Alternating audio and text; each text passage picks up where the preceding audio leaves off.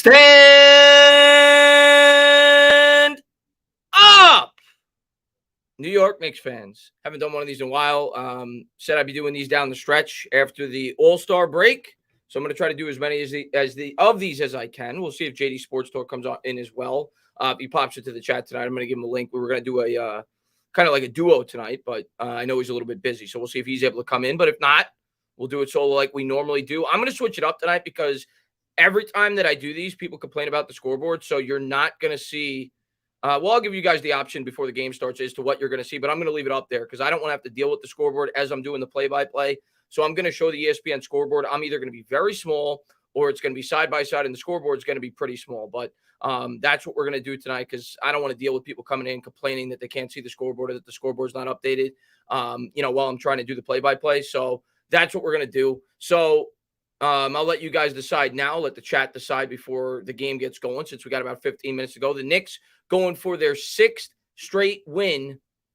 What's going on, KB, man? Thanks for popping in the stream.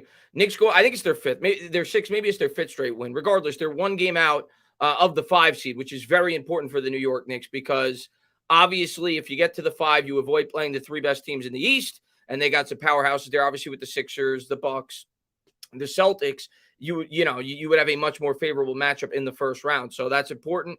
Obviously, you also want to stay out of that 7th seed, so you stay out of the playing game. Knicks playing really good ball right now. Julius Randle coming off of a 46-point performance. I think that's the best that I've seen Julius Randle since he's been a New York Knick. I watched the game last night in its entirety. The guy was doing everything right. Well-contested threes, knocking them down, floaters on the baseline. I mean, he looked incredible.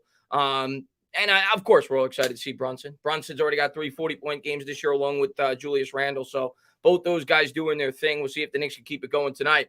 What's going on, Amazing Man? Thanks popping. There's 4 straight wins, so they're going for their 5th. All right, I said 6. They're going for their 5th. What's up, John, man? Thanks popping in the stream, man. But, yeah, so here's the choices. You're going to have a scoreboard like that, or you're going to have a scoreboard like that. So maybe I'll alternate it throughout the game, but I don't want to have to deal with constantly changing the scoreboard and people being like, Chris, you're behind on the scoreboard. So I'm just going to post the ESPN scoreboard throughout the stream. And it's either going to be side-by-side like that. I don't know how well people are going to be able to see it, or it's going to be much larger and I'll be small. So maybe we'll alternate throughout the game. What's good, Jai? Julius Randle is playing like a beast this year. Absolute beast. Super excited to see him bounce back after last year. He took a lot of crap from the New York media, the New York fans last year, and he didn't handle it the best. I'll be the first to say that. I didn't think that Julius Randle handled it well at all, but I'm glad to see the way that he's bounced back this year, the way that he's playing. And he's certainly put a lot of people, in their place. He's played great this year. He's earned all the praise that he's gotten, made the All-Star team, well-deserved. He's played tremendous. Hopefully he could keep that up in the playoffs. Now he's got a buddy. Now he's got Jalen Brunson. So we'll see how it all plays out. I don't care about, I know you don't, but I know a lot of people that come and do. So I don't want to have to deal with it. What's up, Johnny? Says, do you think Randall's a top 2 power forward? Top 2? No, I don't think he's a top 2 power forward, but I think he's a very, very good player, and he's playing very good this year. Very good this year. Giants Mafia says, Julius Randle, Brunson, and Grimes have made me proud this year. Yeah, Brunson's playing at another level. Best free agent acquisition the New York Knicks have had since Allen Houston. I don't even think it's a debate. Now, that's not saying much because we haven't had many good free agent acquisitions, right? Amari Stoudemire, Stephon Marbury. A lot of these guys didn't pan out the way that you had hoped if you were a New York Knicks fan. But Jalen Brunson has been terrific. And a lot of people criticized that signing when the New York Knicks originally made it. I think Jalen Brunson was projected to be I think when we signed him, he was going to be like the 13th or 14th highest paid point guard. I said to myself, that's not a bad deal at all, especially seeing the way that he played in the playoffs against the Utah Jazz. And I saw people going crazy about it. It turned out to be a great deal for the New York Knicks. He's been incredible. The guy's awesome. The guy is awesome. Brunson's been amazing for us. What's up, Baruch, man? Thanks for popping in the stream.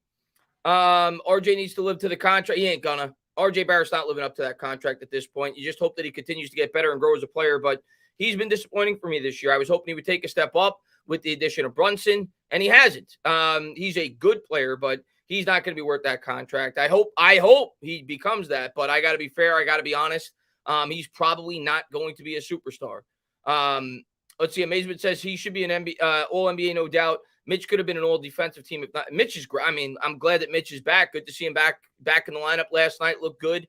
Had that, I think it was definitely in the first couple of minutes of the game. He had the alley-oop, so it was good to see him get back into the mix. Chris, don't miss on the members' super chats. Were there a couple? All right, yeah, I got it here. I'm looking at the StreamYard. Thank you for letting me know. I got the YouTube chat here. Bobby, what's going on, man? Hi, Chris, my friend. You were awesome. Pete did a home run his first up. Yeah, I saw the highlight. I obviously wasn't watching the spring training game today for the Mets, but yeah, I saw the highlight on Twitter that he had a home run. And Mike says, "What's up, Dana? I think getting Josh Hart was an underrated signing. He may not score a lot, but he helps out in other categories. RJ been underwhelming." Yeah, I like the Hart signing when the trade when we made it. It was a first round pick. I get that. But in the NBA, first round picks are not that much, especially when they're later in the first round. Early first round, different story. But Hart just brings that. He's just the type of player that New York Knicks fans love, right? He just has a nose for the ball. You saw it last night, was getting tons of second chance opportunities for this team. I think he's averaging over 8 rebounds a game for a man that plays his position. Pretty impressive, right? He's a scrappy player, smart player, winning player. Obviously has ties both to Julius Randle, played with him at the pro level, and obviously Jalen Brunson, who he played with at the collegiate level. Tom Thibodeau spoke nothing of, but great things about him. And, you knew that he was happy that when the New York Giants were able to acquire him. And, yeah, I'm happy he's a New York Knick. He just seems to be one of those types of players that's going to do everything that he possibly can to help this team win. What's up, Rel, man? Thanks for popping in the stream, man. What's up, Darren, man? Thanks for popping in. Yeah, I'm not going to lie, man. Barrett is not – he's not living up to what I was hoping he was going to live up to. Let's just leave it at that. I hope he grows and gets better, but he's not living up to what I was hoping he was going to live up to. Coded says, if you had to pick one random obscure sport to watch on a stream, what would you pick? That is a random question that wow. Give me some options. I don't know. Maybe I would pick, I don't know what's like a random sport to you guys. Like, I like watching tennis from time to time. If that's a random sport, I wouldn't stream it, but I like watching it. I like watching golf from time to time. If those are random obscure sports, I don't think I would stream it. So I don't know what qualifies. Amazement man, thank you very much. He says, as much as 4 would be nice, I prefer us on the road. Why would you prefer us on the road? I just out of curiosity. Amazement. To me, the most important thing for the Knicks, if they want an opportunity to advance to the playoffs, they have to at least get the 5. You want to be in that 4 or 5 spot. The 6, 7, 8, you don't want to be there, obviously, with the top 3 teams in the East. If you're able to get to that 4 or 5 game, I think the Knicks stand a really good chance to advance to the second round of the playoffs. And who knows after that, right? You take it one series at a time. But I think it's important for the Knicks to be able to get up to that 5 spot. And I think they're going to have a good opportunity to do so, with the way that the Nets are playing. Obviously, after they sold the farm, you still got to worry about Miami. I think it was about a game behind us, if I'm not mistaken. So we got to keep winning ball games. I think we got about 20 games left. We probably going to have to win at least 13 of them if we want to get in that 4 or 5 games. So we'll see if the Knicks are up for the challenge. I don't really consider hockey as a random sport. I wouldn't stream it. I don't know enough about the sport to stream hockey. I say that all the time. Brandon says, Chris, any word on DJ or Barkley contract situations? No. It's just a wait and see approach. Other than the rumor, I don't, I hear a little bit more, but I'm not going to tell you guys because Patricia Traina tells me I'm going to be, she tells me not to say anything. I'm not going to say it, but I know a little bit more maybe than the random people that they hear on Twitter from the beat reporters because I talk to her and she tells me don't say anything. I'll just say this, Brandon. Daniel Jones is going to be a Giant. The only question is it going to be a tag or is it going to be a multi-year extension? He's going to be a Giant. And I've known that for like 4 months. So just leave it at that. He's going to be a Giant. It's just a matter of what the contract is going to look like. Barkley, I don't know about Barkley. We'll see. I'm not looking good with Barkley. What's up there, Giants Mafia? He says, Tana, would you trade RJ, Obi, and 3 firsts for Dame next year? I would in a heartbeat. RJ, Obi, and 3. How old is Dame at this point? I don't even know how old he is at this point. Let's see what we got. You think the Knicks will get 50 wins this year? What are they? They're like, what are they now? 33 and 27? I think that's what they are from that. No, what is the Knicks' exact record? Hold on. They are 34 and 27. So they'd have to go 16 and 5 in their last 21 games to get there. Without looking at their schedule, I think they're going to come up just short.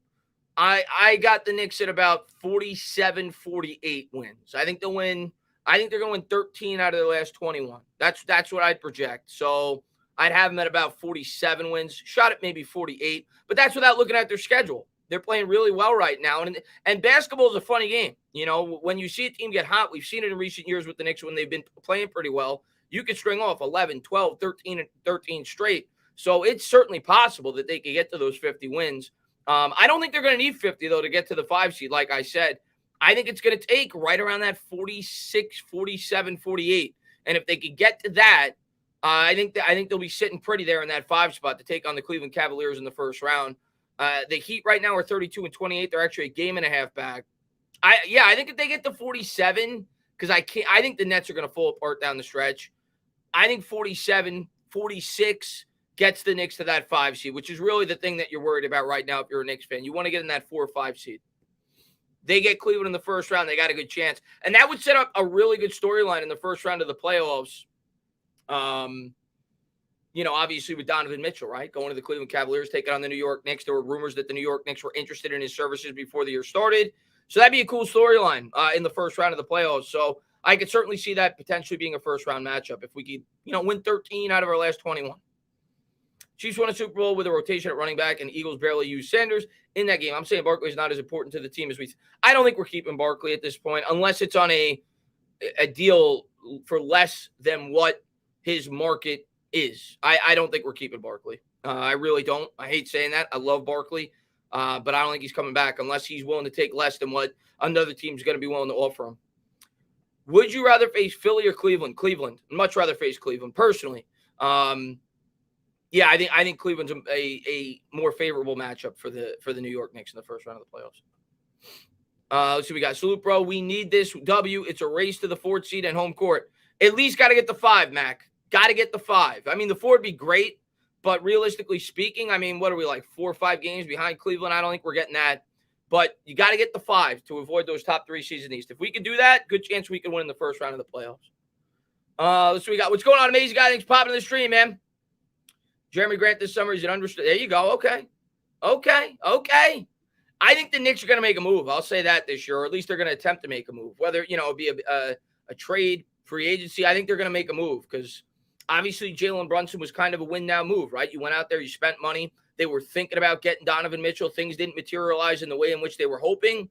They went with plan B, which was obviously to give RJ Barrett a lot of money. But I think the Knicks next offseason, they're going to scour the market. They're going to look for a move that they could make that could help ascend this team to another level. But let's just have fun this year. Let's see how far this team could take us. We'll worry about next year.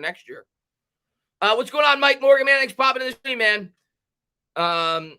Knicks going after Levine. It's possible for sure. Definitely. I'd like to see Levine in this lineup. Daniel says Knicks have been close to making moves the last couple of years.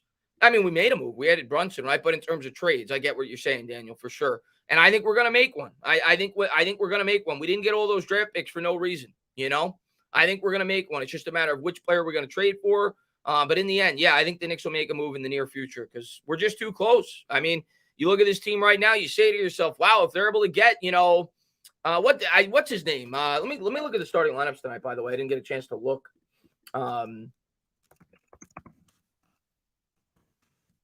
didn't get to see who's starting for the Knicks and the Pelicans, but there's a guy in the Pelicans that I really like. Now, I don't know if he's going to be available. But if he is, dude, and I know he's had injuries in the past. What's up, Cash Out James? Brandon Ingram. I've watched maybe 4 Pelicans games this year because, they're on like ESPN late at night. I'll flip it on. I'll watch it for about 15, 20 minutes, half hour, whatever it may be. That dude, man, that guy's Carmelo Anthony. Like the way that he plays, he's got that same type of game as Carmelo Anthony. 6'8". He's able to create his own shot off the dribble. He's got long arms. He's really good. And I know he's had injury troubles in the past, but if you could ever land a guy like that to put on this team, that'd be great. What's up there, Ryan D, man? Thanks for popping in the stream, man. These games are crucial for RJ. What's going on? I haven't even thought of Ingram, but I would like, I like him. I'm a fan. I don't know if he's available, but that's the type of player I'd like. Tane, I love you, but we ain't giving y'all Levine. I love Levine. Give me Levine. I'll take Levine.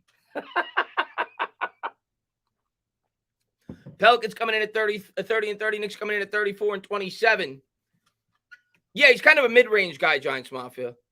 And Jeff, He says, "What's up, Chris? Let's go, Knicks. Can't wait for the NFL draft. You and me both, Jeff, man. Thanks for popping in the stream, man. What's going on there? John, man, thanks for popping in. Dude, can't wait for the draft. I can't wait for free agency first, right? I want to see what the Giants do in terms of how they're going to build their roster. What's the contract going to be for Jones? Is Barkley coming back? What outside free agents are we going to bring in? But then after that, after mid to late March, yeah, I definitely set my sights on the draft. And then you look at the prospects we bring in and you look at how we're building this football team. And I'm excited about this offseason, man. I really am. I think the Giants could be really good next year if they do this right. Obviously we know that they're going to have a more challenging schedule, but I'm excited, man. I'm excited for the upcoming year for the Giants, and I'm excited for the remaining 21 games for the New York Knicks. It's been a fun time to be a Knicks fan the last couple of months, right? This team's been playing good. Jalen Brunson's been playing great. What's going on, amazing guy? Did I read your last comment? Did you see yeah, I saw the highlights, Mike. I didn't watch the game in its entirety, but yeah, 176, 175. I think it was a double overtime game. It was ridiculous. Actually, now that you mentioned it, I was watching a college basketball game today, which was very similar, a Big Ten game. I'm a big college basketball fan, especially Saturdays during the day. You flip it on for a little bit. Iowa was playing, who was it? Iowa versus, it was a Big Ten, Michigan State. The score was like 102 to 102 in regulation. It went to overtime. That game was insane today. And Iowa was down, I think, by 13 points with like a minute 40 to go. They came back, they tied the game, they went to overtime, and then they won by like 5 or 6 points or whatever it was in overtime. That game was similar to the Sacramento Kings game. It was off the chart scoring for a college basketball game. But yeah, I saw the highlights yesterday. Let's see what we got here. Let's go ASU beat Arizona. Did they beat them? I missed that, Daniel. I saw that the game was close with about 7 or 8 minutes left. But I didn't get an opportunity to watch that one. Wow, Arizona actually lost today. Wow. ESPN and the NBA are sleeping on Julius's play. Julius has been playing great, man.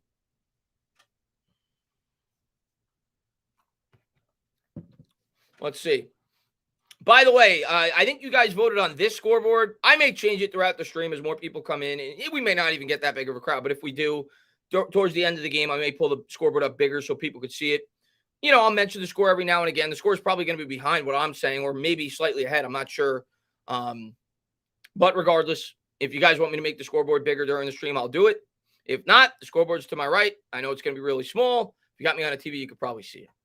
But now I don't got to worry about the scoreboard. I can just do the play-by-play. Much love, Tana. What's going on there, Optimus Prime, man? Thanks for popping the stream, man. What's up there, Danny boy? Randall is his trainer with him during the season. Smart move. Randall's been playing great this year. Been playing fantastic. He looks like a different player. Like, as good as Randall looked in the pandemic year, he's looked even better this year. They're showing the highlights from last night. He was awesome. Game should be starting, I'm thinking, probably in 7 minutes. It was 7:30 tip. Usually starts 10 minutes after when it's on MSG Network. If it's on, like, national TV, it'll start 15 minutes after. So I'm thinking 7:40, 7:41. We should get starting tip for the New York Knicks as they take on the Pelicans. What's up there, Danny boy? What's up there, Michael? Hey, Tana, do you think one of the top receivers will drop the 25 mocks? I think it's possible, Mike. The combine's going to tell a lot, and I have a better vibe and a better feel for where at least I think these guys could go after free agency as well. Because, like, a lot of teams right now that I think may be leaning towards going wide receiver may not if they sign a wide receiver or trade for a wide receiver, including us. What if we go out and trade for a wide receiver, right? So, it's really hard to project, where these guys are going to go before you see all the teams from around the league fill their voids. When the Giants are picking much earlier in the draft, like we have been in recent years, it's easier to project at this point because you're like at 5 or 7. It's like you could see, all right, we didn't have much cap space. So we're not going to add like a premium tackle or whatever. So you knew going into the draft, even right after the season ended, that we were going to be taking one of those tackles and, probably the best available defensive player that was on the board. When you're picking 25, it's much harder to project until such time you see free agency play out and all the teams in front of you throughout the league filling their vacancies, filling their voids, and then we'll have a better idea of, more than likely which positions, which players may be able to drop to us at 25. What's up, Nona? What's going on, Alfonso? When is Zion not out? He's always hurt. What's up, brother? When do you think they will finally cut Golladay? Well, the question with Golladay is not whether or not he's going to be cut. The question with Golladay is when he's going to be cut. He's going to be cut. If they do it, I think they're going to do it post June 1st. Because if they do it post June 1st, because I don't expect the Giants to be big spenders in free agency. So there's not really like a need for them to clear that cap space by March 13th, we'll say. Yeah, it would give you an extra $6.5 million, but at the end of the day, we're not going out there. We're not spending like lunatics. So I think the Giants will wait till June 1st to give themselves a little bit more cap space this year, back up 6.5 to next year when the cap's significantly higher, and then that'll help them pay for their draft class. That's the approach I think they'll take, but we'll see. They may cut it before then, but I think it'll be a post-June 1st cut. And Asia, thank you for being a member. Stand up, Dana. Prayers for me. My mom is. Oh my God, I'm so hurt. I'm sorry to hear that, Asia. My God, I'm sorry to hear that. I hope she gets better. Sorry to hear that. That's horrible. Zion will be a Knick first time writing in Go Knicks. What's going on, Knicks runner? I thought that Zion was going to be a Knick for the last 2 or 3 years, obviously with his ties back to Duke with RJ Barrett. The guy's always hurt though, man. But he'd be great for New York. His personality, he's like a baby Shaq. At least that's the vibe you get, right? When you see him smile and you see his personality. He kind of reminds you of like a baby Shaq back in the day. But you got to worry about Zion's health, man. The guy's always banged up, and that was a worry about him coming into the pros. But yeah, he'd be a fun player to have on the Knicks for sure. But I'd worry about his health. Let's see what we got. As we're getting ready for the game set to start in, we'll say 4 or 5 minutes.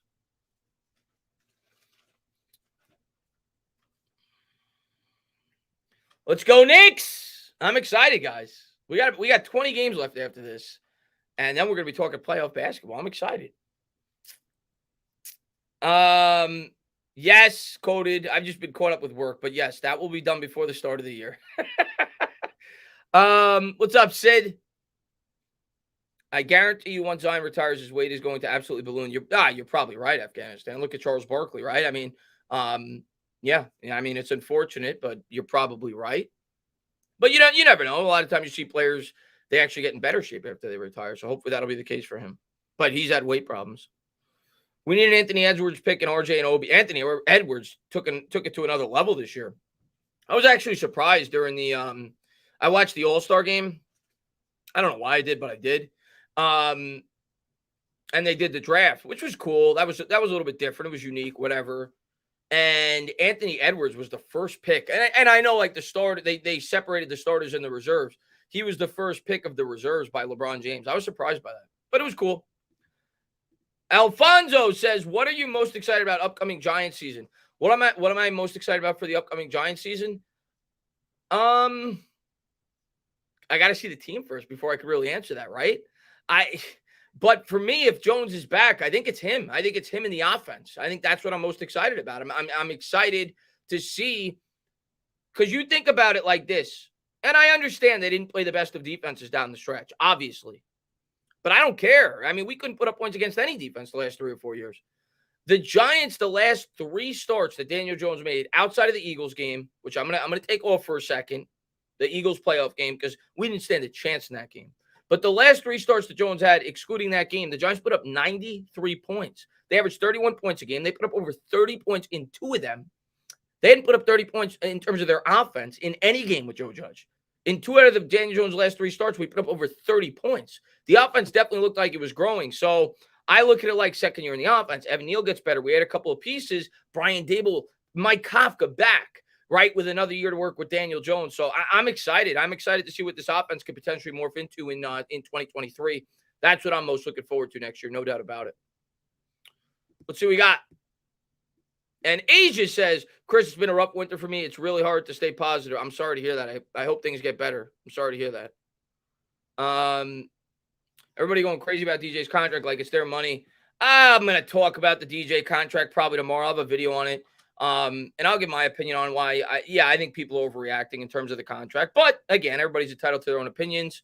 But I think I'm going to present a very good argument, even further in detail of what I've presented on other people's channels in the past about the whole Daniel Jones contract situation.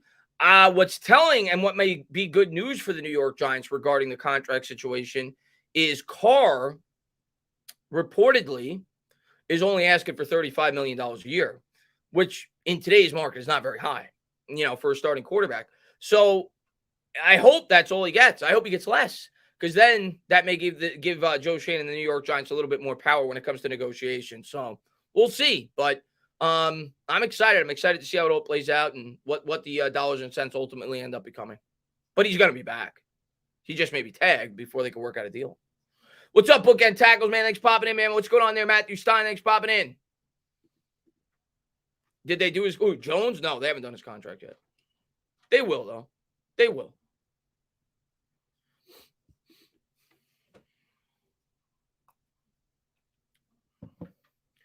Good game today. My Huskies beat St. John's today by, I think, UConn won. I think it was by more than that. I think it was by 9 or 11.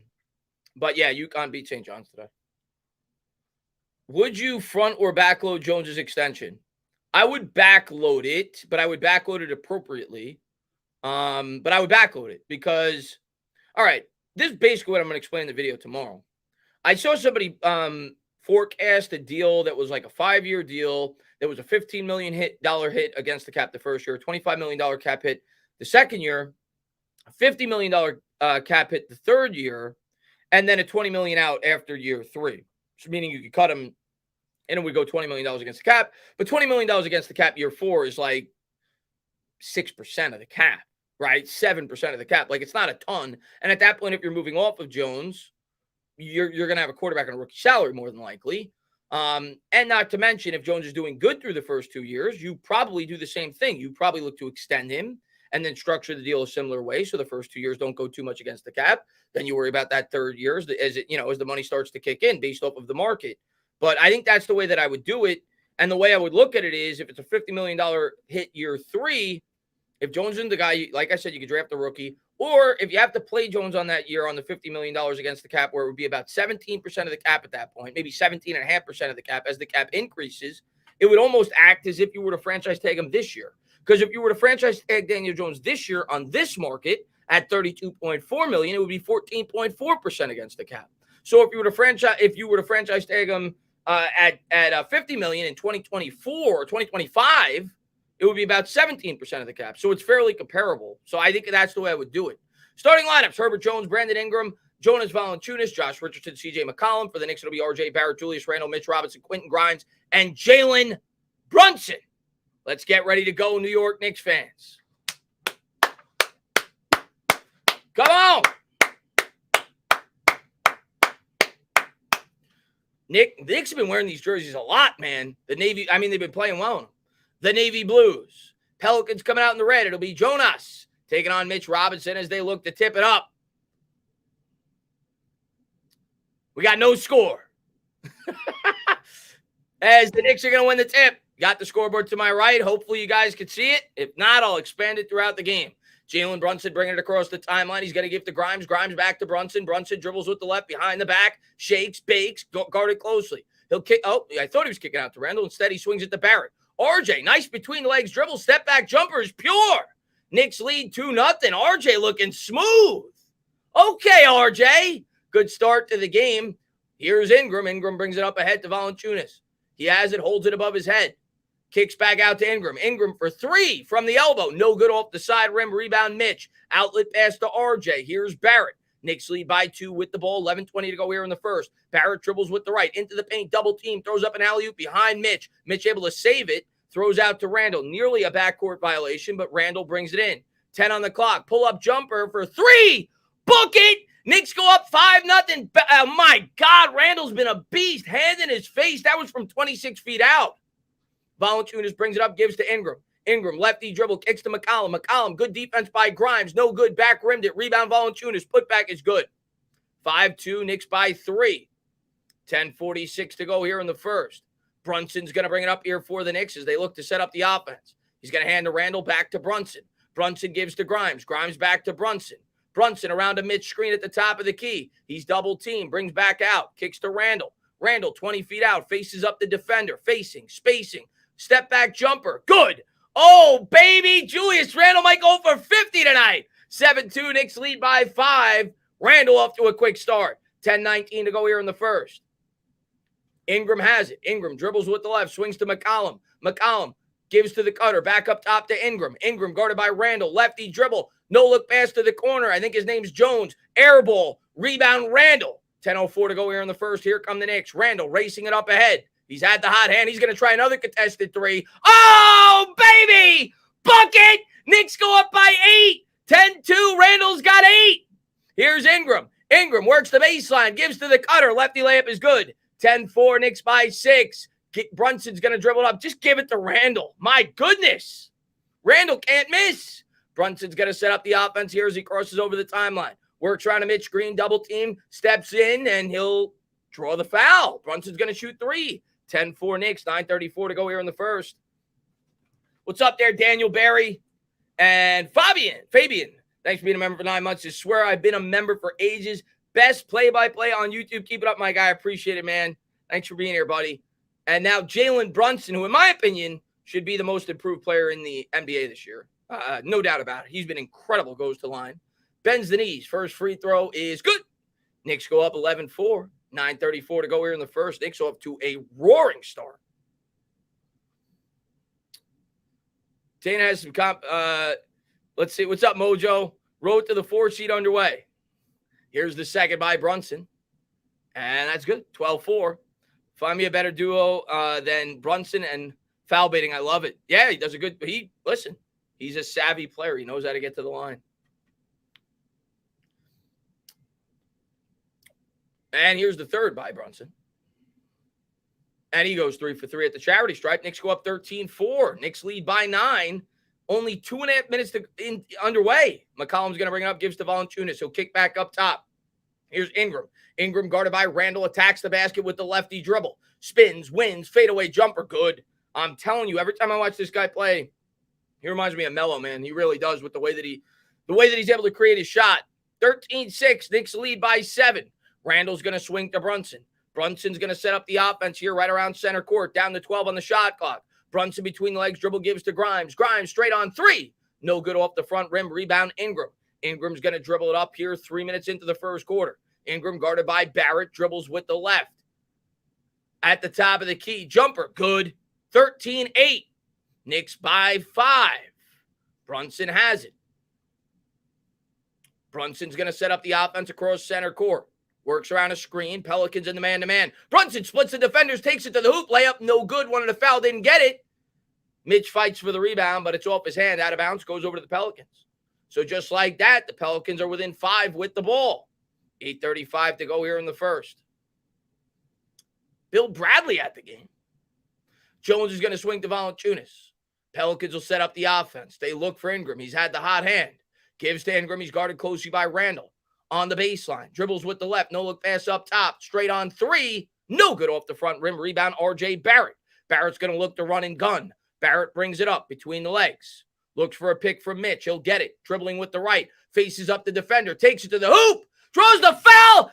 And he gets it to go. 15-8. Knicks lead by 7. Barrett will shoot 1.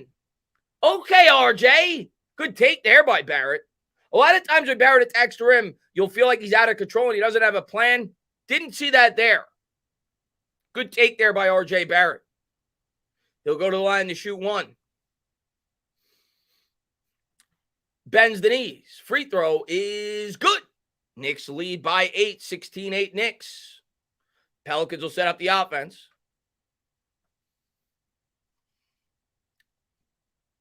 Here's Ingram. Ingram swings to McCollum. McCollum will try a triple. No good off the front rim. Rebound, Mitch. Mitch outlet pass to Barrett. 7:52 to go here in the first. Barrett has it. Pelicans in the man-to-man. RJ dribbling with the right. Double teamed. Takes it to the hoop. Throws it alley. Oh! Mitch goes up and he throws it down. That was ferocious as Barrett was able to find him between the trees. 18-8. Here's McCollum. Knicks by 10. McCollum kicks to Jones. They swing up to the key for 3. Got it. 18-11. Good fast-paced basket there by the Pelicans. Knicks by 7. 7:26 to go here in the first. Here's Brunson. Brunson up ahead to Barrett. Barrett guarded by Ingram. He's going to dribble with the right. Guarded closely there about 40 feet from the basket. Now he's guarded by Valanciunas. Swings back up top to Randall. Randall with the handle. Straight on 3. No good off the front rim. Rebound, Valanciunas. 7:08 to go here in the first. Pelicans looking to push the pace. Jones in the corner. Guarded by Barrett. Looks to get it down low. Valanciunas back to the basket. Guarded by Mitch. Caves to the cutter. Layup is good. 18-13. Good pass there in traffic. 6:54 to go. Knicks by 5 with the ball. Randall gives to Barrett. Barrett has it. Barrett guarded up top. Dribbles with the left. He's double teamed. They're looking to get the ball out of his hand. Gives to Randall. Randall wide open for three. Book it! Randall's got 11. Good pass there by Barrett. How do you leave Julius Randle that open? Randall's just like, what are you doing? You know how hot I've been? Ingram gives to the cutter Jones. Jones takes it to the rack. No good. Layup in and out of bounds. It's going to be last touch by Randall. It'll go over to the Pelicans, and we'll get our first commercial break. Knicks lead 21-13, 6:26 to go. Randall off to a flying start. He's got 11 points already halfway through the first quarter. What's up, Duran, man? Thanks for popping in. What's up, Christian Cortez? Thanks for being here, buddy. Randall's going for another 40 pieces. Right, let's go. Let's go, man. What's up, James? Red Storm Reaction is great to have you back on Knicks games. Book it! What's going on with our Red Storm today, man? What's going on with that? I watched a bit of the game. Nah, I get it. UConn's good. I get it. Hopefully we get in the NIT this year. What's up, Torny? Says, yeah, he's cooking, man. Randall becoming that guy, B-Dog says. The man, the legend. It's Tana. What's up, Seaghost? Thanks for popping in, buddy. Thank you to everybody for being here. As you can see, the scoreboard to my right, 21-13 Knicks.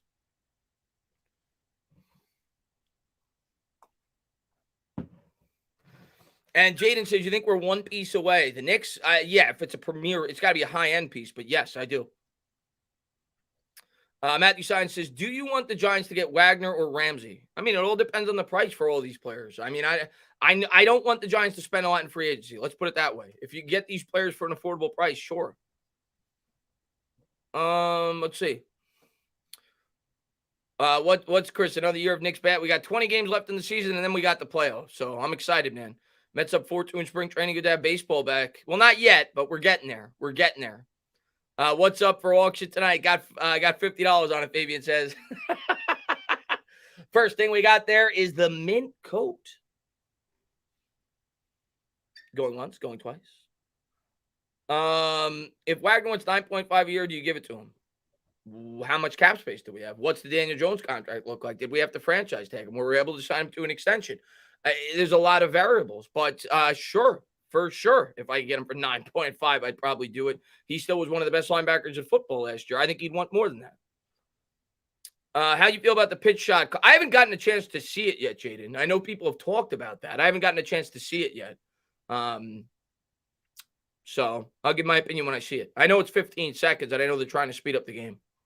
But I haven't gotten to watch a baseball game yet. Let's see what we got. But I'm sure I know people have been making fun of it. West is crafting the New York philosophy, toughness, and gritty. Let's go.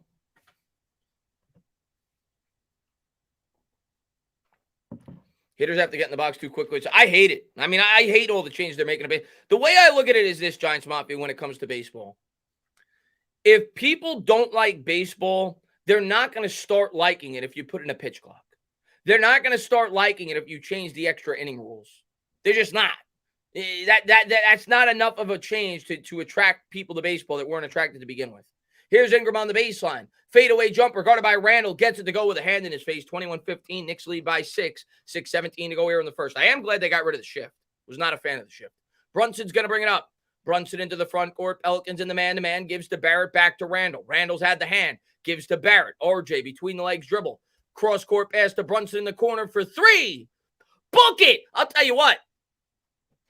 I know he's been getting a lot of slack from fans. RJ Barrett's playing very good so far tonight. He's had 2 really nice passes to set one for Randall and one for Brunson up for easy 3-point opportunities. He's knocked down 2 buckets himself. Here's McCollum. McCollum lefty dribble kicks to the corner for Jones. Jones back up top, and they're going to call I think he stepped out of bounds. Might have been a traveling violation. Regardless, it's a turnover to be Knicks ball. Knicks lead 24-15. 5:42 to go here in the first, but that was a beautiful cross-court pass there by R.J. Barrett to set up Brunson in the corner for the 3. What's up, amazing guy? Brunson's going to bring it up. Brunson will set up the offense across center court. Crossover dribble into the paint, kicks out to Randall. Randall, stutter step into the paint, back to the basket, nearly lost it. He's looking for the cutter. I thought he gave it to Brunson. He had it poked away, gets it back. Jumper in the lane, no good. And they're going to call a foul on the floor. It's going to stay with the Knicks. as Mitch was looking to get an offensive rebound. So good hustle there by Big Mitch. 5:24 to go here in the first. Knicks will inbound.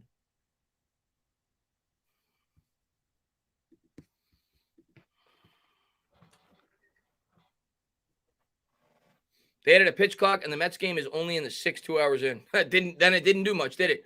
Quickly's been incredible for the Knicks this year, right, guys? How good has he been this year as he's going to come in for R.J. Barrett? He is really taking a big step up this year in his third season for the Knicks. Grimes going to look to inbound here on the near sideline.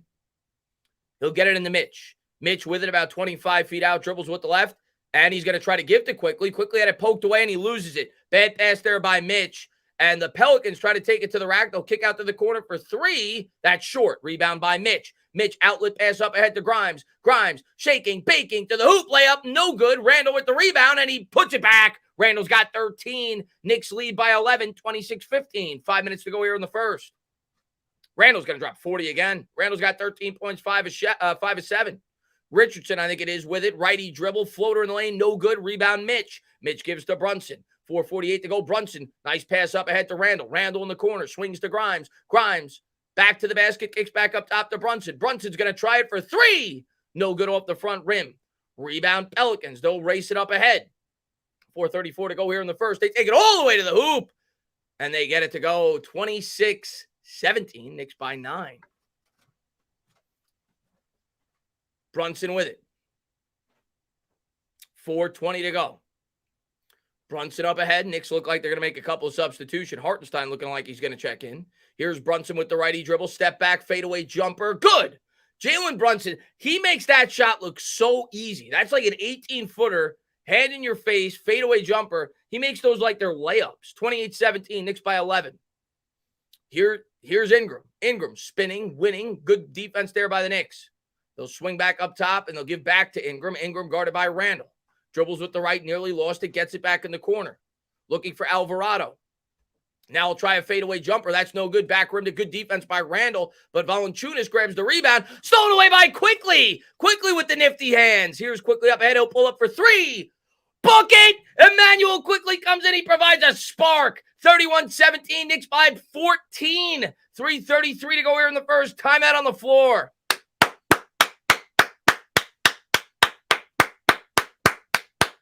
Let's go. Look at Quickly go to work.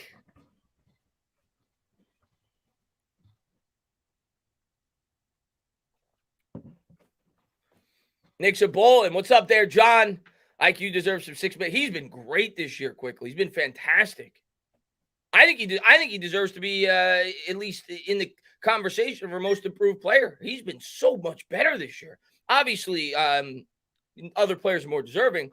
One on his team with Jalen Brunson, but Emmanuel Quickly's been incredible, man. He's been absolutely incredible this year. What's up, Eric? IQ always bring the energy from the bench. J-Dog, what's going on, man? Of course, we're winning the championship. I'm all about it. I'm all about it. I don't think we're losing another game. I think we're going to make the playoffs, and we're going to win 16 straight. I have no doubts about it. Knicks are never going to lose another game for the rest of the existence of the human race. What's up, Amazement? Next popping in. Knicks looking like they're at another level completely compared to last playoff run. Well, when you got Jalen Brunson, that helps, man. What's up, Jacob?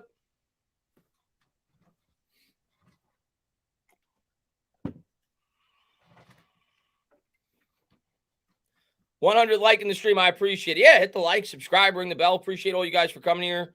I'm going to try to do – JD may be coming on, by the way. I don't know if he's going to make it, but if he doesn't, me and JD are going to – I know he's been doing some of these streams too. I think we're going to do a stream together soon. But he had something pop up tonight. Any team besides the first two in the East have a problem in a 7-game series? Dogs. Let's go, Christian. Tana, what's the most recent movie you watched? In terms of a new movie? I actually saw the new Marvel movie. It was not good. Marvel, I'm done with Marvel. I say that every time, and I go and see it anyway because I have the movie pass, so I don't have to pay. But yeah, I watched the new Ant-Man. Oh my god. Oh my god. Don't waste your money. Don't waste your money. Let's see what we got here. I'm here. Sorry I'm late. Don't ever apologize. Thanks for being here, Luke, man. I appreciate it, man. Quickly could become new version of Jamal Crawford. I could see it. He's been fantastic this year for the Knicks. What's up, Camel? Yeah, I'm not. Marvel's definitely worn through on me. In case you're wondering, my order in sports are football, baseball, hockey, and basketball. I was not wondering, Matthew, but I appreciate the update. My order is probably the same, just swap basketball and hockey. Baseball and basketball are close for me, though. After Infinity War, it's down the hill for Marvel. Yeah, it's been downhill. There's no doubt about it. No, I'm doing more Knick games, Matthew, for sure. I'm definitely doing more Knick games. And here we go. We're back at it. Knicks nearly stole it. He's able to get it back, kicks to the corner. Pelicans will try a three. No good off the back rim. Rebound, Brunson, 31-17. Brunson up ahead to Hart. Here's Hart. Hart draws the foul. Josh Hart comes in, provides a spark. Knicks will be shooting two. This Knicks team is fun. I like watching this team. Let's see what we got. When do you plan on starting to do the Mets? Well, I'm not going to do the Mets until, regular season. I'm not going to do preseason games. Spring training games, rather. First free throw by Hart is good, 32-17. But I'll sprinkle in some Met games for sure, Kern. But, yeah, I'm not going to do preseason games. I actually talked to Bad Dog. We got to correspond with this. But I want to do, and the second free throw is good, 33-17. I want to do a joint New York baseball podcast at least once a week. So that's the plan, maybe even twice a week during baseball season. Alvarado swinging on the perimeter, gets it back to Alvarado, guarded there by Brunson. Into the paint, floater is good. 33-19. Obviously, he's a big Yankee fan. I'm a Met fan. 2:56 to go here in the first. Knicks lead by 14. Brunson's going to bring it up across center court. Knicks will set up the offense. Brunson dribbling with the left, takes it to the basket, kicks back up top to Quickly. Quickly will try a three. Book it! Quickly comes in and he drops two daggers as soon as he comes into the ball game. 36-19, Knicks lead by 17. Look at this. This is beautiful. Pelicans have it up ahead. I love this team. Lefty dribble. Kicks back up top. Alvarado will try a three. No good off the front rim. Pelicans come down with the rebound. Righty dribble in the paint, kicks to the corner, fakes the three, works the baseline, takes it to the rack, layup is good, and the foul. 36-21, Pelicans will be shooting one. V-Man, thank you so much, man. He says the 2010s were dominated by comic book adaptations. The 2020s will be adopted by video game adaptations. First Sonic, then The Last of Us, next Mario. Well, The Last of Us is a show, which I haven't seen yet. I think I saw the first episode. I haven't caught up with the rest. People say it's really good. I haven't caught up with it yet. And the free throw is good, 36-22. I know Mario's coming out. I saw the first Sonic, didn't see the second. But yeah, I'm sure like the video game adaptations are definitely going to be big. Randall's going to bring it up, gives to Brunson. Brunson calls for a screen on the left side, dribbling with the right, kicks to Randall. Randall on the elbow, faces up the defender. Now he's going to try a three. Oh my goodness! Book it, they're building a library. 39-22, Knicks by 17. Randall's got 16 in the first quarter. Here's Alvarado. Alvarado swings it back up top for three. No good off the front rim. Rebound Quickly. Knicks got it up ahead. Minute 43 to go. Quickly's going to try another three. In and out. And that went off the Pelicans. That went off his back. Did they call foul on Hartenstein? They must have called a foul. 39-22. Minute 38 to go here in the first. Randall's got 16 points.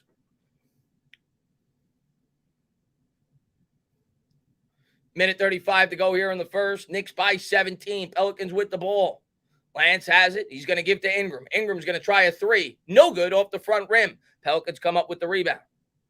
They'll get another chance. Minute 24 to go. Marshall has it. Marshall gives there to Ingram. Ingram guarded by Randall in the paint. Kicks back up to the elbow. They're going to swing it to the baseline. Back up top. They're going to try a 30-footer. No good long rebound. Randall comes up with it. Randall racing up ahead. And he's going to try it for three. No good off the front rim. Minute 05 to go. Here's Alvarado. Pelicans looking to score in transition. Lefty dribble into the paint. He'll try a floater. That's short as they crash the boards out of bounds. It'll go over the Knicks. 54 seconds to go. Brunson looking to get it. He wants to push the tempo. As Obi Toppin checking in for the first time for the Knicks. 54.5 to go here in the first. Hopefully Toppin gets some extended minutes. That means the Knicks are kicking butt. As Nance, I think I said Lance. Nance can't get it going. Larry Nance. And here comes Jalen Brunson. 50 seconds to go here in the first. Brunson across center court. Looks for a screen there from Hartenstein. He'll get it. Crossover dribble. Swings to Hart. Hart kicks to the open top. And for three. Bucket! The sign of the cross worked again. 42-22. Knicks lead by 20. 34 seconds to go here in the first. Pull-up jumper from the baseline is good. 42-24. Knicks by 18. They can hold for near the last shot. There's about a 7-second difference between shot and game. Brunson's going to dribble it up ahead. Back to the basket. They'll waste some time. Knicks with a 42-point first quarter. We're down to 10 on the shot clock. Brunson between the legs. Double teamed up top. They're going to get the ball out of his hands. Brunson don't care. He'll try it for three. That's short. Hartenstein grabs the rebound. Down to 9 seconds. Hartenstein, they steal it away from him. Here comes Alvarado. They're going to have a fast break opportunity. McCollum, good ball movement. The Pelicans throw it down. 2.6 to go.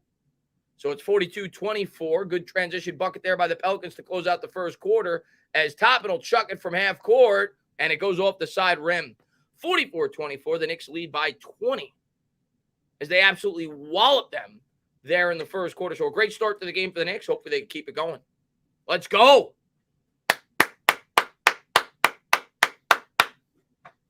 Let's take a quick look at the box score for the Knicks. Let's take a quick look. So for the Knicks, you had Julius Randle was 6 of 9, 4 of 6 from 3. He had 16 points, 13 rebounds in 11 minutes. 8 points for Brunson. He had an assist and a rebound on 2 of 5 shooting. Barrett had 5 points in 7 minutes, 2 of 2 shooting, 1 of 1 from the line. He had 3 assists. RJ gave us some good minutes there. Off the bench, he had 6 points from Quickly, instant offense, 5 minutes. He was 2 of 3 from 3, also had 2 rebounds. And you had Hart. Hart always doing a little bit of something. Hart with the start. Maybe that'll be my rhyme. 2 points, 1 assist for Hart. Obi Toppin at 3 points, hit that corner 3 as the Knicks lead 42-20. Why did it say their score must have been wrong because ESPN says 42-26. I don't know who scores right, who scores wrong, but regardless, Knicks off to a really good start. As a team in the first quarter, they shot 8 of 15 from 3. They were 53% from downtown, 58% from the field. For the Pelicans, leading scorer, 6 points for Ingram. He was 3 of 7 from the field. He had 2 rebounds, 2 assists. So good job by the Knicks. They had good defense on Ingram too. Randall forced him to take a couple of tough, well-contested shots.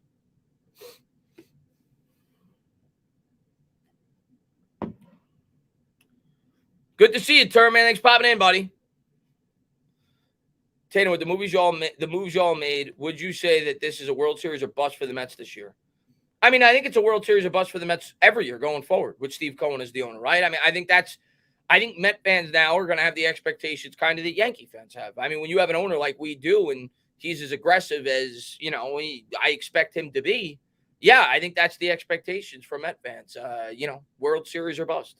I'm not used to that as a Mets fan, but yeah, I'm getting used to it. I think that's my expectations every year with the amount of money that I expect this team to spend.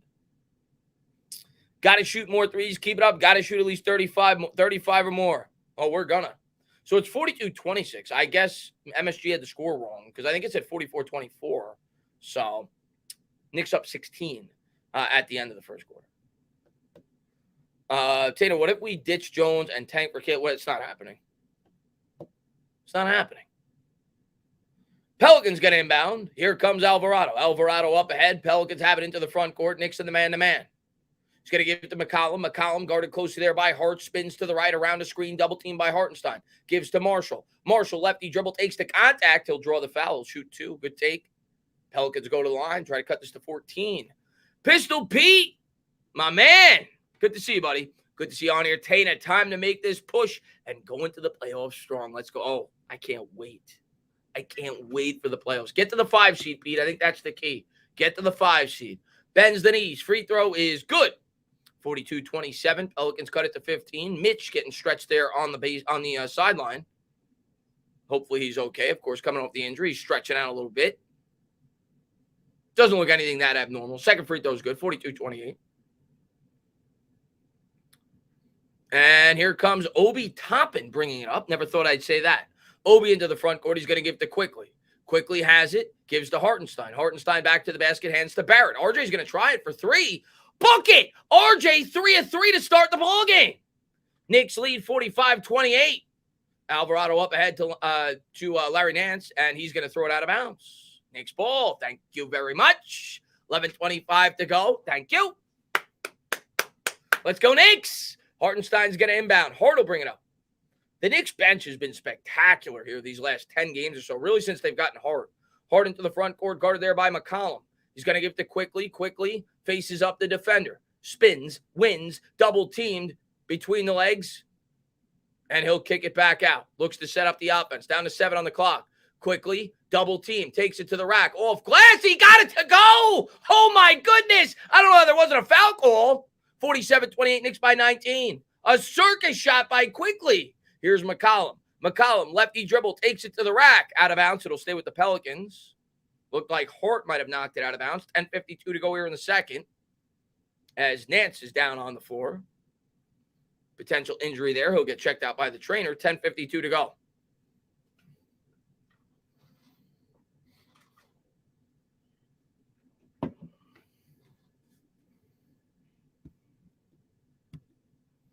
Let's go, Knicks. What's going on, Terrence? And we're going to get a commercial break. 10:52 to go here in the second. I'll talk to the chat. Last night, IQ was the one that sparked the... IQ always sparks the Knicks. He's fantastic. What's up there, Yankee Mojo? What about the old talent like Scherzer and Verlander? Oh, we got tons of old talent. But listen, I expect the Mets to be aggressive. I'm not telling you that I think we should be the favorites to win the World Series, but... And I just muted myself. I do that from time to time. I just muted myself. I do that from time to time. I'm not telling you that I think the Mets should be the favorites to win the World Series, but I think the fans should have those expectations now with the owner that we have. And it feels good to be a Mets fan and to be able to say that. So we'll see. Phillies Yankees World Series. Who are you rooting for? I don't want that to happen. That's my answer to that. but if I had to, I'd root for the Yankees. But I don't want that to happen. Do I have any members? I'm going to start doing member streams shortly, but yeah, I wanted to start doing member streams shortly. Thoughts on the Kings-Clippers game last night, Matt says. I didn't watch it. I just saw the highlights. So I know it was like 177 to 176. And yeah, but I didn't watch it. But an insane, right? Double overtime game that it looked like an all-star game score at the end of it, right? So yeah, insane. Are you going live on opening day for the Mets? If I can, I have a new job. So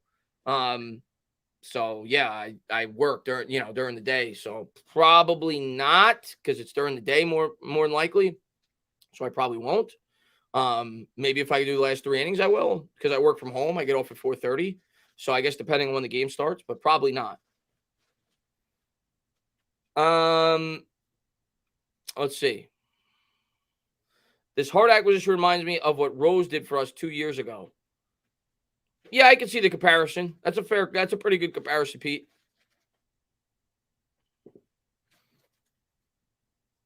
Tane is my favorite Yankee hater. Hey, I'm not gonna lie to you guys. I don't like the Yankees. I like the Yankees a little bit more than the Phillies, though, so I'd have to root for the Yankees if they played the Phillies. Kelly, what's going on?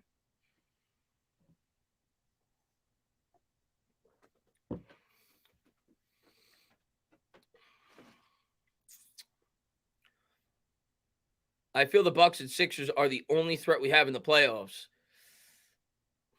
They're pretty big threats, though. You mean in the East, right? Because the West, there's obviously threats, too.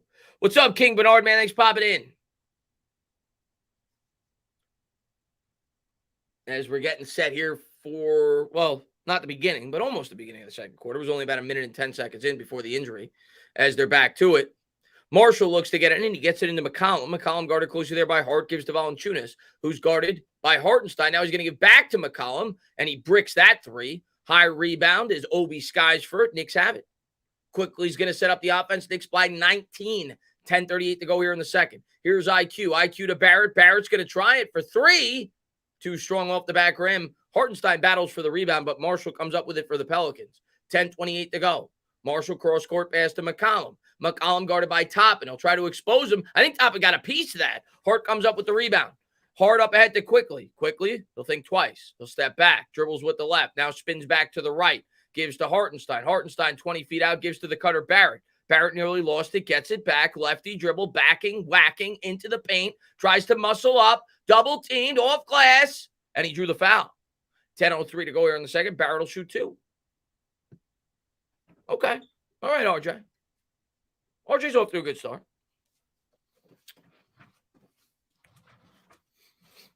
Barrett looking for his 9th and 10th point. He's got 8 points, 3 assists.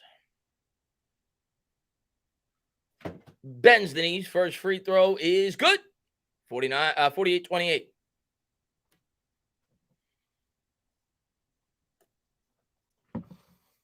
Mitchell check back in for the Knicks.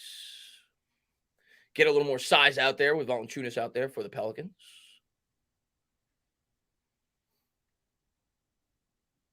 As Alvarado will go out, Pelicans make a switch. Second free throw coming up for Barrett. Bends the knees. And the free throw is good. 49-28. Knicks by a blackjack. 10:03 to go here in the second. New Orleans brings it across center court. They'll set up the offense. Richardson has it, guarded by Barrett. 9:56 to go. Richardson dribbles with the right, gives to McCollum. CJ with it, back to Richardson on the elbow. Lefty dribble. He traveled. Knicks ball. This is great. We might be talking movies the entire fourth quarter. This game is fantastic. Showing the Pelicans coach say to himself, what the hell did I get myself into? Knicks up by 21. 9:51 to go here in the second. Quickly brings it across center court. IQ has it, gives to Barrett. Barrett on the elbow, backs it out with the right. Works around a screen, double team, takes it to the basket, swings up top to Hart. Hart, lefty dribble from the free throw line. Good! 51-28, 9:32 to go. Knicks by 23. Here's CJ McCollum. McCollum guarded by Hart, lefty dribble on the baseline, double team, kicks out to Valanciunas. He'll try it. No good, in and out. Pelicans come up with the rebound, blocked by Quickly. Robinson comes up with the rebound, gives back to IQ. IQ throws to Toppin in the corner for 3. No good off the front rim, tipped up in the air. And they're going to say it went over the backboard. That'll go over to the Pelicans. 9:13 to go here in the second. Emmanuel Quickly's got a steal. He's got a block. He's got a 3. Little spark plug. I think he's got 2 threes. Here's McCollum. McCollum guarded by Hart. He's going to give to Valanciunas. Valanciunas back to the basket, guarded by Mitch. Backs, whacks into the paint, 8 feet out. Takes him to the rack. No good, but he'll draw a foul. Shoot 2. 9:01 to go.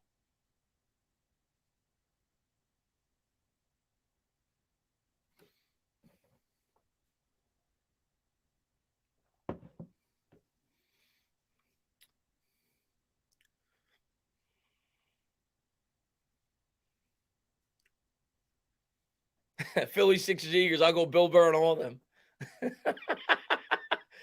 Bends the knees. I got to see Bill Burr live. He's great.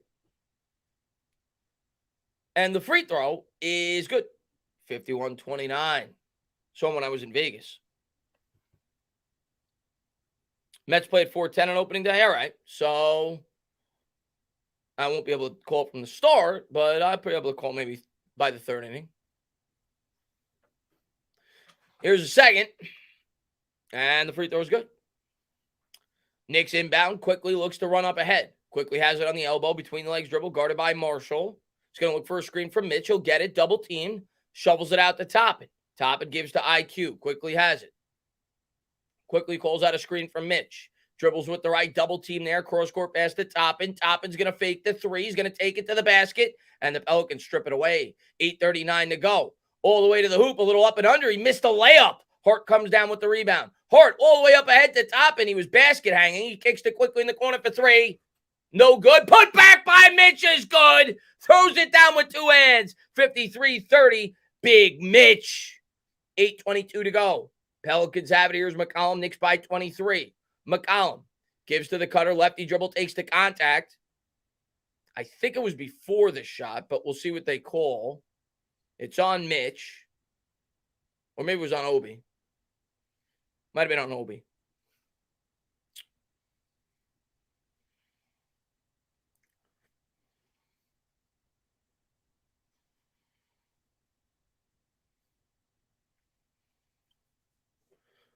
and it was in the act of shooting. First free throw was good, 53-31. Murphy gets it to go. Murphy was in the dunk contest, wasn't he? He almost won it.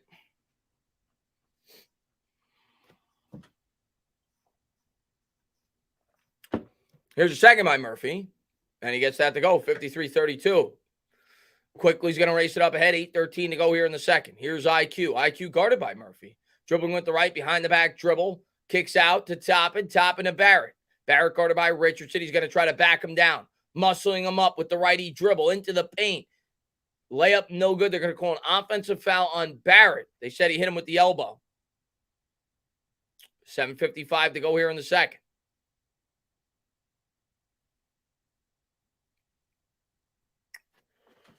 So Richardson draws the charge. I was amazed to hear the stat last night that Jalen Brunson is second in the NBA this year in drawing charges. I think with 25. Here's McCollum. McCollum lefty dribble guarded by Mitch into the paint. Fakes the jumper, kicks to Richardson on the elbow, gives down low to Valanciunas, who's guarded by Mitch, gives to the cutter Richardson, layup good, and the foul. So the Pelicans starting to go on a little bit of a run here, 53-34. They'll be shooting one. They'll have a chance to cut it to 18. 7:40 to go here in the second. You don't want them to get it too close.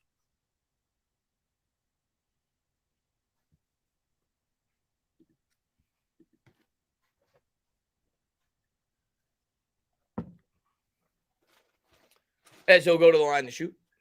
Free throw is good. 53-35. Toppin will inbound to quickly. 7:38 to go here in the second. IQ brings it across center court. He's going to give there to Barrett. Here's RJ. RJ dribbles with the left. Double team down low to Mitch. Mitch throws it down with two hands. 55-35. Good find there by RJ. Another good pass by Barrett. Barrett's been good with the passes tonight.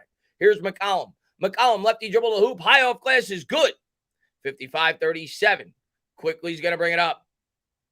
Knicks lead by 18 with the ball. IQ with it. IQ dribbles with the right, spins back to the left, kicks out to RJ. RJ running start to the hoop. No good off glass. As Ingram comes down with the rebound. Knicks by 18. Pelicans with the ball. Ingram to Murphy. Murphy will try a three from the elbow. That's short. Long board. Pelicans come up with it. Back to Murphy. Murphy fakes the three. Kicks to Richardson in the corner. He'll try it. That's good. 55-40. And suddenly it's a 15-point game. Thibodeau calls a timeout. And there's Zion in street clothes. 6:48 to go here in the second. So just like that, the Pelicans making this a little bit of a game.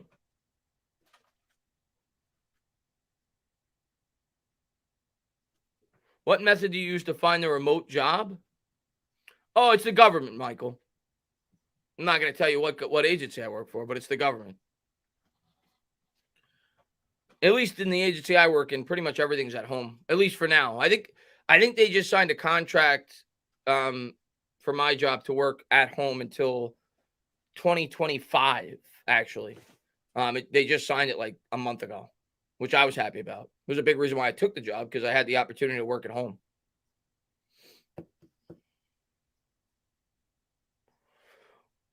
What's up, Barbara Carol? Thanks for popping in.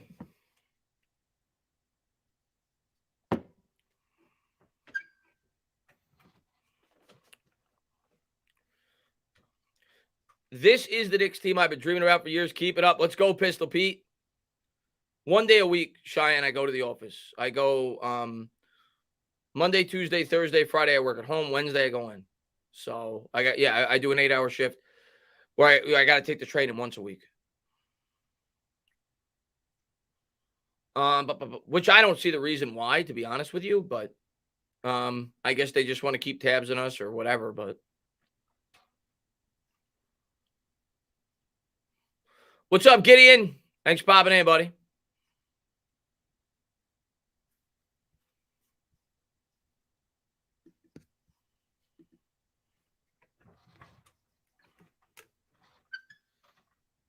Yeah, VA's. I don't work for the VA, but yeah, they're always hiring, Mike. A lot of government jobs opened up during the pandemic because I think like a lot of people quit. So I applied and I got one. Good benefits, pension. Can't complain. Let's see what we got. Knicks Nation is in. Feels these days. What's going on? What's going on, Alexis? Thanks for popping in.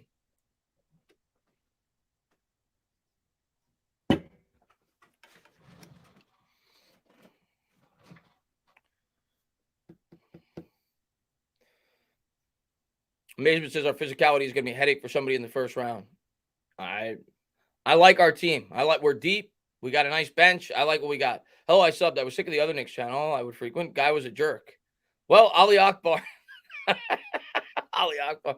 Well, I don't know what channel you're talking about, but I appreciate you for checking me out. And I plan on doing not every game, but close to every game down the stretch. As many as I can. Knicks are going to set up the offense. 55-40, Knicks by 15. 6:44 to go here in a second. Brunson's got it across center court. It's guarded by McCollum. He's going to give it to Randall. Randall with a little push off there. No call.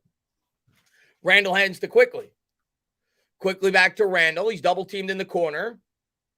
Gives to the cutter. Brunson nearly lost it to the corner for Hart. Here's Hart. Hart, fadeaway jumper. He got it.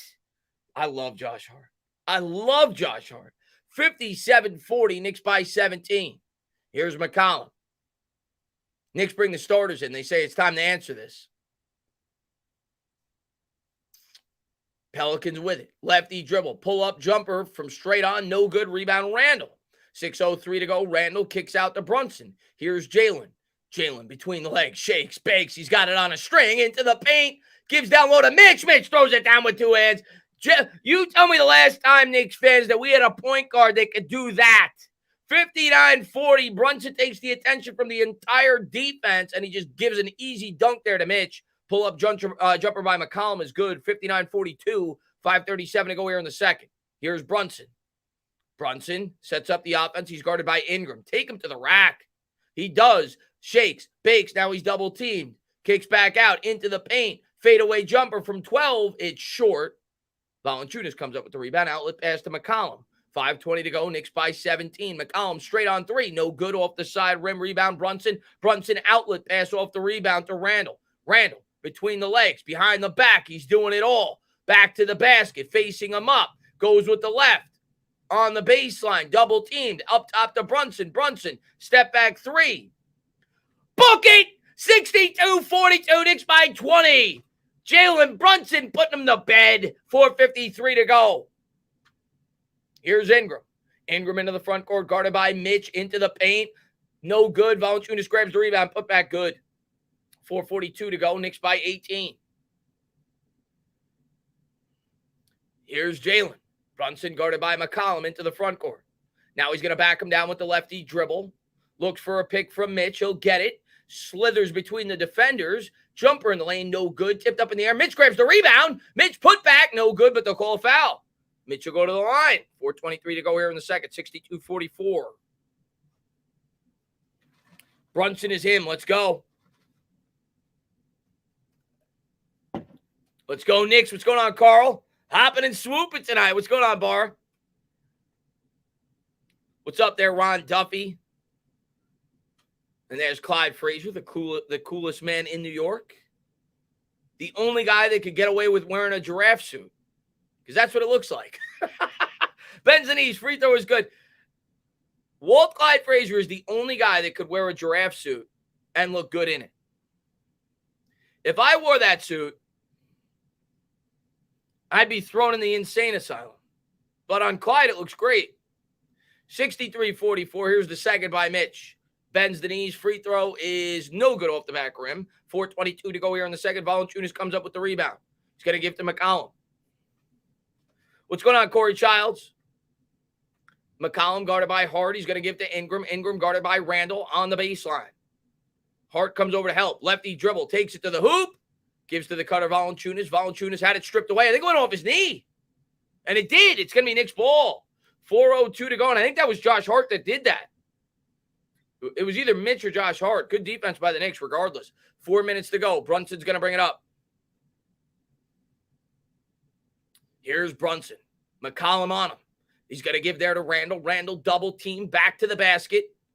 Looks for the cross court pass. Thinks twice. He's got an advantage on Richardson. He's going to try it. Fadeaway jumper. No good off the back rim. Rebound McCollum.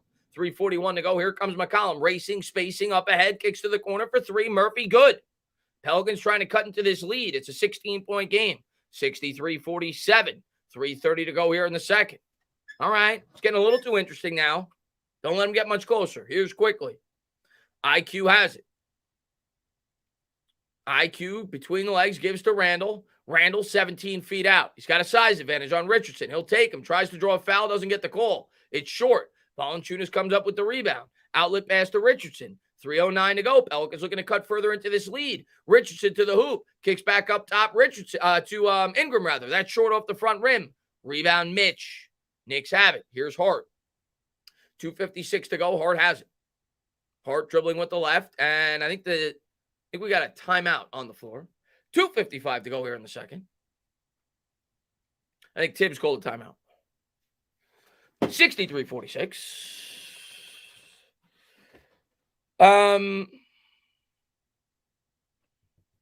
Clyde could show up riding a draft and it'll be all good. That's right, Mac. Clyde and Craig Sager. That's right. Craig Sager used to wear whatever the hell he wanted to. Good call on Craig Sager. Yeah, for sure. He used to wear the brightest suits, right? Like he'd be like in pink suits, bright orange suits. He definitely stole that from Clyde. Not asking the agency, but in general, what does the job entail? Well, I mean, if I tell you, it's going to tell you the agency. But yeah, it's a government job. How are the percentages looking at halftime, Tana? Oh, we got 3 minutes left, but right now the Knicks are shooting. Pelicans are shooting 40%. Pelicans are only 2 of 18 from 3. They're 11% from 3. Knicks right now are 55% from the floor, 50% from 3. They're 10 of 20, and they've gotten to the line 10 times. They're 9 of 10. They've turned it over 4 times. The Pelicans have only turned it over 3. So those are the overall team numbers right now. So pretty clean game for both teams thus far in terms of the turnovers. Not a lot of. Oh, Knicks have 17 fouls. Pelicans with 6. Not a lot of fouls. It's been a good pace.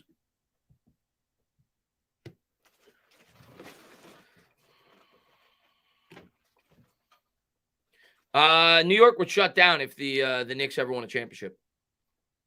Barrett's going to inbound here on the near sideline, gives to Randall. They're going to kick up top to Brunson. Brunson has it. Brunson double team with the lefty dribble, nearly lost it. Back to Randall. Randall's going to try it for 3. Book it! Julius Randall, man. Just give this guy the ball and get out of the way. 66-46. McCollum has it. Randall now with 19. McCollum into the front court, guarded by Grimes. He's going to swing to Ingram. Ingram guarded by Randall. Now Grimes on the switch. Kicks to Richardson. Richardson will try it from the elbow. No good, too strong. They grab the rebound. Back to Ingram. Ingram between the legs. Takes it to the hoop. Draws the foul. He'll shoot 2. 2:22 to go here in the second.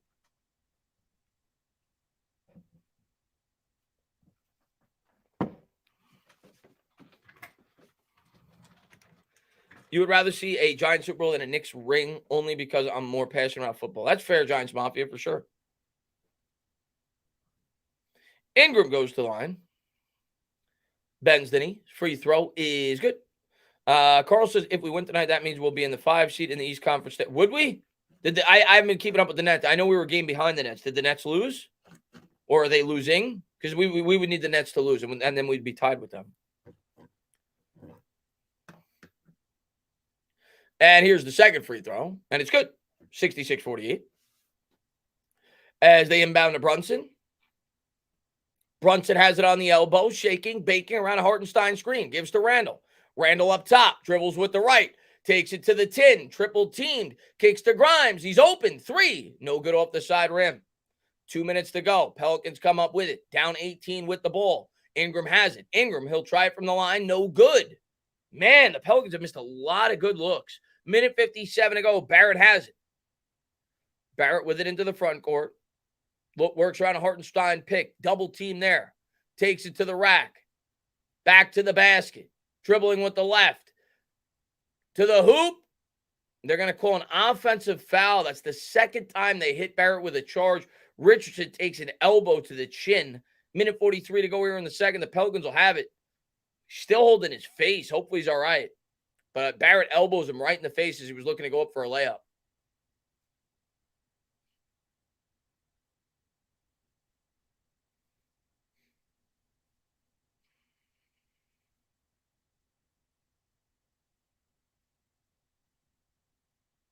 Oh, that's a nasty elbow. Richardson will come out. Looks like he's okay.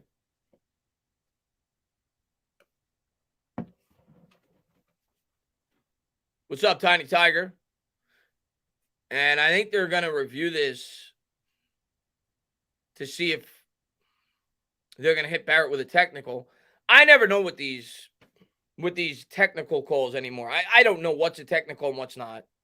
It obviously wasn't a intentional elbow, but I don't know. I don't know how they rule these, man. He was going up for a shot. The guy's face got in the way. He hit him with an elbow. I mean, in the 80s, they would have just given the guy a Band-Aid and they wouldn't have even called a foul. But in today's NBA, obviously it's a foul. But now the question is, I don't know how they rule this, whether it's a flagrant or not. I don't know. We'll see what the call is. Minute 43 to go.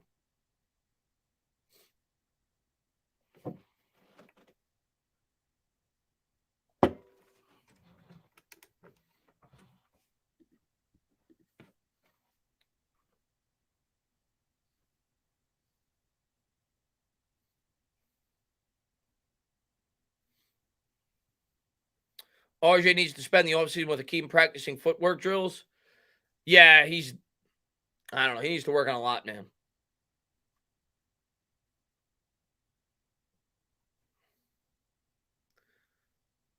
No, we're not the bad boy Pistons. What's your opinion with RJ? I think you meant to say RJ's regression this year. I don't even know if he's regressed. He just hasn't improved. He just feels like the same RJ to me.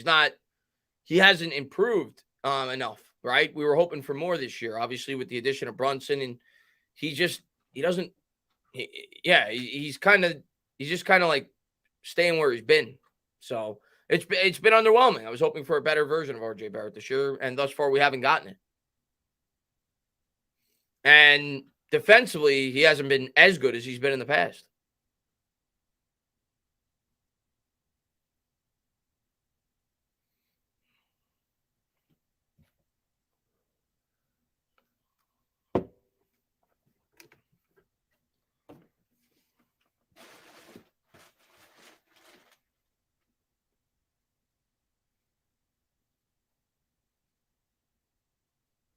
No flagrant, so just a standard foul, which is the right call.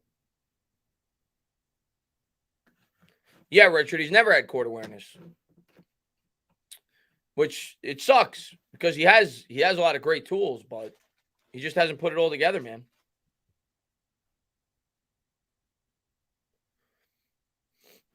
Minute 40 to go here in the second. Richardson's going to bring it up here for the Pelicans. Gives to Valanciunas. Back to the basket, guarded by Hartenstein.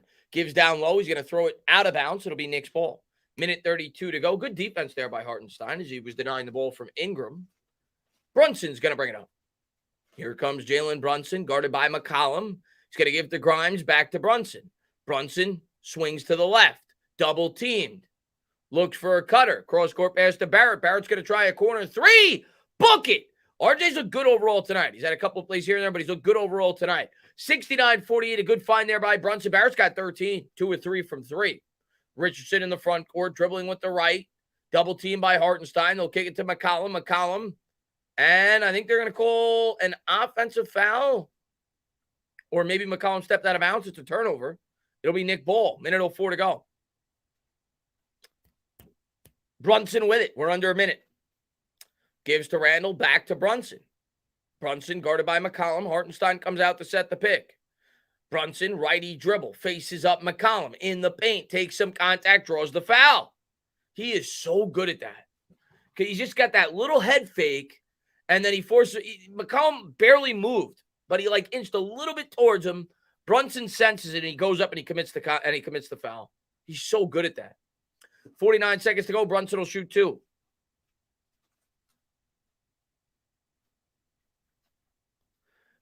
Bends the knees. Free throw is no good. He didn't get the roll. 49 seconds to go. What's up, Dust Thunder?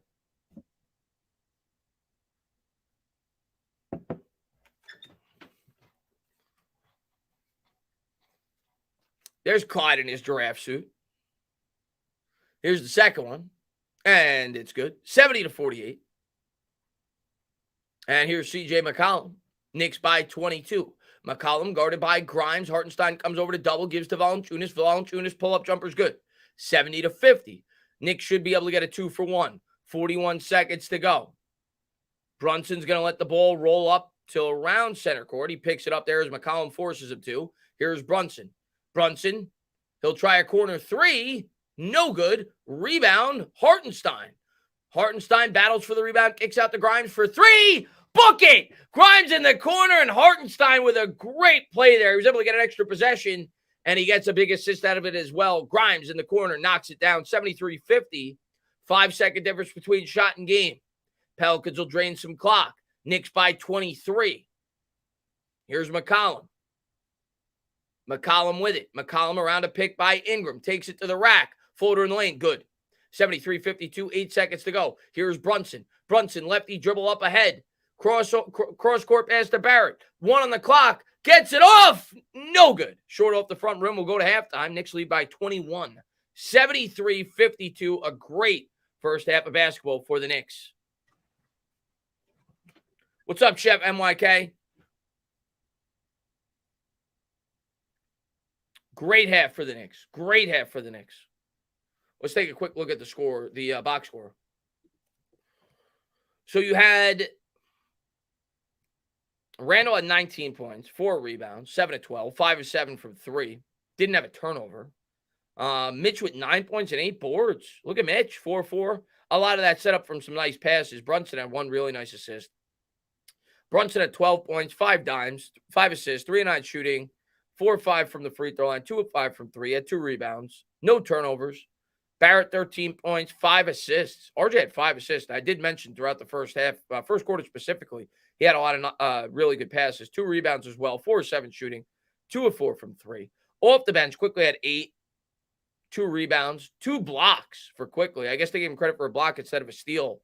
It looked more like a steal to me on that other play. Hart had 6 points, 1 block, and 2 rebounds. And Toppin had 3 points off the bench. The Knicks as a team shot 13 of 26 from 3. 50%. And they were 54% from the field. So great first half for the Knicks. The Pelicans, on the other hand, only shot 41% from the floor, 11% from 3. They were 10 of 10 from the charity stripe. So the Knicks just an absolute beatdown on the Pelicans in the first half.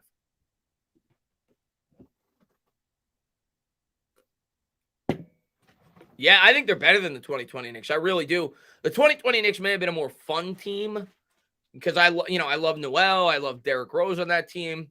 I think there's a better team than the 2020 Knicks. Quickly's definitely a better player now than he was then. Obi's definitely a better player now than he was then. I think Randall's at least as good this year as he was that year. I actually think he's playing even better.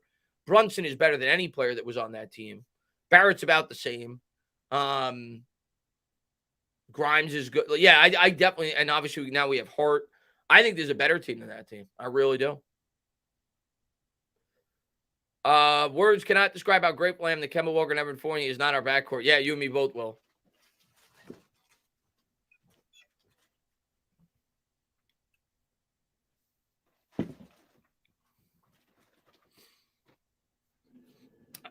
Amazement says, shout out to Mitch. Glad to see him balling. Already closing in on another double. Yeah, he's playing well tonight. 9 and 8 first half. If we were in the West, we'd be a top 3 seed. Yeah, I was looking at that today. The Knicks right now have like the 9th best record in the NBA. Unfortunately, the East is better than the West. Chris, do you think the Knicks should move on from Toppin since Randall has improved and he doesn't get minutes? I mean, the problem with moving on from Toppin, there's not really a trade market for the guy. So what are you going to trade him for, right? Because he doesn't play. So I don't know what you'd get for him. But would I be against including him in a trade that you could bring back an impact player for this basketball team? No, I would not. I appreciate you for being here, Jeremy. Thanks for popping in, buddy. 2020 team was fun, but this team is better than 2020. I still think Evan Fournier should get some minutes. He's not that bad. The Frenchman, I wouldn't mind seeing him come off the bench. He could provide a spark. He could hit some threes. I'm glad he doesn't get a ton of minutes, but I wouldn't mind if he played 10, 12 minutes a night. He's a threat from 3. No, I did not. People keep asking me about the Kings game. I saw, obviously, the highlights. It was all over today, but I didn't watch the game.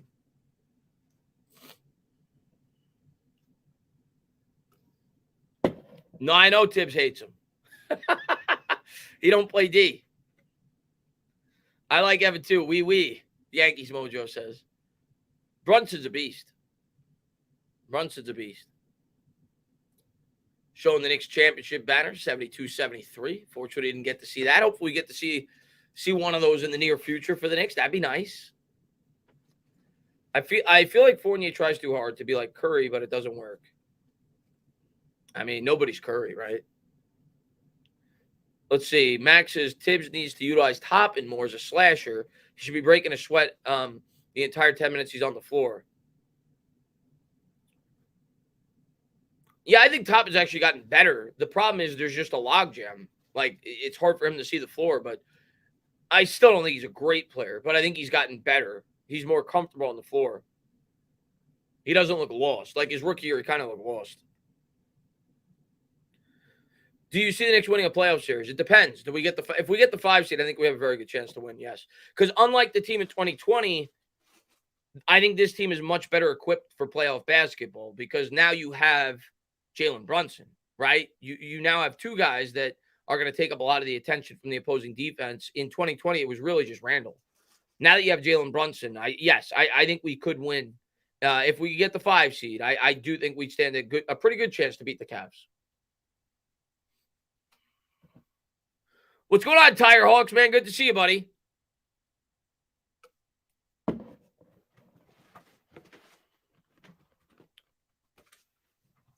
Oh, I guess they're honoring the 73 team. Is that what this is? Bernard King. Well, Bernard King wasn't a part of that, but it's the 50th anniversary. Oh, he was. Oh, never mind. It's the 50th anniversary of the 72-73 champs. So they got John Starks. I don't know why they're showing them. I guess they're just showing all-time great Knicks that are there. Because these guys weren't on the 72-73 team. I guess that's why they kept showing Bill Bradley earlier. There's Larry Johnson, of course, famous for the 4-point play. To this day, my favorite play in Knicks history, since I've been watching the team. The crowd reaction. I know everybody always says the Starks dunk. I go with the 4-point play. You got the Houston. There he is right there, Allen Houston. You got the Houston shot against the Miami Heat, game 5 of the first round during that run as well. But the 4-point play, man, that's my play right there. That's my favorite play. Let's see what we got. Latrell Sprewell's there. Somebody asked if Ewing's there. I don't see him yet. Ewing may have been coaching a game. He's the Hoyas coach, right? But there's Latrell Sprewell, one of my all-time favorite Knicks. Of course, famous for punching PJ Carlissimo. Marcus Camby. Okay. All right, Marcus. Marcus Camby went to UMass, number 2 overall pick of the Toronto Raptors. Later ended up with the New York Knicks. There's Amare Stoudemire with his 2 bum knees. It was hard not to like Amare, right? Really likable guy. He's at the game.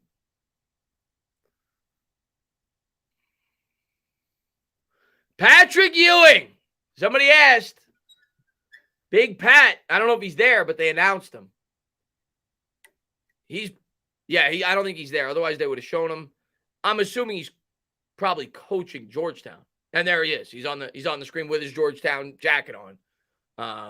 I guess talking about whatever he's going to talk about regarding the 72-73 team.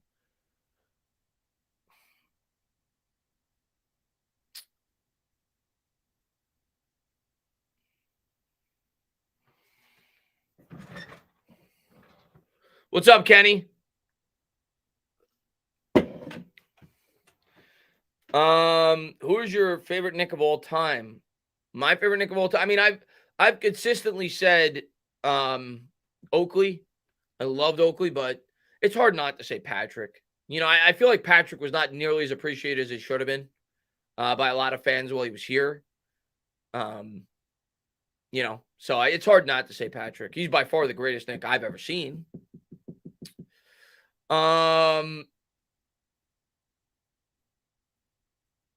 Marcus Camby, Hartford, Connecticut. Stand up. What's going on? What's going on? Camby was your first Knicks jersey, number 23. So now they're announcing the 73 team, the 50th anniversary. One of the greatest teams in NBA history. Let's see what we got.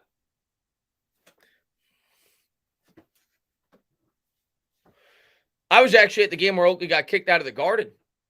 Barbara Carroll. I was at that game. I thought it was him too from where I was sitting. They didn't show it on the big board, but I was like, I'm pretty sure that was Charles Oakley to my friend when I was at the game, and we found out after we left that indeed it was. So yeah, I was at the game where they kicked out Oakley.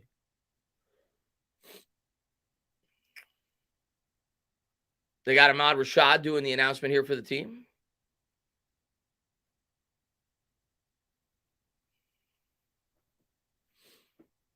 Melo got a call from the Knicks, but it wasn't the call he wanted. Come sit next to Stat and not the play. Max says 93-2 Charles Smith missed. I didn't like Charles Smith. What's going on, Dwayne Cooley, man? Thanks for popping in, buddy. And now they're announcing the 72-73 team. Phil Jackson. We don't have the fondest of memories of him recently as a Knick, but was part of those championship teams. Red Holtzman, of course, the coach. Dick McGuire.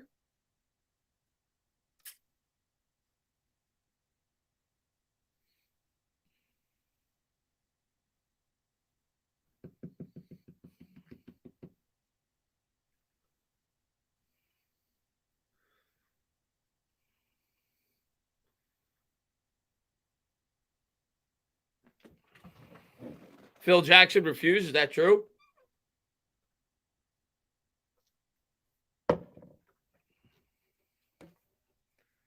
Dave DeBuscher, one of the all-time great Knicks right there.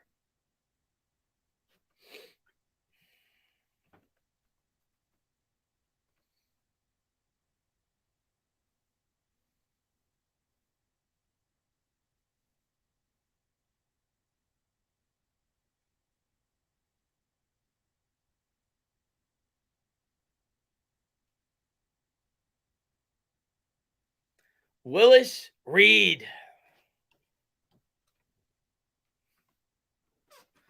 They got Willis doing a video announcement from where he's from.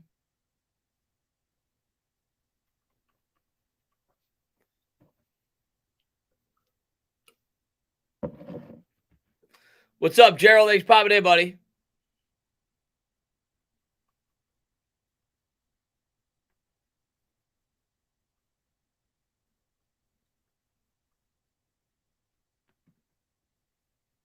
There's Bill Bradley. Didn't Bradley run for like president or something like that? Or he tried to run for president? I thought he did, right? I can't remember. I want to say it was like 10 years ago, 15 years ago. It was a while ago. Dick Barnett. Dollar Bill.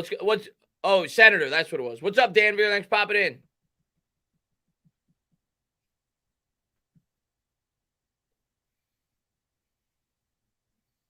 Henry Bibby.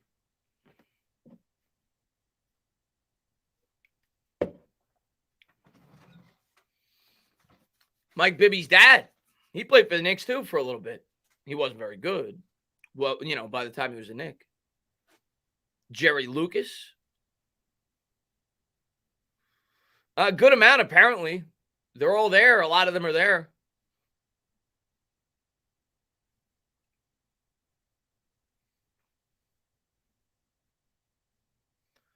Earl the Pearl Monroe.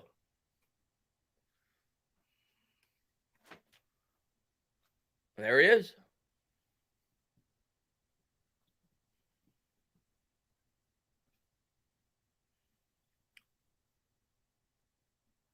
Walt Clyde Frazier. Arguably the greatest Knick of all time. With the giraffe tie.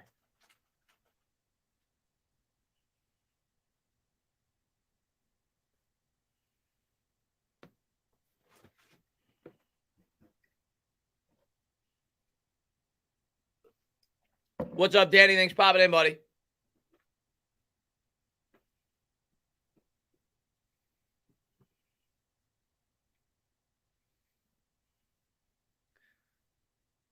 Pretty much, Mac. Loaded.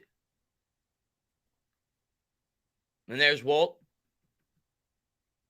speaking for the team. Hezonja with the block on LeBron. Mario Hezonja. Super Mario was not very super as a New York Knick. Whatever happened to Super Mario? Is he still in the league? He didn't really work out for us.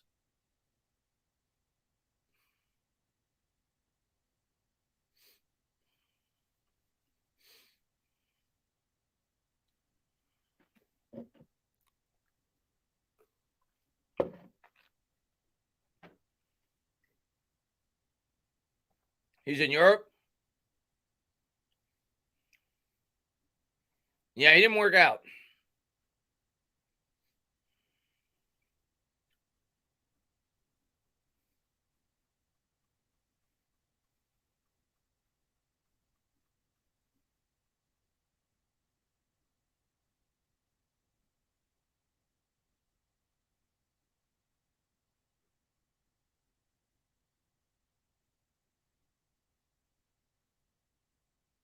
Pretty cool. Pretty cool. Hopefully one day I get to look back at a team in my lifetime that won a championship.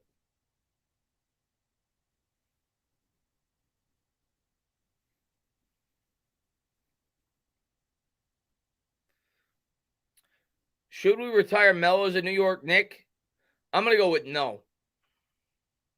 He was great, don't get me wrong, but no. I mean, I have high standards, so, but I would not. No, I would not retire Melo as a Knick.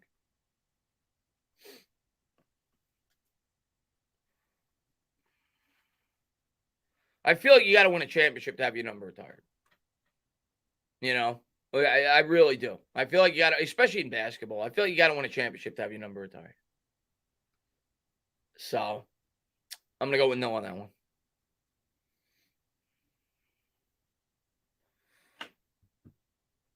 Chris, Giants will win it soon? I hope so. Do I think Sewell? Yes, I do, Jacob.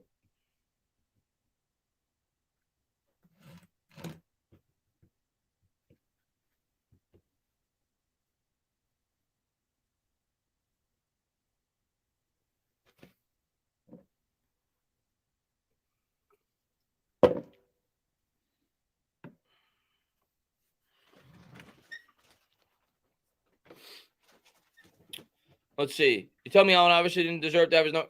I mean, Iverson made the finals. Melo didn't even make the Eastern Conference Finals. And Iverson won an MVP. So, yeah, I think Iverson deserves it. But Melo played for the Knicks for what, 6 years, 7 years? Never even made an Eastern Conference Finals. He had one incredible year with the Knicks where I thought he should have been even more considered for the MVP. He was great that year. The year that we won 52 games or whatever we won. But no, that's not enough for me to retire your number. Just not. And Iverson was he was drafted by Philly. He was there forever. That's apples and oranges.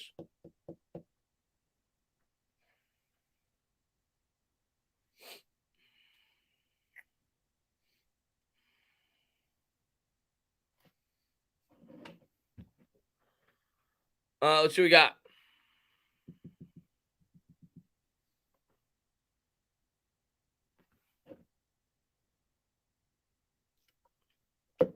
Melo was great, but I guess I have higher standards when it comes to retiring numbers than a lot of people. I wouldn't retire his number. I'm not going to cry if they do.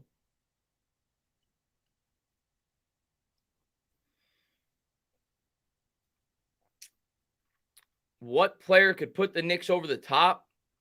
I don't know. They need another star. I'll say that. I think it's just a matter of finding the right star that fits what they need.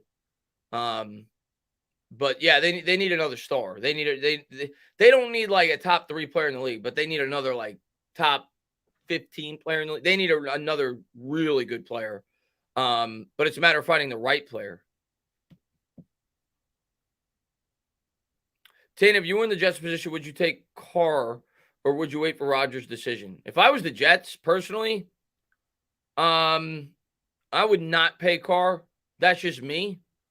I don't think the Jets are a good enough team. And I do think the Jets have a pretty complete team, but I don't think they're good enough to win a championship with Derek Carr. I just don't. I think a team like the 49ers are probably good enough to win a championship with Derek Carr. I think a team like the Philadelphia Eagles are good enough to win a championship with Derek Carr.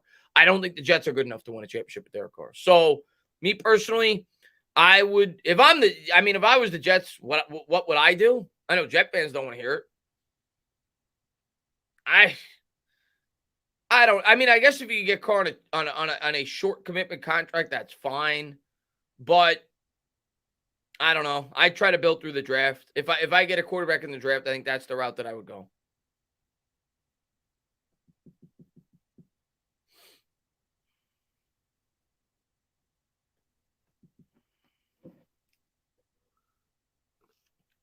Michael, I love Melo, but no, listen, I'm very strict with retired numbers. Very strict. So no. To me, he should be in like a Ring of Honor. Like, you know how like the Giants have the Ring of Honor, where like Justin Tuck's in the Ring of Honor, Osi Umenyiora's in the Ring of Honor, but they don't have their numbers retired. I'm cool with that if I'm making the selection. If I don't think the Knicks have something like that. But to have his number hung in the rafters, no. I'm very strict.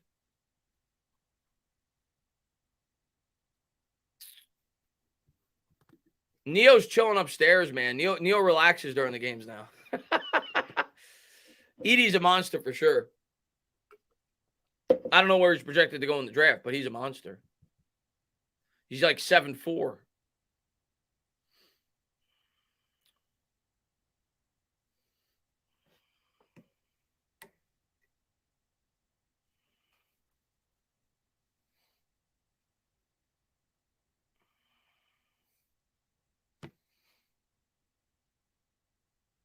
My favorite Italian food?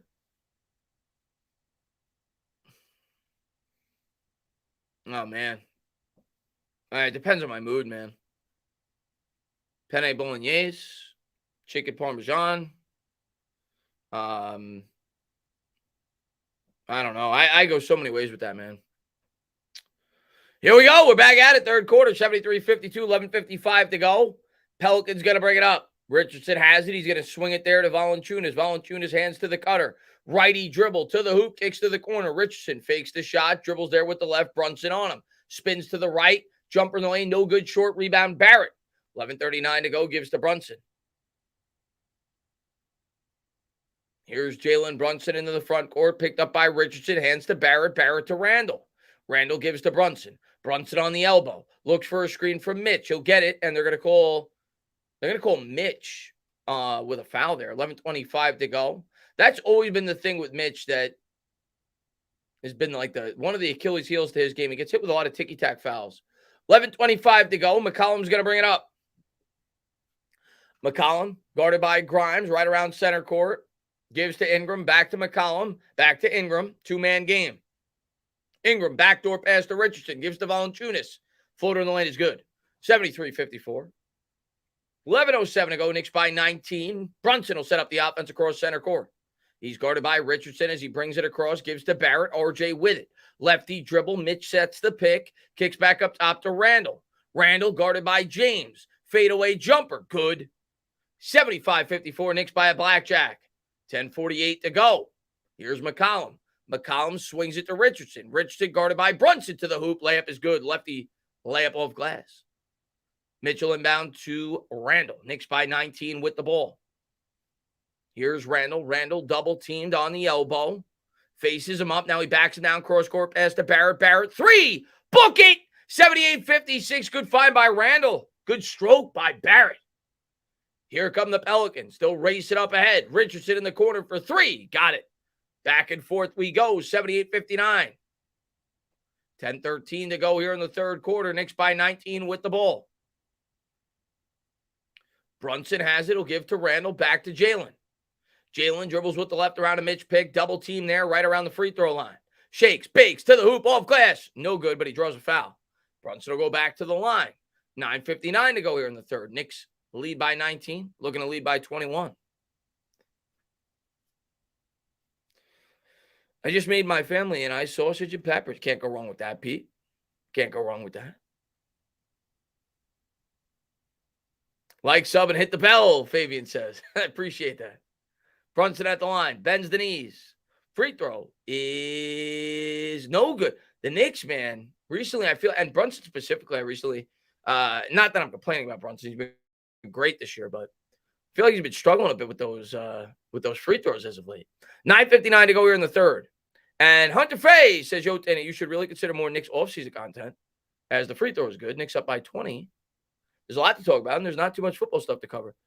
Yeah, well, obviously the football, and I do plan on being a lot more active. Like last year, I took like a huge break from just YouTube in general after the draft. I don't plan on doing that this year. So Randall back to the basket, fadeaway jumper is no good off the back rim, rebound Valanciunas. So I plan on mixing in some Knicks offseason content, along with some Mets content as well. So during like the dead time, football season is kind of dead from like May to July. So yeah, if the Knicks are active this offseason, which there's a good chance they will be, I'll probably talk a little bit about the Knicks. 79-61. Here's Brunson in the front court, gives to Randall. Randall guarded there by McCollum. Takes it to the tin, gives to Grimes. Grimes, nice move on the baseline. The Barrett layup is good. 81-61, Knicks by 20. 9:10 to go. McCollum to Ingram. Ingram, lefty dribble, pull up, 18-footer, good. 81-63. That guy's just a walking bucket, man. Here comes Grimes. And the Knicks will call a timeout. Tibbs is pissed. 81-63.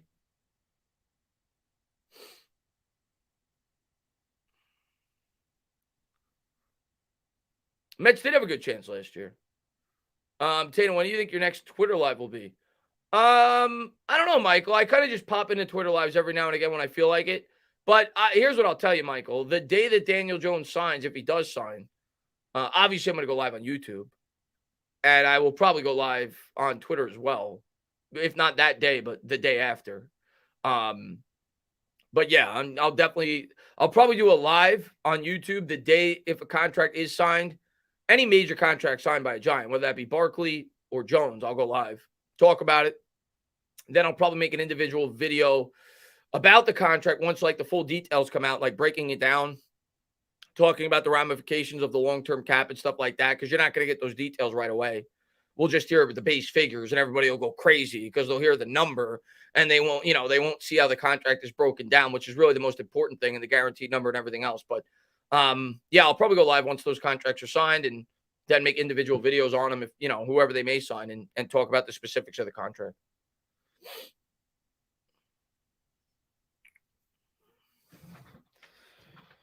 Would you prefer Derek Carr or Daniel Jones if the money was equal? Daniel Jones. I don't even know why that's a debate, honestly. I really don't. I don't know. I guess because Derek Carr is just a bigger name, and Derek Carr is put up better stats over the course of his career. Derek Carr is going to be 32 next year. Daniel Jones is 25. Like the upside potential with Daniel Jones to me is much higher than Derek Carr. Derek Carr is, what he is. He's not going to be better than what he's ever been, which is he's on like a Kirk Cousins type level. And with Daniel Jones, you have a quarterback coming back that's familiar with the offense, right? If you brought in Carr, he's never played with Brian Daboll before. Daniel Jones has played with Daboll. So you're getting a quarterback already familiar with the coaching staff who's going to come in, who knows the offense. He's just going to work off of what he, built with last year. If you bring in Carr, you kind of got to start all over from that standpoint, right? Not to mention they know him from within the building. They respect his working habits, so on and so. Like, I don't even think it's close if the option is Daniel Jones or Derek Carr. For the Giants specifically, I would much rather Daniel Jones.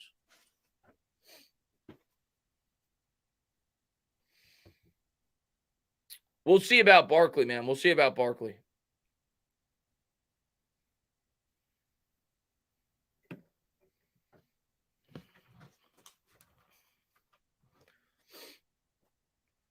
This is probably something you've been asked 1,000 times already, but if you had to guess the exact amount DJ will be paid him for how many years, what do you say? Yeah, I mean, I've been asked 1,000,000 times, but I don't mind answering that question for you, Afghanistan. I'll answer it next stop as you play. I'll go over my guess. 81-63. Here's Brunson. Brunson gives to Randall. Randall kicks to Barrett in the corner for three. Book it. RJ's looked good tonight, guys. RJ, you got to give him his props tonight. He's looked good. 84-63. Good ball movement there by the Knicks. 8:40 to go here in the third. Maybe I'm RJ Barrett's good luck charm. Ingram brings it up ahead. Gives to McCollum. Back to Ingram. Ingram lefty dribble to McCollum in the corner. McCollum for three. No good off the side rim. Mitch tips it up in the air. McCollum comes up with it. Gives to Jones to Richardson. Here's Ingram. Ingram. Lefty dribble, spinning, winning, fadeaway jumper. No good off the front rim. Tipped up in the air by Mitch. Grimes comes up with the rebound. Gives to Randall. Here's Randall. Randall cross-court pass to Barrett. Barrett, I thought he double dribbled. They didn't call it, and now they did. 8:11 to go here in the third. 84-63. It'll be Pelicans ball. That was a clear double dribble. And when I didn't see the initial whistle, I was like, well, I think we got away with one. But then they said, yeah, we saw it. Barrett really is at times like so uncoordinated. Somebody said that in the chat earlier. It is true.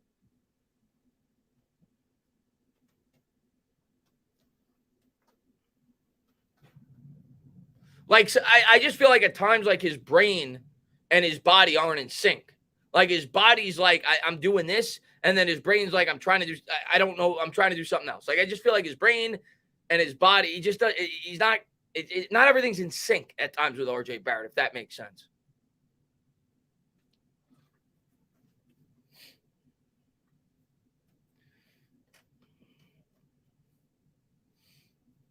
Yeah, he lacks pace. Yeah.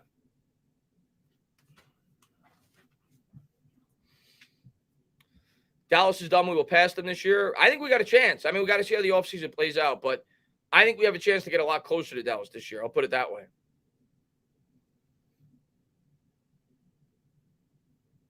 6 Knicks from the 73 championship team were inducted into the Basketball Hall of Fame as players. Wow.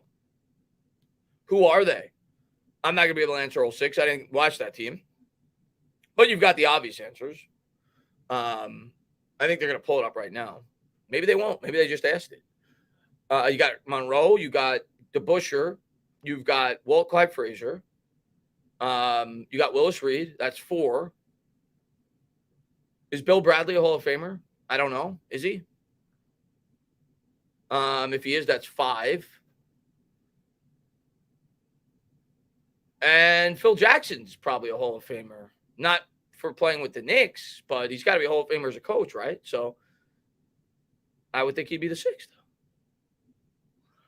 8:11 to go here in the third. McCollum's going to bring it up. McCollum across center court, guarded there by Grimes. Valanciunas comes out to set the pick. McCollum behind the back dribble, step back, jumper, no good off the back rim. As Randall comes up with it. Looked like the Pelicans stepped out of bounds before they tried to save it. It'll be Knicks ball, 7:57 to go in the third. Oh, Barnett. Okay. Lucas. Okay.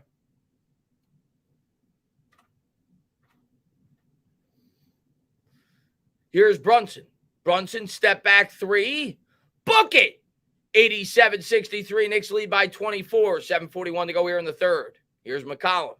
Knicks are 16 of 29 from 3. That's ridiculous. Kicks to the corner. 3. No good off the back rim. Rebound, Mitch. Knicks might win tonight by 50. Outlet pass to Randall. Randall up ahead to the corner. Grimes for 3.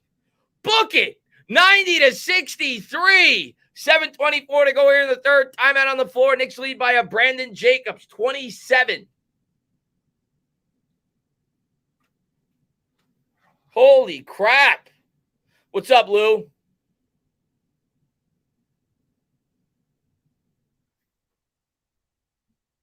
$17 of 30 from 3. Library alert, Nona says. They built a couple of libraries tonight, Nona. They built a college tonight. Holy crap, man. I don't think the Knicks have been efficient this all year as they've been tonight as a team. Good to see you, Lou, man. Hope you're doing well, buddy. Tate, I'm going to have buckets in my sleep tonight. Listen, when I'm saying book it, that means the Knicks are playing well. We've had a lot of buckets tonight, Jacob. Who won the Jake Paul versus I'm not watching it, so I don't know. My guess is it's probably later, right? I don't know if that's the main event, but if it is, I would think that'd be later, right? We'll be a half game back from the 5th seed. So I guess the Nets didn't play tonight. Oh, the fight's tomorrow? Okay. I thought the fights are usually on Saturdays. Tiana, good to see you. Thanks for popping in. What's up there, yo Elvis? Oh, it's in Dubai. Okay. Frazier, Monroe, Reed, DeBuscher, Jackson, and Red Holtzman. Okay. There you go. There you go. There you go. Should have gotten Holtzman, obviously. Wasn't thinking coaches. Tatum, what do you think about the Giants going after Bobby Wagner? I mean, if we get him relatively cheap, I'm all aboard. I mean, the guy was still a great linebacker last year, man. Bernard King wasn't on that team, Danny. Do you think we trade for a wide receiver like Higgins or Hopkins? It depends on their price, but yeah, I think we're gonna at least explore the trade market. It's funny. I don't remember who I saw it from. I saw somebody posted on Twitter. I think it was ESPN. I can't remember, and it was just speculative. It was just him thinking that it was possible that they could be a match. But a name I've brought up that I think he is going to be traded, and I think he makes sense. Like realistically speaking, like this isn't like dreaming like Ayuk or I think T. Higgins. I don't think we're gonna get those guys. But he brought up Godwin today as a potential target for the Giants, and I've said that for months. I think he makes sense because he's still only going to be 27 next year. I think he fits our offense relatively well, and I think he's on a team that's clearly going to sell in the Bucs. So I think Chris Godwin could be an interesting name to keep your eye on, at least as a possible trade target for the Giants. 7:20 to go here in the third, 90-63.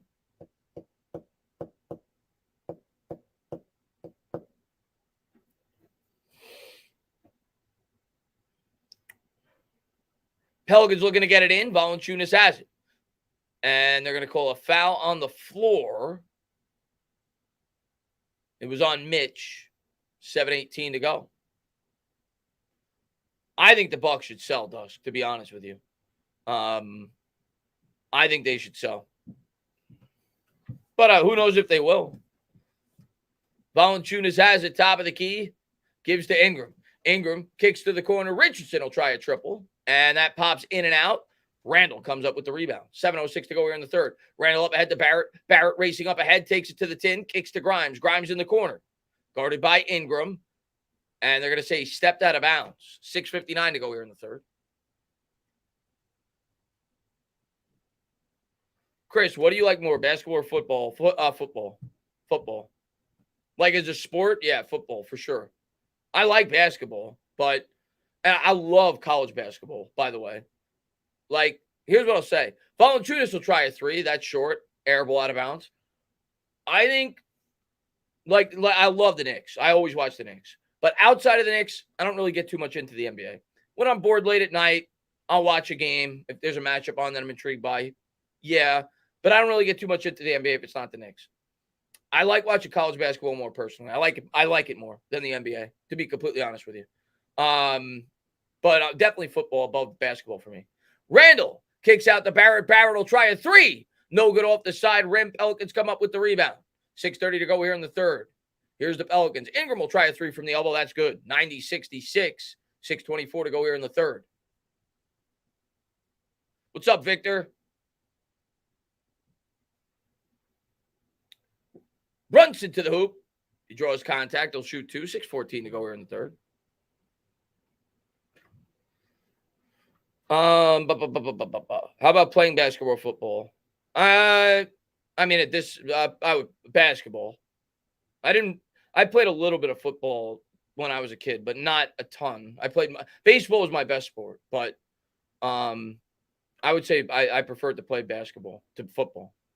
Bends the knees. First free throw is good. Brunson gets it to go. 91-66. Not that I was great, but it was decent in basketball. Baseball is by far my best sport.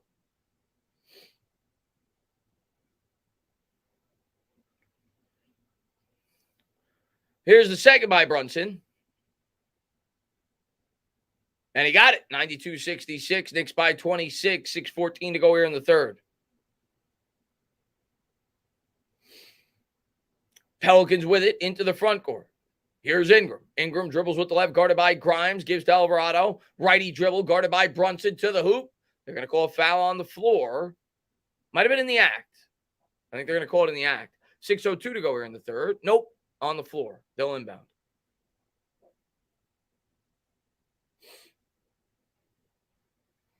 I've heard about it. I didn't see the new clock, but I've heard about it in baseball. Valanciunas with it. Dribbling with the left, kicks out to Alvarado. He'll try a straight-on triple. No good. Nice rebound there. I think that was Murphy who went up and grabbed that one. 92-68. That was a big boy rebound. Brunson has it out of bounds. It'll stay with the Knicks. 5:43 to go as it was tipped out of bounds.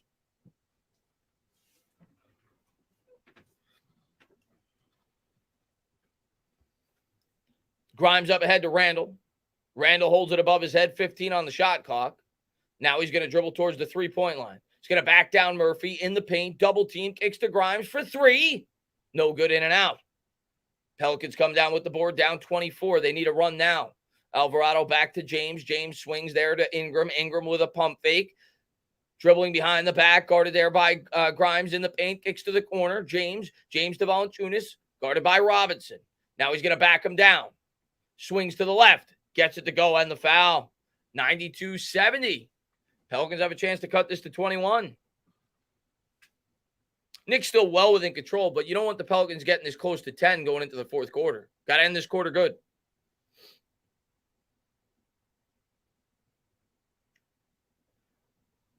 $5:10 to go here in the third. Pelicans have a chance to cut it to 21.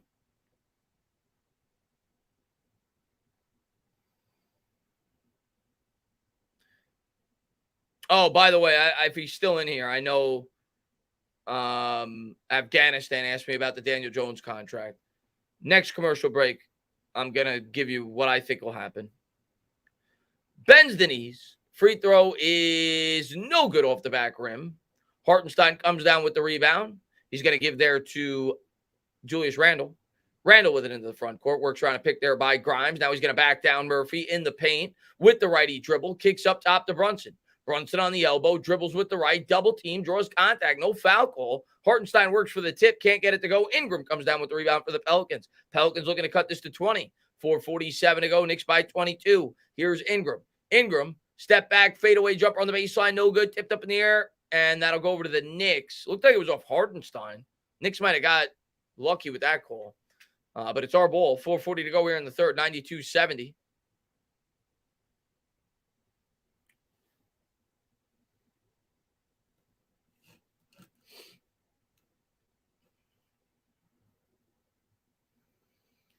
$4:38 to go here in the third. Here's Brunson. Brunson double team, back to the basket, between the legs, dribbles, spins to the left, into the paint. Fadeaway jumper is pure. 94-70, Knicks by 24. Here's Alvarado. I don't even know how I say his name. Gives to Marshall. Marshall in the elbow, gives to Ingram. Ingram in the corner. Going to back down Grimes, spins to the right, gets his man up in the air, draws the contact. He'll shoot two. 4:08 to go here in the third. All right, so I think we're going to get a commercial break, I hope. But yeah, so what I think is going to happen with the Daniel Jones situation, I think he's going to get tagged. That's what Patricia Train has thinks too. I talked to her, after the show. When we did our show this past week, she said she's going to get more information on Friday. Bends the knees all right. I can't give you the information that I was told, or, the specifics, because I told her I wouldn't. But I'll just say, I think he's going to get tagged. I think he's going to get tagged at first, and then they're going to work out a contract extension. But I don't think the contract extension is going to be worked out before the deadline of the franchise tag. Bends the knees. Second free throw was good, 94-72. And I'll get into further detail as to why I think that. 4:05 to go here in the third. Knicks by 22. Here's Brunson. Brunson with it. Brunson double teamed in the corner. He's going to cross court pass to the corner for quickly. No good off the front rim. Tipped up in the air by Erman Gomez. I think that's the former Knick. I know he's got like three brothers. 3:50 to go. Here's the Pelicans. El Dorado, reverse layup is good. They're only down 20 now, 94-74, 3:42 to go. Brunson's got it. Brunson dribbling with the right. Crossover dribble, had it poked away. Herman Gomez comes up with it. Pelicans are going to get a fast break dunk, and it's an 18-point game. Call a timeout, Tibbs. Call a timeout. 94-76. Call a timeout. I don't want them getting any closer. He's going to let him play through it. 3:17 to go. Here's Emmanuel quickly. IQ has it. IQ gives to Randall. Randall has not touched the ball in a while, I feel like. Randall into the paint. Nearly had it poked away, and now he did. Pelicans come up with it. Murphy gives to El Dorado. Here's the Pelicans with another fast break bucket. Marsh, call a timeout. 94-78, and he does. 16-point game. No, he didn't. He's going to let him play through. And now they call a timeout. 2:48 to go here in the third. 94-78. Knicks by 16. Okay, yeah, so what I think is going to happen with Daniel Jones when push comes to shove is we're going to tag Jones initially. He's not going to play on the tag. What happened, I'm not going to give you specifics, but things went south with his agency. And it's easy, for when they have these negotiations, the Giants and his agents, when they have these negotiations, it's easy to come up with, a dollar figure, right? Like they could come to the table and they could agree upon 5 years, $170 million, we'll just say, right? But the complicated part is all the intricate details from within the contract. What's the guaranteed money? What's the roster bonus? How are you going to construct the contract? How long is the commitment for me before you could get out of it? So that's what makes the process longer, especially when it's a quarterback contract. So the fact that he got a new agency, now you're kind of starting from scratch, right? So I think this is going to go past the tag deadline. I think we're going to have to tag him on March 7th. I hope not. I hope they get the deal done before then. I don't think he's going to start the year on the tag. I think there's going to be a contract signed because from what I have heard, without going too much into detail, but from what I have heard, they were very close to already having a deal done.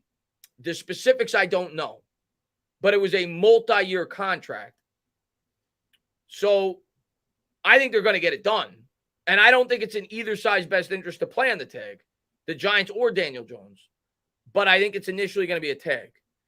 In the end, I think it's going to be a 5-year deal. And I'll go into further detail what I think it'll be when I get another stoppage of plays. Randall gets it to go 96-78. Knicks by 18. El Dorado's going to bring it up. He's guarded there by Brunson. He's going to give to Ingram. Ingram back to the basket at the free throw line. Guarded there by Randall. Dribbling with the left, facing him up. Between the leg dribble. Step back, fadeaway jumper short off the front rim. Out of bounds. And that'll go over to the Knicks. 2:17 to go here in the third.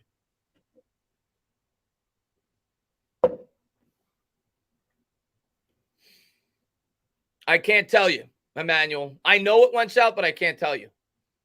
But it's not what you think. I'll say that. It's not what you think. 2:11 to go here in the third. 96-78. Knicks by 18.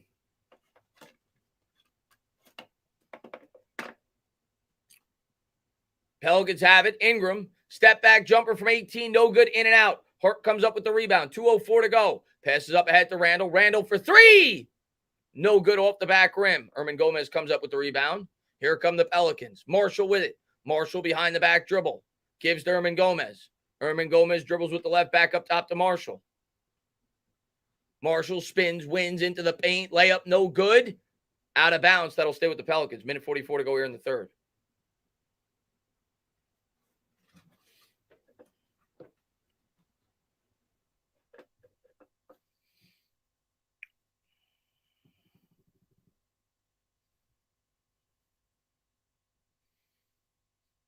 It is all hearsay, Joseph. You're right. Until they get a deal done. But I'll tell you this, he's going to be a Giant. I just don't know if it's going to be on the tag or a multi-year deal. Pelicans are going to the line to shoot two. So here's the answer to the trivia question. The 6 Knicks from the 73 championship team who were inducted into the Basketball Hall of Fame as a player. Who are they? Herman Gomez goes to the line. Bill Bradley, Dave DeBuscher, Walt Frazier, Willis Reed, Earl Monroe, and Jerry Lucas. So, okay. There you go.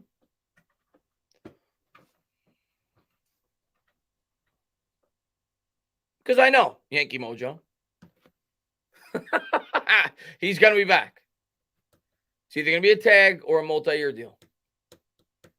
Second throw by Herman Gomez, no good. Rebound, Hartenstein.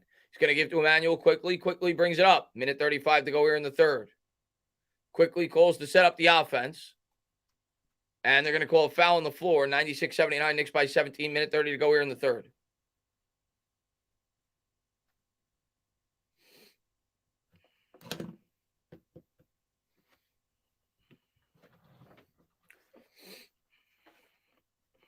Can't wait for the Tana bomb.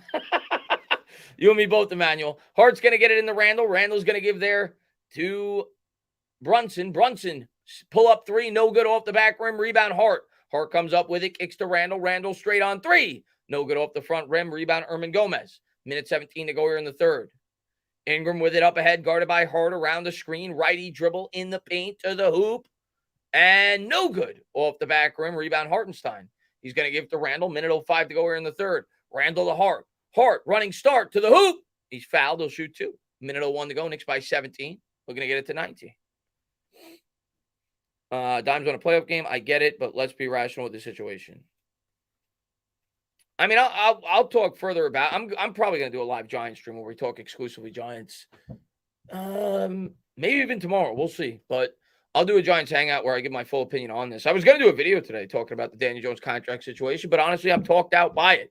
But I want to give more of how I feel about it and what I think it's going to be and the reasoning as to why I think it's in the Giants' best interest to do an extension. But bends the knees. First free throw is no good off the front rim. Minute 01 to go here in the third.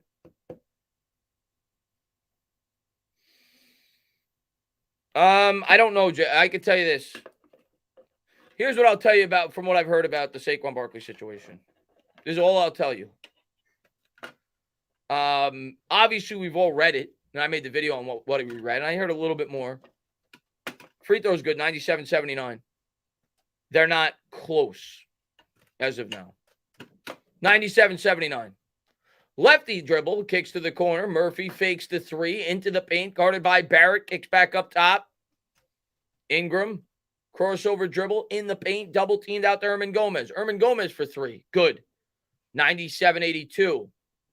And from what I heard, Barkley's agent, she's done like a lot of running back contracts. She did, what's his name? The guy that played for the Bucks, the running back, Fournette, did his contract. She did another running back's contract. I can't remember.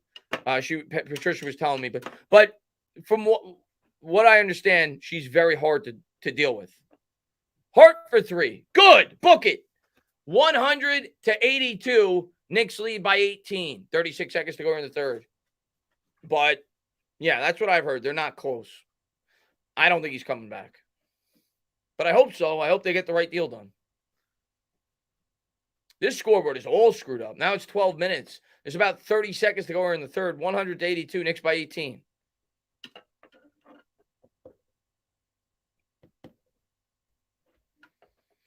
She might have done Gurley's contract. I can't remember.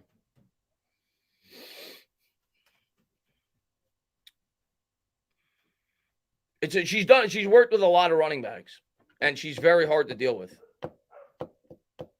Like generally speaking, in the past, her contract negotiations have dragged out. 16 on the shot clock.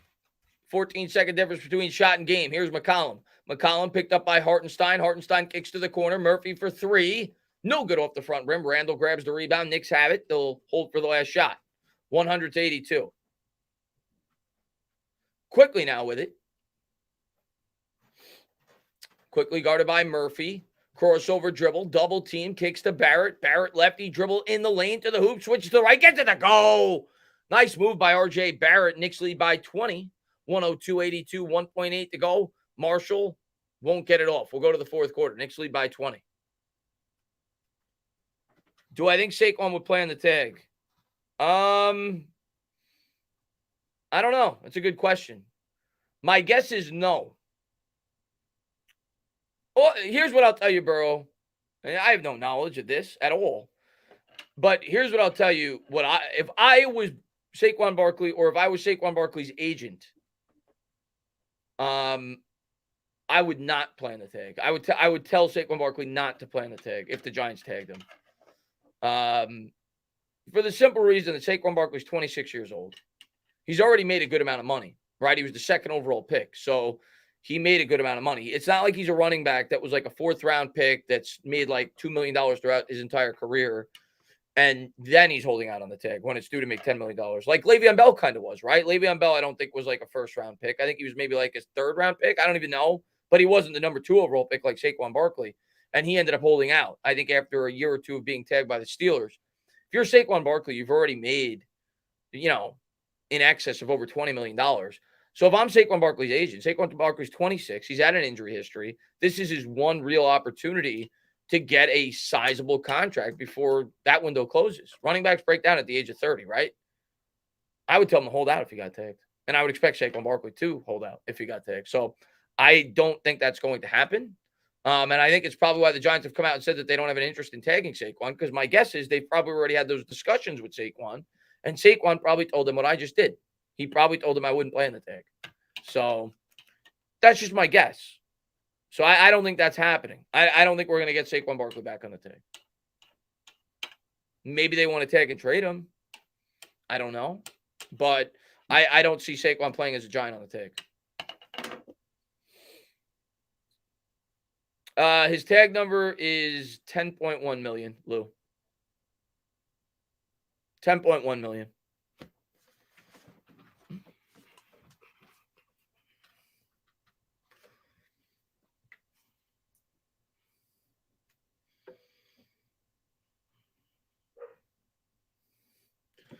I agree with you, Scotty. I think that's what's going to happen. I think Daniel's coming back, and I think Saquon's not.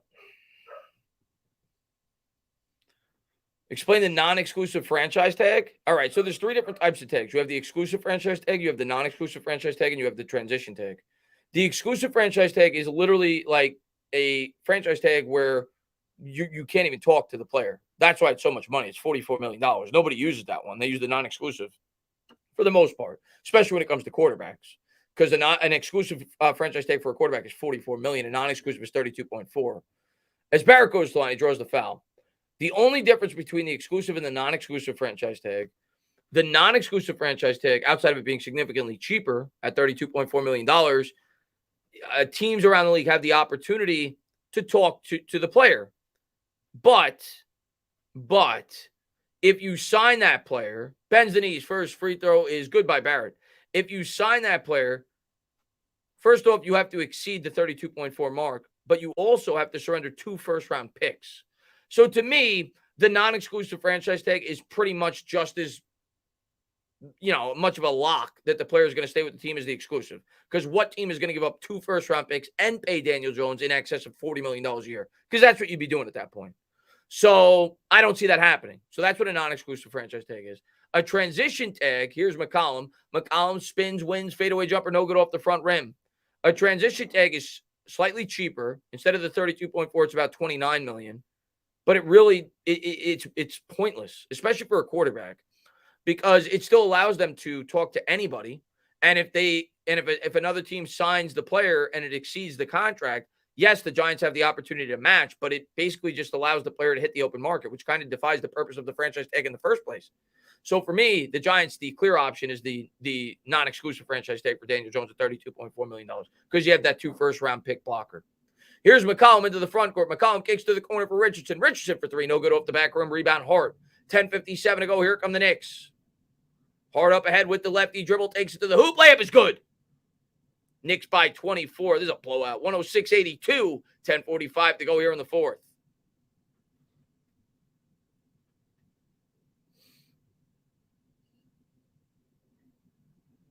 Here's McCollum. McCollum guarded there by Hart. Lefty dribble kicks to the corner. Marshall for 3. No good off the front rim. Tip no good by Herman Gomez. And he's fouled. He'll shoot 2. 10:28 to go here in the fourth. I would tag DJ and definitely. All right, here's the thing with why I would not, in an ideal world, why I do not think tagging DJ is the best alternative. I understand people that say I would tag DJ because it would only be a 1-year commitment, and I'm going to make a video on this in further detail. But the reason why I would not tag Daniel Jones, the whole reason for bringing back Daniel Jones at this point, if you're the Giants, bends the knees, first free throw is good, or I have to think the reason to bring back Daniel Jones at this point is you want to see if he could become a franchise quarterback. Otherwise, just let him go, right? You could just start Tyrod Taylor. You could sign Joe Schmo. You could sign Marcus Mariota. So if your mission is to find out if he can become a franchise quarterback, bends the knees, free throw is no good off the front rim. What I would do, I would sign him to a 5-year extension. I would structure the contract so the first 2 years, the cap hit is minimal. Quickly to the hoop, righty dribble. Off the hoop is, off the backboard is good, 108.83. I'll call this game and we'll talk a little bit more about Daniel Jones once this game's over, which it pretty much is. McCollum floater in the lane is good, 108.85, but we'll call the end of the game and then I'll talk more about Daniel Jones. Quickly, he's going to give to Hart. Here comes Hart into the front court across center court, guarded by McCollum. Hart, cross court pass, gives there to Hartenstein in the lane, floater, good. He got the roll off the back rim, 110.85, Knicks by 25. 9:46 to go here in the fourth.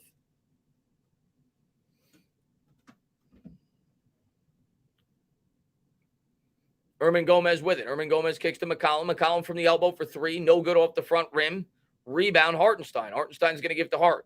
9:30 to go here in the fourth. Here's Quickly with it.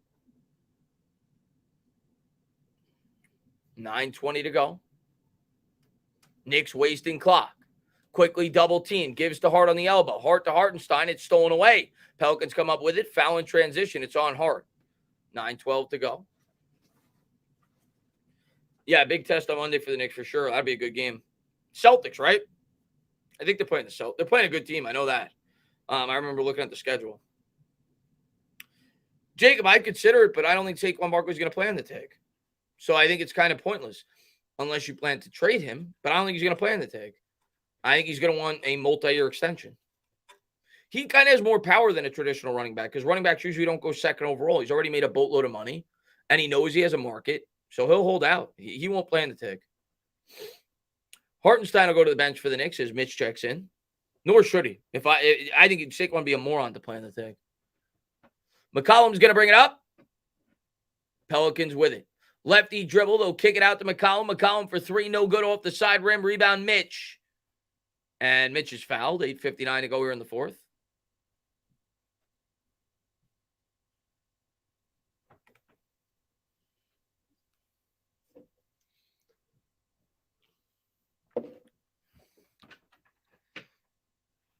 We'll talk about the Giants. Probably with like 4 minutes to go in this game, I'll just talk to the chat about the Giants because this game will probably be out of hand by then, but I'm just going to call it until it's out of hand. Here's Barrett. Barrett lefty dribble in the lane. Alley-oop to Mitch. Mitch throws it down with the right hand. 112.85. Knicks by 27. Here's Brandon Ingram. Ingram on the elbow. Dribbling with the left. Guarded there by Josh Hart. Crossover dribble in the lane. Kicks to the corner. Murphy for 3. In and out.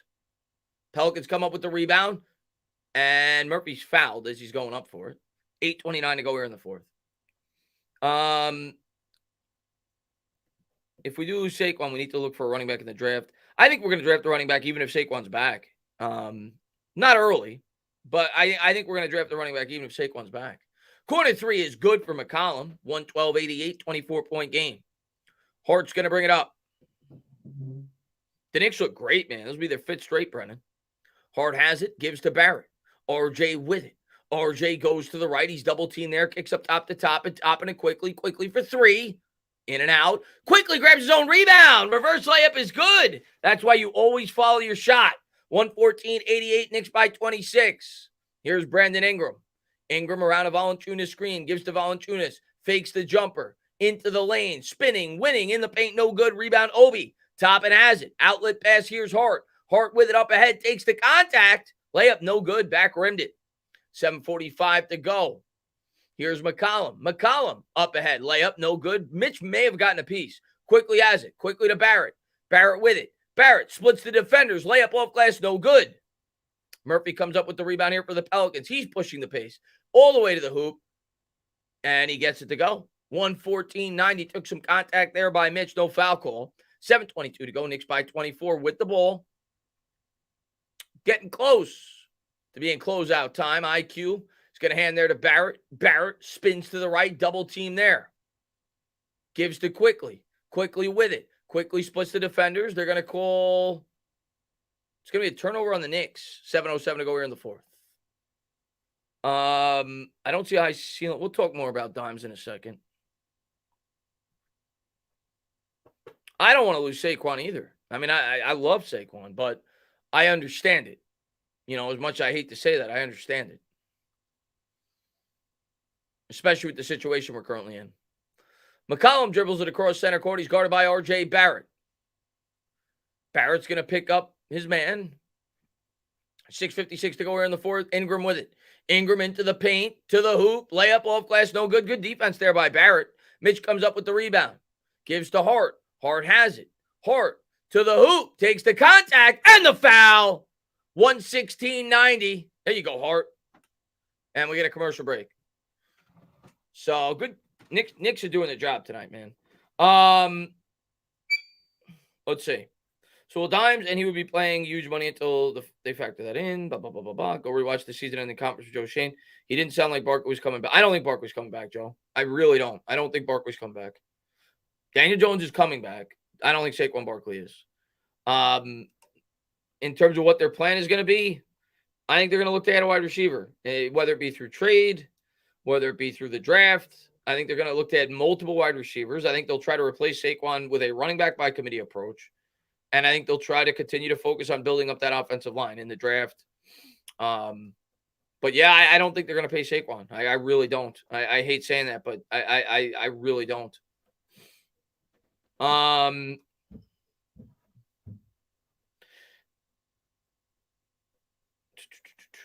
When do you extend Thomas and Dex? I think this year you extend Dex. I think next year you extend Thomas. I think they're going to space it out. I don't think that they're going to do all these extensions in the same year, right? Because at that point, you'd be extending Daniel Jones, Dexter Lawrence, and Andrew Thomas in the same year. I don't think they'll do that. I think they're going to space these contracts out so the money kind of fits accordingly. So I think after next year, you'll probably extend Andrew Thomas. This year, you'll extend Dexter. Because quite frankly, if I'm Dexter Lawrence, I'm not playing this year unless you extend me. It's only $11 million he's guaranteed this year after they gave him the fifth-year option. With the year that he had, I think they're going to be forced to extend him. But I think they'll wait to extend him until such time they get the Daniel Jones deal done. They see where they're at there, and then they'll look into extending Dexter Lawrence. So I do think he'll be extended this year, but I don't think Andrew Thomas will. I think they'll wait another year in AT. McKinney, I don't know yet. We'll see. I think he has to play well next year, but if he does, good chance he could get extended. And we'll see from there. But I think Dexter will definitely get extended this offseason. I definitely think Andrew Thomas will get extended the following offseason. I just remembered they signed Corbin. I liked Corbin. That's the Florida State kid, right? I liked him. He didn't play. I think he played a bit in preseason, but he didn't make the roster this year. But I liked him as a prospect.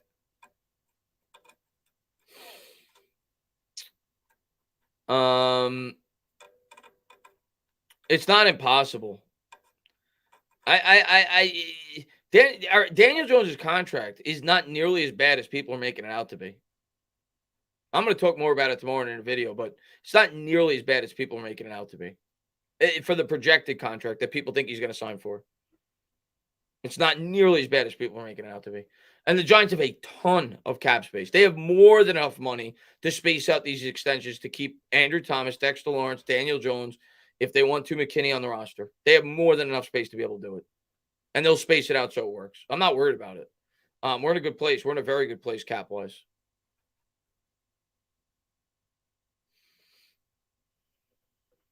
Looked like there was a technical foul on the break. Bends the knees. First free throw by Quickly is good. 117-90. So the Knicks get an extra point. Might get two extras. 6:44 to go here in the fourth.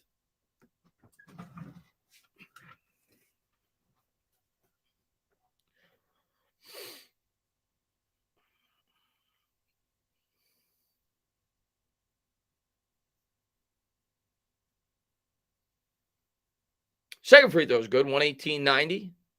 Knicks by 28, 6:44 to go here in the fourth. No matter what, I agree, Emmanuel. It all comes down to Shane drafting well. This all goes up in smoke no matter what avenue we take. Quickly pokes it away with the steal. He's going to take it off glass, and he throws the alley-oop to Randall, and Randall throws it down. The Knicks by 30 as they're running them out of their own build. Actually, no, it's in the Garden. They're running them out of the Garden. 130-90. Quickly just threw it off glass for Randall.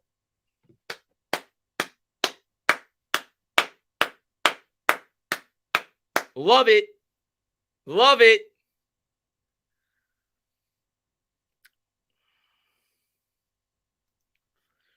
McCollum hands to Ingram, back to McCollum. McCollum lefty dribble floater. That's an air ball. My God, man, we embarrassed this team tonight. Quickly comes up with the rebound. Here comes IQ. IQ behind the back dribble. Gives to Brunson. Brunson has it right around the logo. 6:07 to go. Here's Jalen. Jalen to the hoop. Kicks back out to Randall. Randall, righty dribble. Guarded there by Ingram. McCollum comes over to double. Cross-court pass to the corner for Hart. And I guess it was off the Pelicans. Hart stayed away from it. So 5 seconds on the shot clock. Knicks will inbound. 5:57 to go here in the fourth. Yeah, Pels got destroyed tonight, man. Yes, I do believe the Knicks can win a playoff series. If they could get the 5 seed, I absolutely think they have a chance to beat the Cavaliers. 1.4 on the shot clock as the ball's punched out of bounds. Knicks will keep it here, but they're going to have to get a quick shot off. 5:54 to go here in the fourth.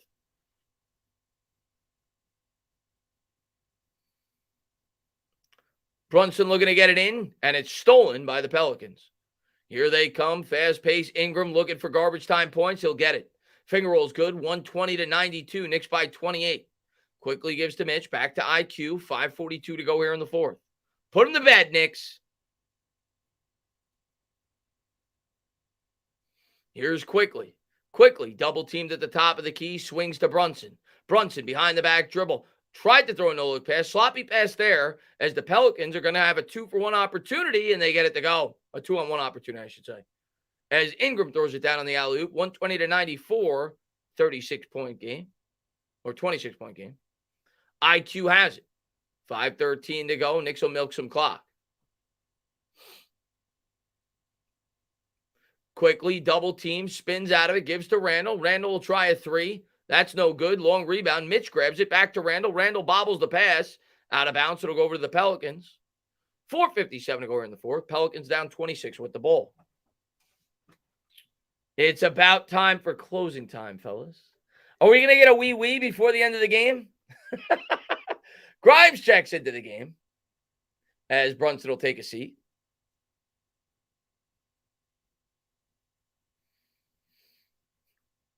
McCollum with it. Gives to Ingram. Ingram double teamed. Holds it above his head. Kicks to the corner for McCollum. McCollum will try a 3. No good off the side rim. Rebound Randall. 4:43 to go. Randall's going to bring it across center court. Splits the defenders between the legs. In the paint. Double team. Kicks to Grimes. Grimes in the corner. Tries a 3. Book it! Grimes with the dimes. 123-94. Knicks by 29. Here's Ingram. Ingram pull-up jumper. No good from 16. Rebound Quickly. 4:20 to go. Knicks by 29 with the ball. IQ has it. IQ swings to Robinson. Robinson to Randall. Randall with the handle. Double teamed right around the free throw line. Spins to the left. Fadeaway jumper. Oh, baby. Oh, baby. And the foul. Oh, that was silky smooth. 125-94. Knicks by 31.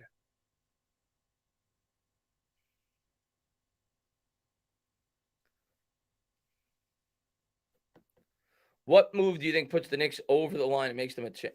It's hard for me to give you the move, Ross. But they need another top 15 player. That's what they need, and it needs to fit with the current team that we have. Not every player is going to fit well. What's going on, Danny Cardona, man? Thanks for popping in, man. Randall's looking good, man. Randall's definitely looking good tonight. What do we do with Leo and Love? I'd let Love walk. Unless he's going to sign for a lot cheaper than I think he's going to. But if his market is, higher than 6 or 7 or 8 million, maybe tops, I'd let him walk. I was under the impression when we drafted Belton last year, that's why we drafted him, right? To eventually replace Julian Love. Julian Love had a really good year. I know he's a captain. He's well respected. Seems like a great guy.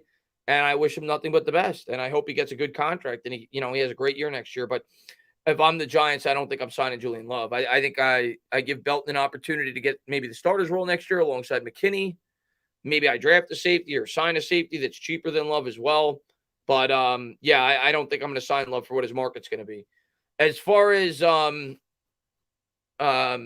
question about Leonard Williams is coming back because if you cut him, you're only saving $12 million. It's not worth it. He's a better player than $12 million. Whenever I think about should we cut this player, that's the first thing I think about. When what's the cap savings? $12 million? Well, is Leonard Williams worth more than $12 million? My answer is yes. So if I'm only going to save $12 million, why would I cut him? So we're not going to cut Leonard Williams. Then it comes down to what can you do to try to space out some of that money, right? Can you extend him? Can you, I think that will be the goal. I think they'll try to approach Leonard Williams and try to talk about a reasonable extension that could, alleviate a lot of the cap pressure this year because he's due to be $32 million against the cap. If you could extend him, say 3 years, $16 million a year, 3 years, $15 million a year, just because the math is easier. He's older, right? I know he signed for a $21 million a year contract like 3 years ago when the market was lower, but he's older now.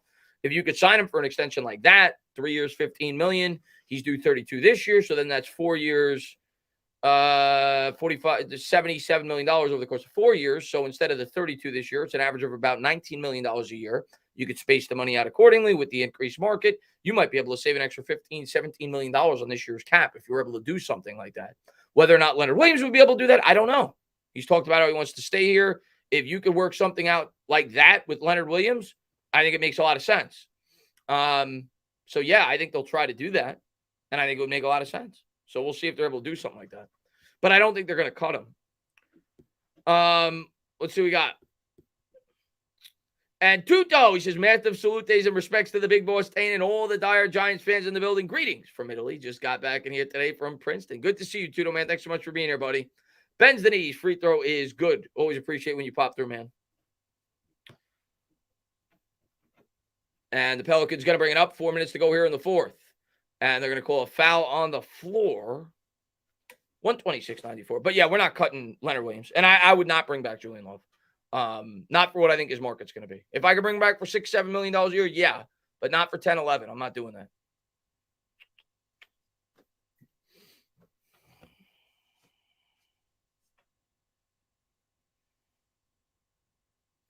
So now they're emptying out the bench. Jericho Sims comes in for the Knicks along with McBride and Toppin.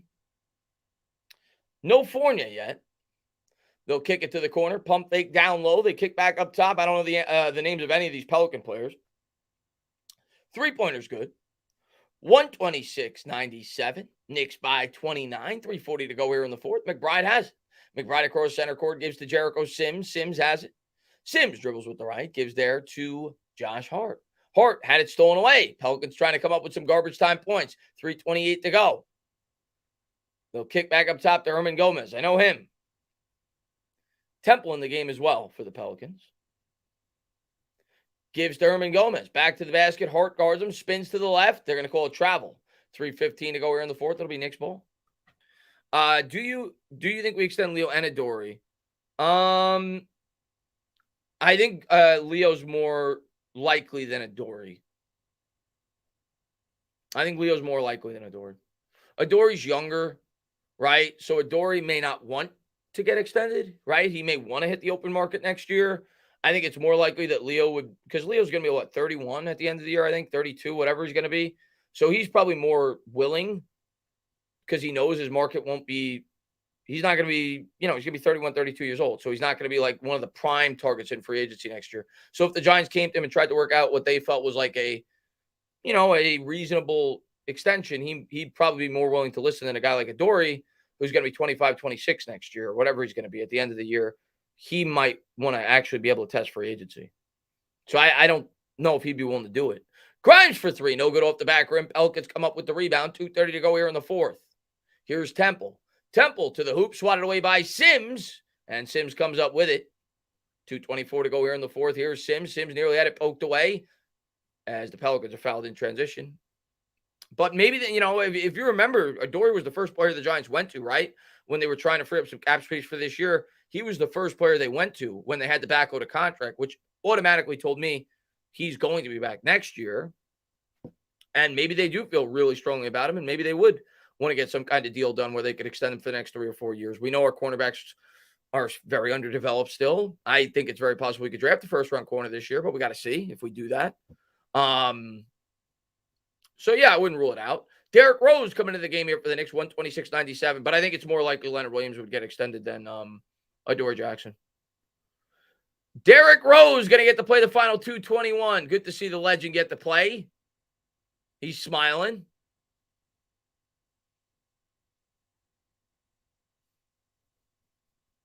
First free throw is good.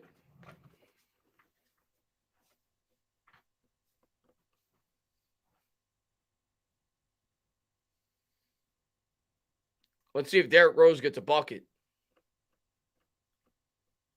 Lewis Jr. at the line. He'll hit the second, 126-99. And Rose has it. Here comes D. Rose. Knicks by 27. Rose with the ball. Rose will try a three. He's not shy. Air ball. Herman Gomez comes up with the rebound. He hands to Lewis. Lewis guarded by McBride. Dribbling with the right. Picked up there by Derrick Rose. Gives to Herman Gomez. Herman Gomez. Jumper. No good off the back rim. McBride comes down with the rebound. Minute 57 to go here in the fourth. Here's Toppin. Obi has it. Obi hands to D. Rose. Rose on his toes. Crossover dribble. Gives there to McBride. McBride scans the defender. Kicks to Rose. Rose will try again for three. That's no good off the front rim. 0 for 2. We'll see if the third time's a charm. Pelicans are going to bring it across center court. Here's Daniels. Daniels lefty dribble gives to Herman Gomez. Herman Gomez layup good.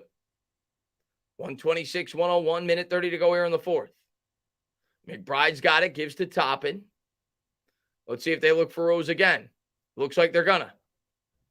He hands to Rose. Rose running head start behind the back dribble to the hoop. Kicks to Toppin in the corner for three. No good. Off the side rim. Long rebound for Lewis. Knicks by 25. Lewis has it. Lewis kicks out to Herman Gomez. Herman Gomez. Swing pass across court to Lewis. To the hoop. Layup no good. Rebound. Knicks come down with the rebound. Rose has it. 25-point game. Here's D. Rose. Rose to the hoop. Layup no good off the backboard. Out of bounds. And it was tipped out of bounds. It'll be Pelicans ball. We'll see if Rose gets one more chance. And Fabian says game over. Thank you for the super sticker. Appreciate it.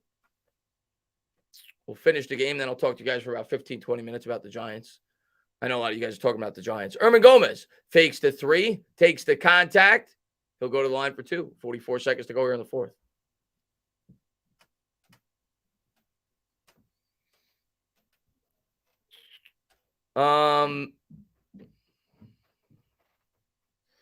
Chris, do you actually believe the rumors that we might move on from DJ and look at? No, I do not at all.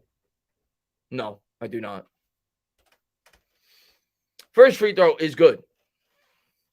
What's the rumors, B-Dog? Because I've heard rumors that people are saying that CJ Stroud. Do you know what it would cost to get CJ Stroud? No way. Second free throw is good. 126-103. It's a 23-point game. 43 seconds to go here in the fourth quarter. Derrick Rose is going to bring it across center court. Rose has it. 15 on the shot clock. Rose dribbles with the left around a screen. Cross court pass to McBride in the corner. McBride for three. That's an air ball. Pelicans come up with the rebound. It's Temple. Temple up ahead to Daniels. Daniels behind the back dribble. Gives to Lewis. Lewis for three. Good.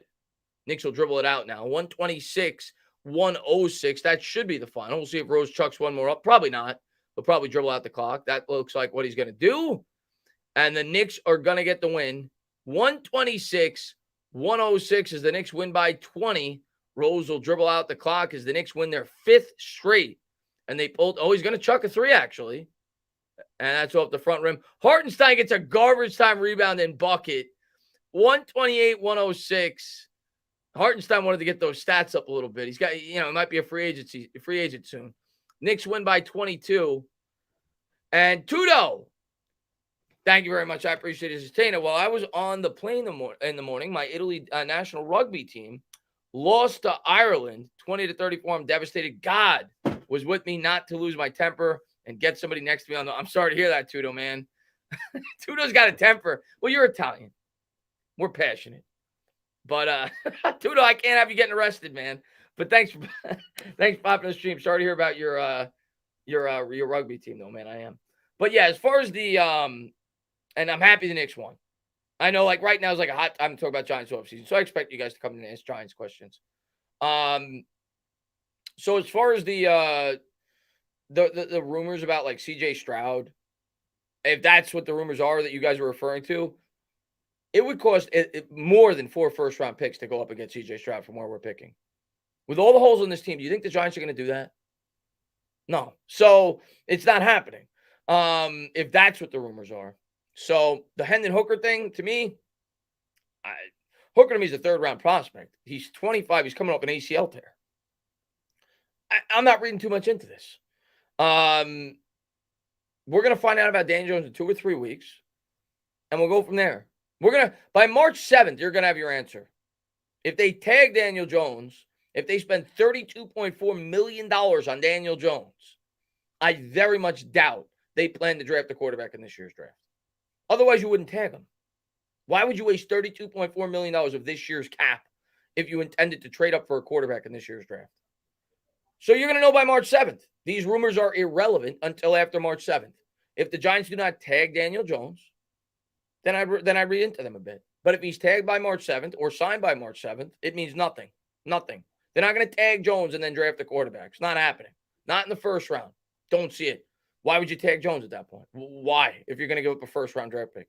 So that's the way I see it.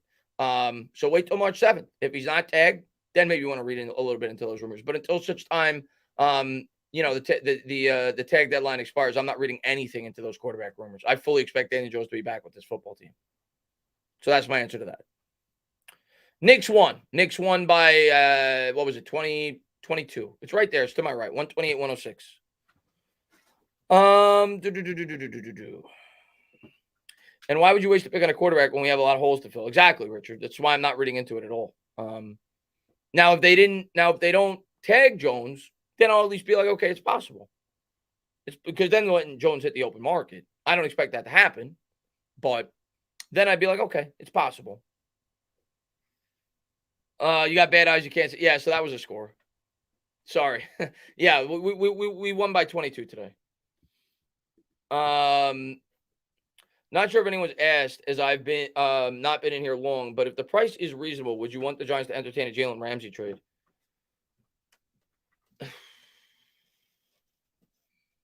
Probably not. I'd imagine Jalen Ramsey's making a lot of money, right? Was he cut? I haven't been keeping up with Jalen Ramsey. The rumors are that they're looking to trade him, right? Not that he was cut. If they're looking to trade him next year, he's got a cap hit of $25 million,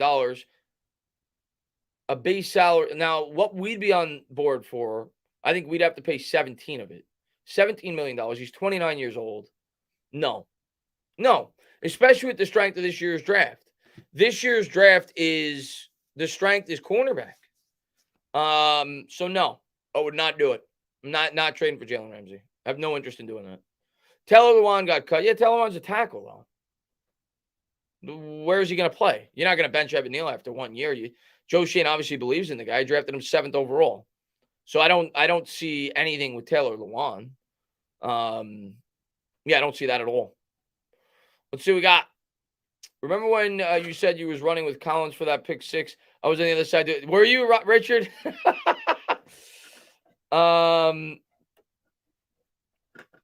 Michael says the only quarterbacks we should be looking at if in some scenario let Jones hit free agency is Will Levis and Anthony Richardson. Yeah, I mean, I guess those guys would be more in our range, at least as of now. Who knows what's going to happen with the quarterbacks, right? Things change. Like, if Anthony Richardson has an incredible combine, who knows? I mean, if he convinces the Houston Texans that he's the best quarterback or has the highest ceiling in this year's draft, they could take him. I wouldn't be surprised at all, right? I mean, you go back to Baker Mayfield's draft in 2018. Nobody thought Mayfield was going to go first overall, and things changed over the process. So you don't know where these guys are going to end up. You just don't. I am very confident that Young is going to go very early. I'm very confident that Stroud's going to go very early. And I'm pretty confident that Richardson's going to go pretty early. I don't think he's getting out of the top 10. I don't. And I don't think Will Levis getting out. I think all three of those guys are going to go in the top 10. Four of them, I should say. I think they're all going to go very early. But things change over the course of the combine and the draft process and everything else. I think all four of those guys are going to go early, though. Yeah, there's so many quarterback needy teams. Are you feeling they will let? Yes, I don't think Barkley's going to be back. I really don't. I don't think Barkley's going to be back. You want Stetson Bennett? No, I don't want Stetson Bennett. Stetson Bennett to me is like a career backup in the NFL. I mean, who knows? You never know in the NFL, but I don't view him as a starter. Good night, Knicks fam. 5 in a row, baby. Let's go. Let's go, amazement. Do you think the Texans force quarterback? I really don't. They'll be bad next year, and they'll be able to get Williams, Mayer, Sanders. I mean, it depends on how they feel about these quarterbacks, right? You don't know where you're going to be picking. I mean, there's a good chance they will be picking early, but you don't know that. So if they really like CJ Stroud or, any of these quarterbacks, if they feel they're could be a franchise quarterback, yeah, I wouldn't be surprised at all if they draft one. They're in the spot to do it. So I'm not saying I'd be shocked if they don't, but I right now, yeah, I'm expecting them to draft a quarterback. I won't be surprised if they don't for the reason that you just said, but I think they're going to draft a quarterback. Handsome Chris back on the Knicks game. Love to see what's going on there, Dr. Drake, man. Thanks for popping in, buddy. And Patrick Mahomes says, honestly, the Giants have the quarterback and the coach. You guys get a great O-line, and it will cover a lot of the mistakes. RPO action will be a lot more effective for DJ as well. I agree with you. I really do. I'm not going to fully commit yet to that Jones is the quarterback, like long-term. But I think he could be. And I didn't think that going into last year. I really didn't.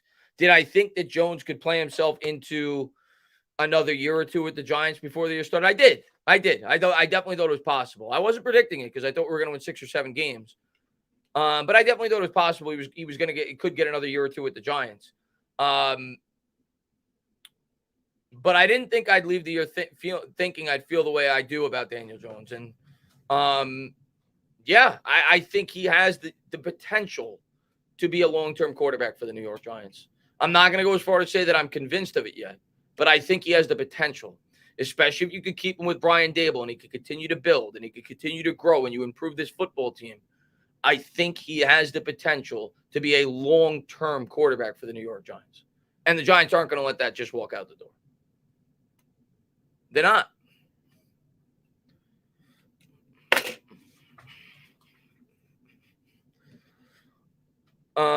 Let's see. What's your one pick that would completely shock you? Knicks are surgeon is right, Steven. What's your one pick that would completely shock you? Not specifically for the Giants, but for any team. For me, it's the Cowboys or Bears.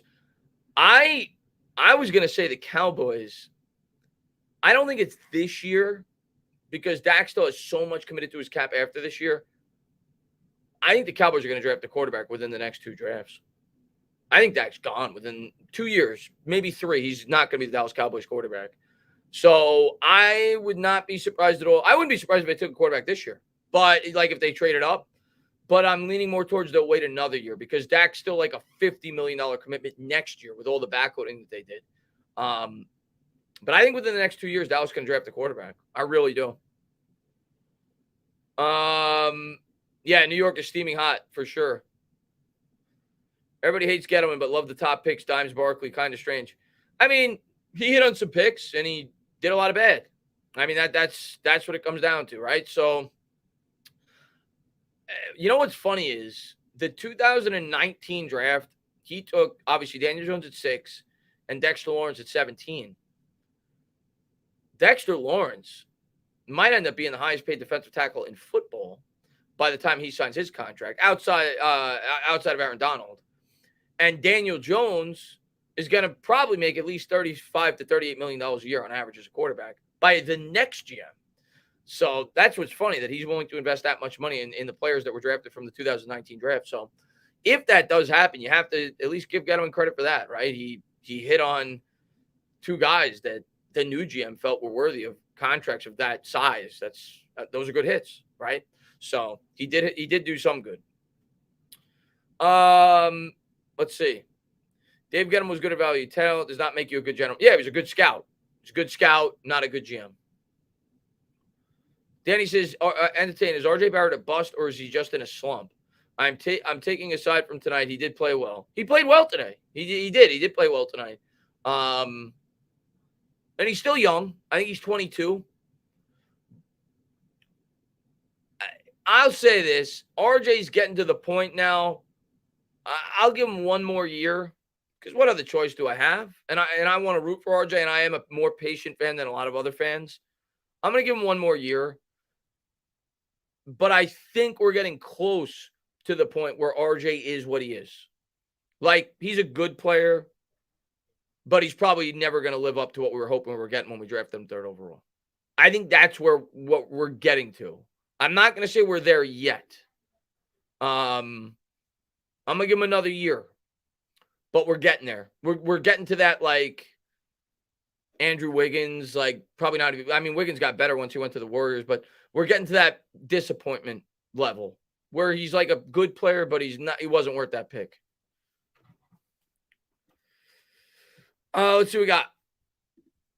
Tudo says, Tana, I like Shane and I believe he knows what he's doing. If you remember, he was visiting some college games last year and quietly scouting with his assistants. Well, that's the other thing. This year that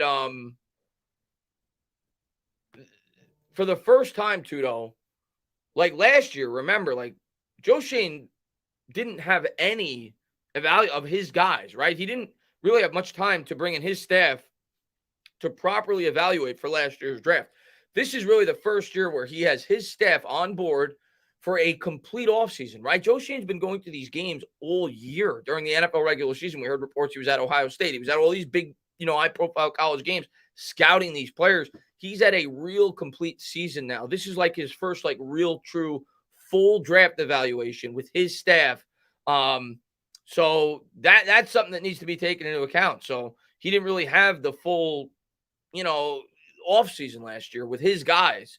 So hopefully that helps him, this year, produce a better draft.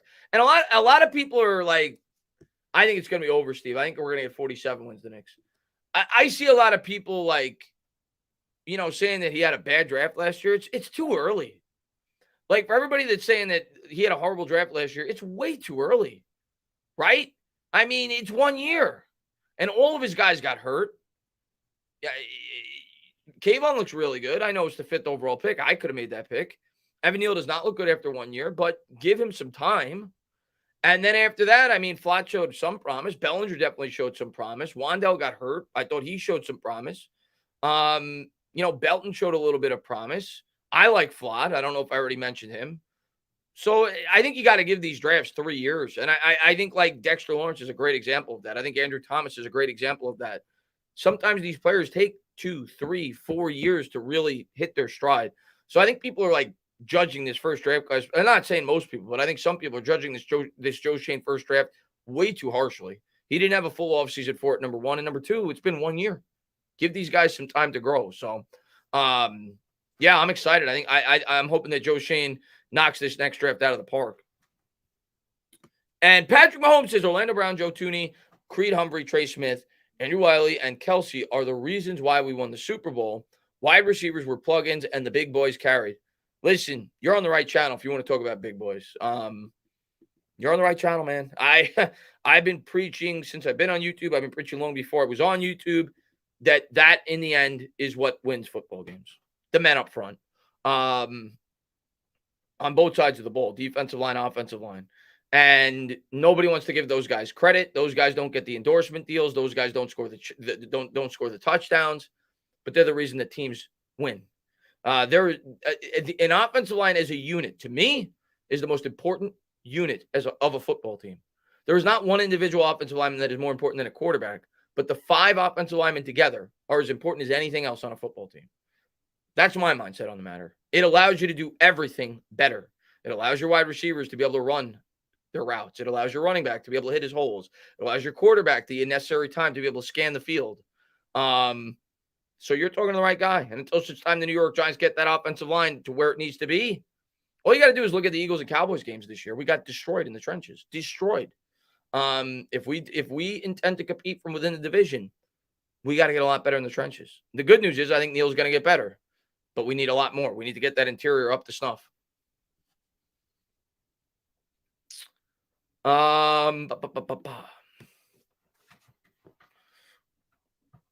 Yeah, that's why it's so impressive with a quarterback wins a suit. Yeah.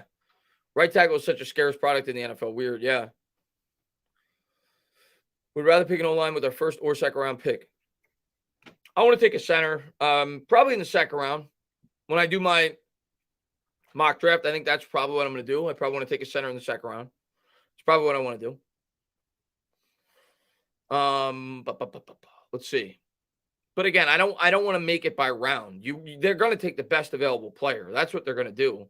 But I'm hoping they could find a really good center early in the draft at some point. Why is Joe Shane Train going to be disappointed? Let me take a look. What did he say? What did Joe Shane Train say? I am a Jones jersey owner, and I believe that. You believe what? Let me see what you believe. Last year, I think you believed we were taking Malik Willis. You're saying DJ won't budge? I feel another quarterback in this year's draft? I don't. And I think in the end, DJ will budge. Yeah. I think DJ is going to force the Giants to tag. And when they tag, they're going to meet in the middle. Because here's what I'm going to say about the DJ situation. If you're Daniel Jones, and I understand that he may feel his market's $40 or $42 million.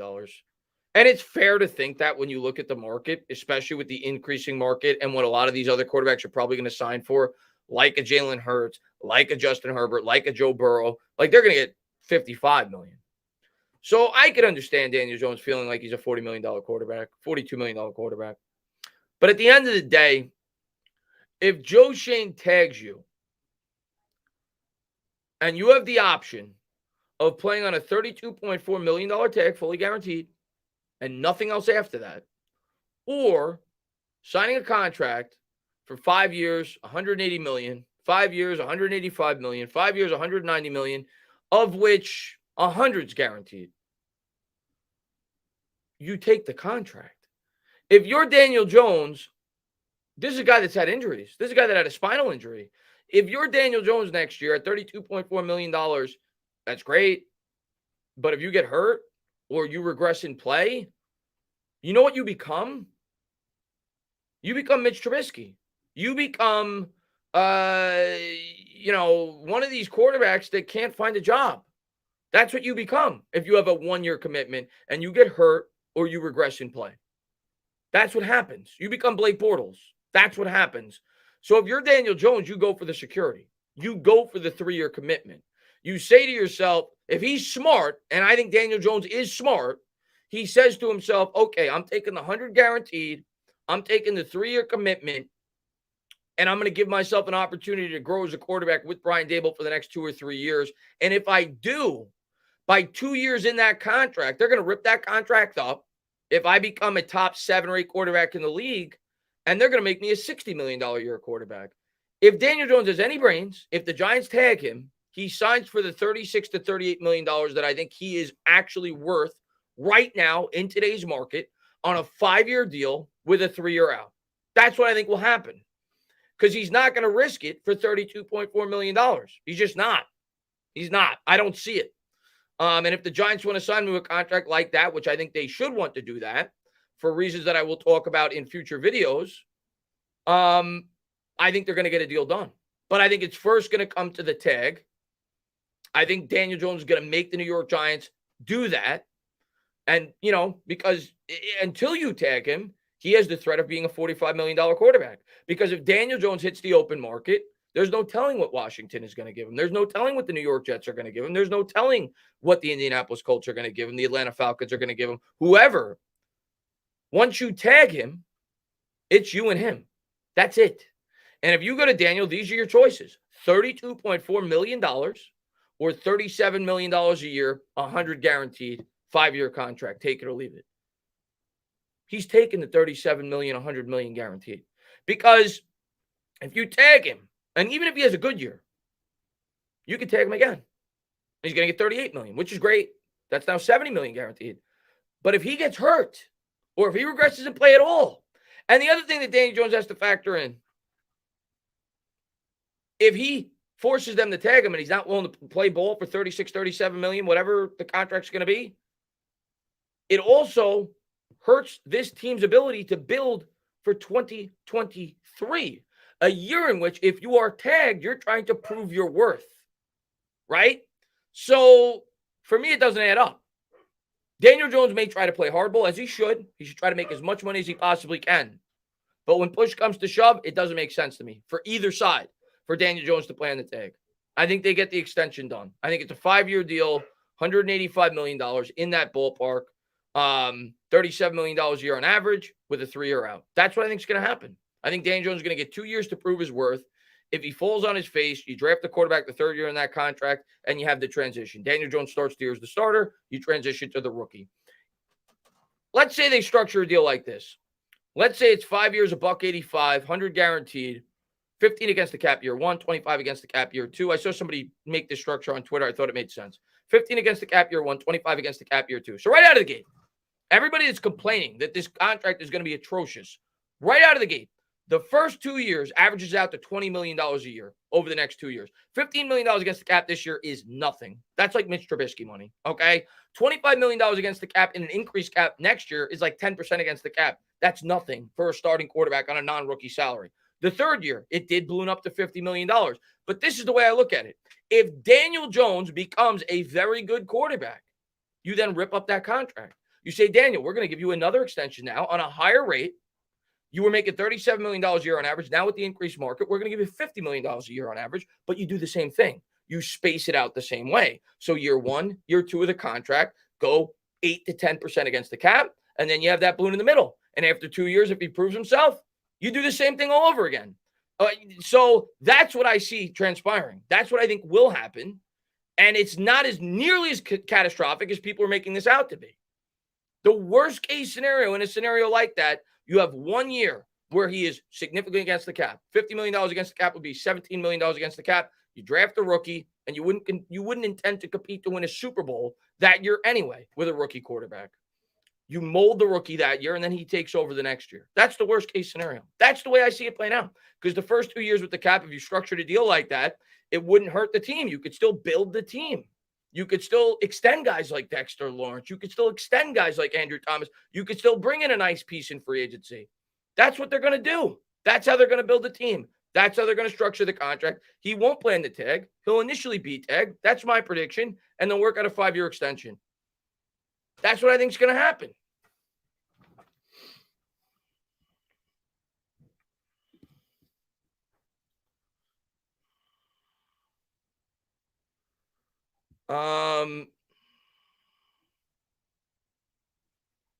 Let's see. What's up, Playoff P, man? Thanks for popping in. Let's see. Barbara, who's your favorite? Well, if you can't comprehend what I'm saying, that's on you. It's going to hurt me to see Saquon Barkley leave. It's going to hurt me too. I don't want to see Saquon Barkley leave. But you got to, it's not about one player. It's about the team. And I understand it.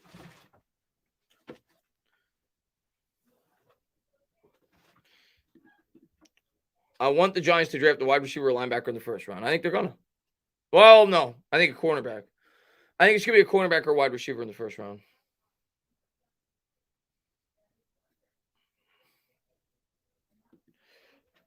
Giants Chronicles podcast. I don't think the Giants. I think that. Here's my thing, Giants Chronicles podcast. I don't disagree with you. I think we might tag him, but I don't think Saquon would play on the tag. And my guess is the Giants and Saquon already discussed this.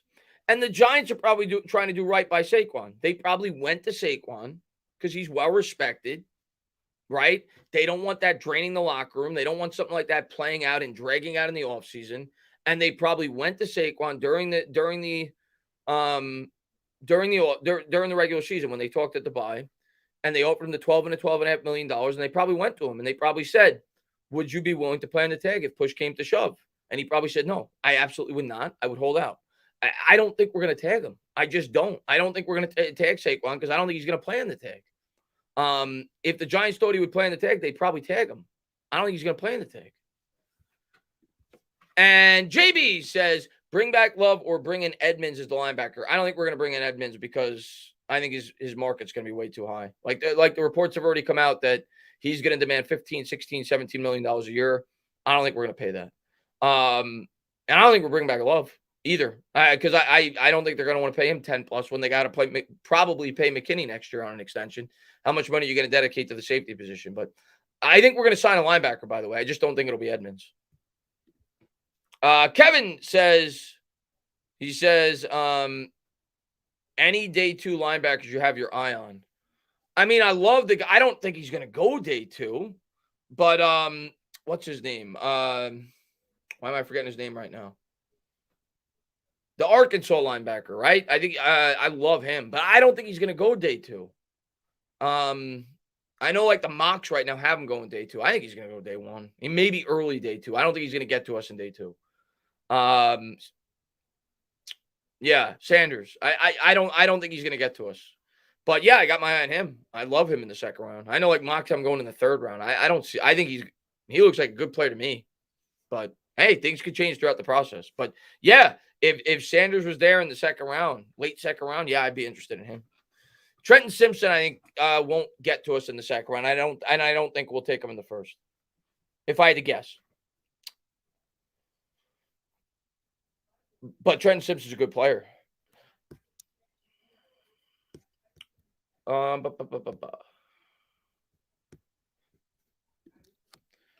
believe we could bring back DJ, Saquon, and Love. We could, but I don't think we will. But I hope we do. Well, I'd love to have them all back. Chris says, are you shocked the Cardinals hired Eagles defensive coordinator as their coach? I thought an offensive mind. Yeah, it is a little peculiar. And I don't know. I don't follow the Cardinals nearly as closely, obviously, as I follow the Giants. So I don't know what they've done in terms of an offensive play caller. Call me crazy. Call me a hater. I don't care.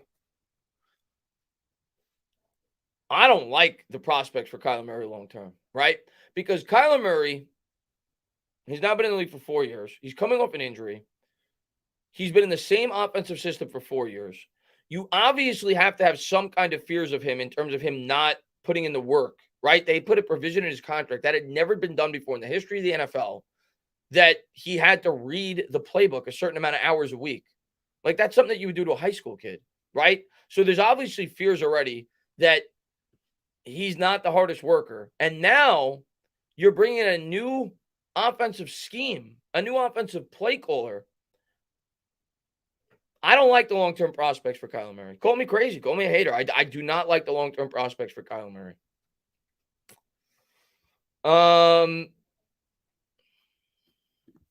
Trubisky had a better offensive line and wide receivers, plus the team had a great defense for years.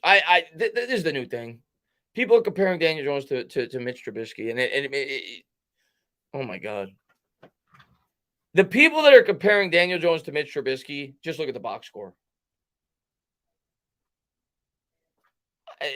Daniel Jones is a better quarterback than Mitch Trubisky. He's just he's a better quarterback than Mitch Trubisky. I don't care what the stats say. He's a better quarterback than Mitch Trubisky. Let's see what we got.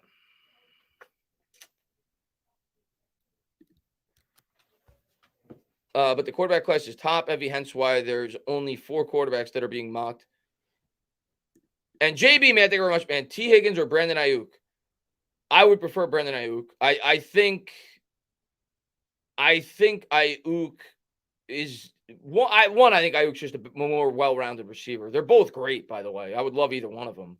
But if you're telling me which one would I prefer, I think Ayuk's a better all-around wide receiver. Like, his routes are just, whenever you watch a 49er game, he's one of the players that always stands out to me. Like, the amount, how quickly he could create separation in terms of his route running ability, his playmaking ability after the catch. Like, and I think he'd fit this scheme better than a guy like T. Higgins too. So if I had to pick one, I would pick Brandon Ayuk, but I don't think either one's going to be available. But if they are, I would love either one of them to be New York Giants. But if you're asking me to pick one, I'd pick Ayuk. I love both of them though. Third overall pick, Mitch lost his job. The other thing with Mitch Trubisky that I hear all the time. Where was I going to go? Oh yeah, that they say, oh, it was the same thing as Daniel Jones. He went 4 years, blah blah. They benched Mitch Trubisky after his third year. They signed Nick Foles. Nick Foles was the starter for that team in his fourth year. Nick Foles got hurt. That was the only reason that Mitch Trubisky even got inserted back into the lineup. Daniel Jones is a better quarterback than Mitch Trubisky. So we need someone who could separate and could definitely do that. He's also, Ayuk you're talking about? Yeah, I love Ayuk.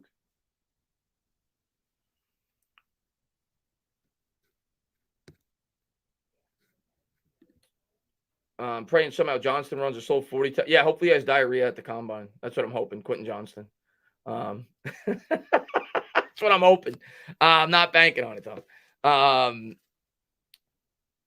Godwin makes sense for me. I've brought him up many times as a potential trade candidate, as a realistic trade candidate. I obviously I prefer Ayuk and I prefer Higgins, but as a guy that I know more than likely know is going to be available, a guy that is still relatively young. I know he's had injury history.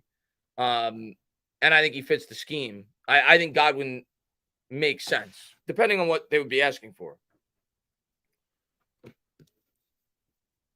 Could we take a trade Saquon? I suppose it's possible, but I don't think it's gonna happen. I don't think it's gonna happen. I maybe I'll be wrong. Maybe I'll be wrong. I think he's just gonna sign elsewhere. Let's see. Just report. Yeah, I was gonna make a video on that today, Joe. I saw that Derek Carr's camp seeking $35 million a year, which is good news for us, by the way. And I don't know how teams around the league are going to evaluate Daniel Jones in comparison to Carr. Like, every team's going to evaluate these quarterbacks differently. Like, Carr is a more proven quarterback, right? The fact that he's played in the league a lot longer and he's had some very good years. I mean, he did early on in his career, he played at a near MVP level that 1 year, I think, when they went 13-3, but that was 2016. He had a really good year last year. Not last year, the year before that. This past year, he was underwhelming. But if you're going just based off of recently, this past year, Daniel Jones had a better year than Carr. Daniel Jones is 6 years younger than Carr. So I don't know. I don't know where their markets are going to be. But if Carr signs for that $33 to $35 million area, I think that's good news for us. I mean, not for Daniel Jones, but for us.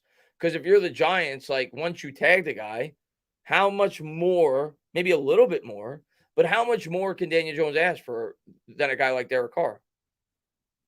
I like him more, but I don't think Daniel Jones's market is going to be significantly higher than a guy like Derek Carr. I think Jones is a better fit for the Giants, and I think he could grow into more than what Derek Carr ever was. But if the Jets sign Carr for $33 to $35 million, I can't imagine Jones being able to get more than 38, which is really good news for us. I don't want to have to sign Jones for 45. I want the Giants to be able to build as good of a team as they possibly can. So when that news came out today, I was like, that's good. I was worried that Carr might get 40, 42, 43 with these desperate teams that need a quarterbacks with the market the way that it is. So that was good news. I liked reading that today.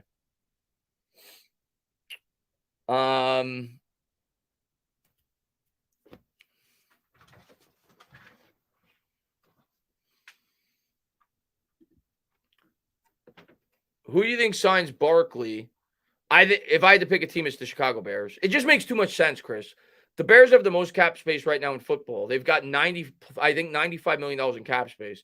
They have a young quarterback in Justin Fields that they're trying to find out whether or not they want to push forward with in terms of being a franchise quarterback.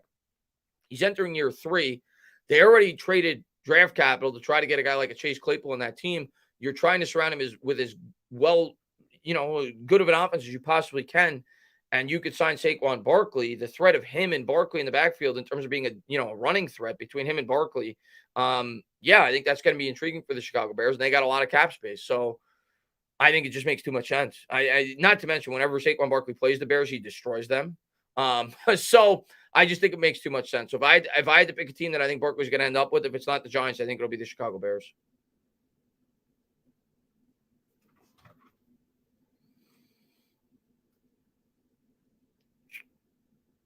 Yeah, Barkley's going to get $15 million a year, Sneaky. Barkley's going to get $15 million a year. I have no doubt in my mind. Zero doubts in my mind. And I'm not telling you that 8 teams are going to run to the table to pay him $15 million because of all the variables that come with Saquon Barkley, the fact that he is 26, the fact that he has had an ACL tear. But there's going to be a team like the Bears that are going to convince themselves, yeah, I'm willing to give this guy 4 years, $60 million because I could get out of it after 3. I need to build around my young quarterback with Justin Fields. I need to find out what he is, and a guy like Barkley could really help his development. So there's no doubt in my mind he's going to get 15, maybe 14. He's getting at least 14. He's going to get more than what the New York Giants reportedly are willing to give him. I'm almost positive of that.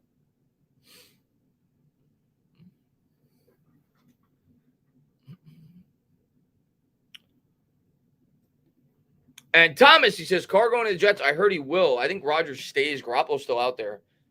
Yeah, I mean, those are the rumors that the Jets are, and thank you, Thomas. But those are the rumors that Carr is showing pretty significant interest in the Jets, and the Jets are showing pretty significant interest in him. It sounds like the Jets are kind of waiting it out to see if Aaron Rodgers does, in fact, become available. But we'll see. I think either Rodgers or Carr is going to be a Jet. That's what it sounds like. It sounds like they want to go the veteran route, and I think it's a mistake. It's what the Jets have always done. It's what the Jets have always done. And maybe it'll work like it did for the Broncos with Peyton Manning, if they get a guy like Aaron Rodgers. But Aaron Rodgers is 40. And now you're asking Aaron Rodgers to play in a new offense. I don't know. Like, I do think the Jets have a pretty well-rounded roster. But do I think that Aaron Rodgers at the age of 40 makes them a Super Bowl team? That's pushing it, So I don't know. The Jets did the same thing with Brett Favre. They did the same thing with Neil O'Donnell. I don't love it. I don't think it's a good idea for the Jets personally, but I understand it because they think they have a well-rounded roster, and I do think they're going to end up with a veteran quarterback. And Garoppolo would be the other one that's a possibility for the Jets due to his ties with Saleh and the offensive coordinator. So I think the Jets are going to get one of those 3 guys you just mentioned. I don't know what's going to happen with Rodgers. Push comes to shove, Rodgers probably stays with the Packers if I had to guess, but I wouldn't be shocked if he ends up somewhere else in a trade. We're not trading for him. No chance. But yeah, it'll be interesting to see where those guys wind up. None of them are going to be Giants, but Geno Smith's another potential free agent. I think he'll be back with Seattle. John, man, thank you very much, man. All this talk about needing a wide receiver, the team really needs to upgrade the entire linebacking core. Everyone that started the past season won't be back. If the Giants make a trade, it should be a linebacker. It's been pathetic. I think we're going to sign a linebacker. I think that's going to be our biggest free agent acquisition. I think it's going to be a linebacker. I would be pretty surprised if the Giants don't finish this offseason in terms of the free agency period with a legitimate starting linebacker. I'm not telling you it's going to be a $17 million linebacker. It might be a $10 million linebacker, but we're going to get a legitimate starting linebacker. I'd be pretty surprised if we don't sign one. I think that's the route we're going to take with the linebacker. Not to say we won't draft one also. I don't expect us to draft one early. I think we're going to sign one in free agency and maybe draft one, in the 4th round, 5th round, whatever. But I think we're going to sign one. I think our biggest free agent signing is going to be a linebacker. All right, Michael, be good, man.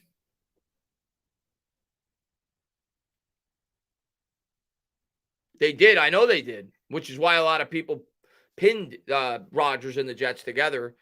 But Rodgers has to want to leave the Packers, right? And the Packers have to want to trade him. So if he does become available, yeah, I think the Jets are going to try to make a move for Rodgers, but I don't know if he's going to become available. But I don't think it's a risky move for the Jets. But if it works, it works. If it works, they'll look brilliant, right? If he helps them win a Super Bowl like Peyton helped the Broncos win a Super Bowl late in his career, I get it. I mean, the Jets have a really good all-around team. I get it. I get why they try to take that swing, but I don't know. I don't know. And JB says, Love as a captain, led the team in tackles, called plays, played safety, corner, and blitzes, also led in interceptions, and was second in tackles for loss. Why don't we get why don't he get any love, unintended? He's a good player. I don't think it's necessarily a good thing that he led the team in tackles. I'm not saying it's on his part, but you don't want your safety to lead the team in tackles. You usually want your linebacker to lead the team in tackles. So the fact that he led the team in tackles, I think, speaks to how poor the linebacking core is. Love's a good player. Here's the thing, JB. How much are you going to invest in the safety position? How much are you going to invest in it? I have to think if they sign Love Say they give Love 3 years, $33 million, which is around what I think his market might be. 3 years, $30 million, something like that. If they do that, you're going to also put money into McKinney next year? Like, how much money are you going to put into the safety position? I don't know, right? Because you look at all the other players on our team that we're going to have to end up paying, and I don't think Joe Shane's going to spend a ton on that safety spot. So if we sign Love, I would be leaning towards they're probably not going to keep McKinney. And I think they're going to lean towards keeping McKinney over keeping Love. So that's why I don't think Love's going to be back. But hey, maybe I'll be wrong. Maybe they'll keep Love.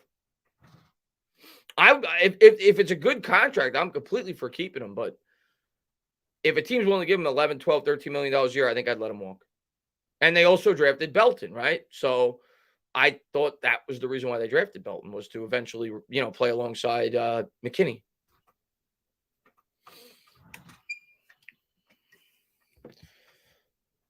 But I want to keep all our players, ideally. Giant says, Chris, what do you think about a free agent like DJ Chark or Matt? I like Chark. I don't know what his market is, but I like Chark. Yeah. I think he's a good. I've always thought he's a pretty good receiver. Off season better than the regular season? Not when your team's good. And hopefully the Giants are getting to the point where they're consistently good, right? But yeah, the way it's been over the last 3 or 4 years, yeah, it's been more fun because our team's been bad. But last year we were good. Ian Rappaport thinks the Giants will keep DJ and Saquon. Did that just come out, B-Dog, or is that something that was like a month ago? Is that something that just came out? I don't have Twitter in front of me.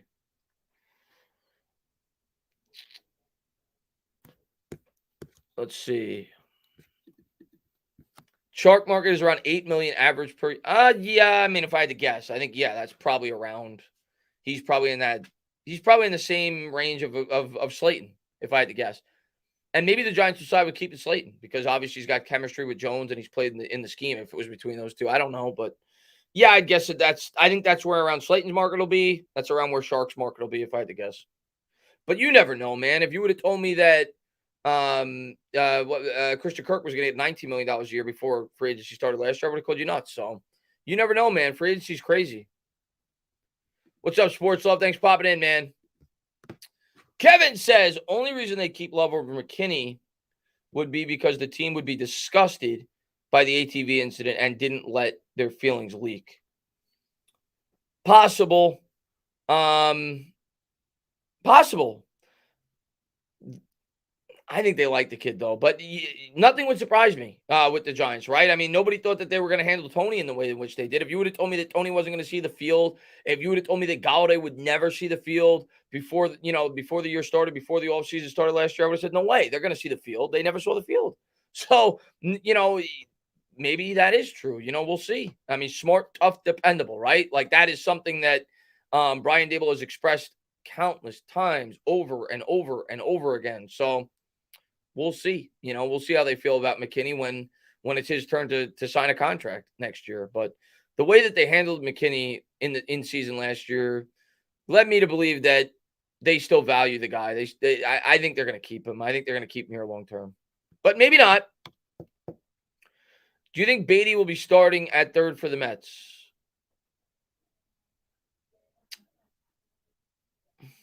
Well, they still got what's his name? They still got why does the name escape me right now? Because I'm not thinking about baseball. Escobar, right? They still have Escobar. I think and obviously they were going to have Correa playing third, and we'll see if they sign anybody else, but the Correa thing fell through.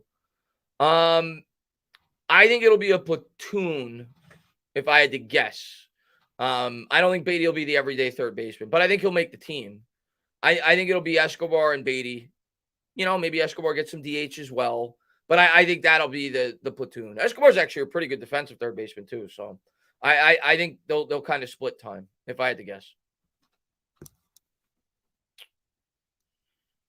Let's retire JPP as a Giant. Man, I doubt it. Maybe. I'm for it. Help us win a Super Bowl, right? Excited for Beavers and McFadden. I'm really excited for Beavers next year. I just don't know if he's going to be the same player that we were hoping for off the injury, but I'm excited. I'm excited for him. Quinn says the only thing that sucks about the offseason is less Chris. Hard to get by sometimes. I appreciate that, Quinn. If Giants don't re-sign Barkley, I'm going to be a lot more active this offseason, by the way. Last offseason, I needed a break. I'm going to be a lot more active this offseason. So I'm just kind of waiting. I'm not trying to force content, right? I don't want to be one of these guys on YouTube that just that gives you bullshit content. I don't want to do that. Like, I felt like I got to a point where I was that, and I kind of tried to step away from that and, talk to you guys when I feel like it's something that's worth talking about. So that's why I don't force content as much as I used to. So that's the only reason. But I plan on being more active this year for sure. Like, a lot more active than I was last offseason. I'm excited. I'm excited to talk about the Giants this offseason.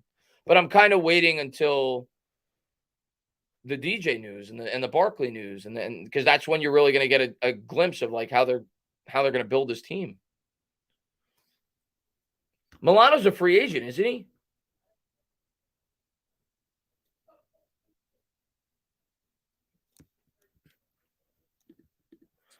These next couple of weeks are key for the DJ negotiation. All the agents are in Indy.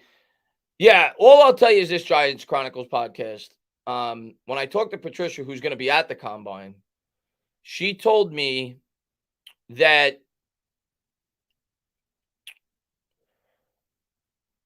she's going to have a much better idea of the whole DJ situation when she's at the Combine. She said on Friday she's going to get a lot more information because what you just said. GMs talk, players talk, you hear whispers. So, yeah, I think you'll start to get even more hints from beat reporters and insiders if Daniel Jones is not signed yet, if Barkley's not signed yet during the Combine. That's what I think. I think you'll start to hear a lot more.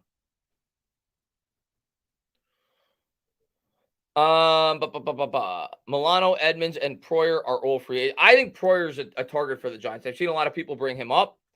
Obviously with his connection to the Bills, I think it makes sense.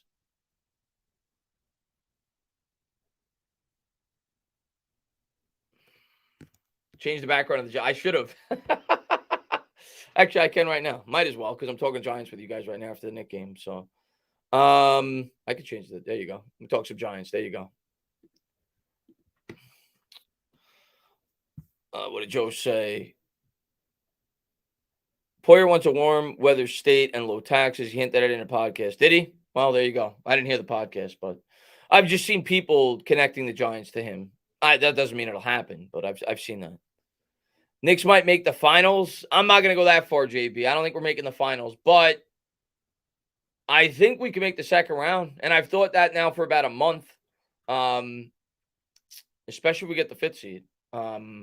I think they have a good chance to make the second round.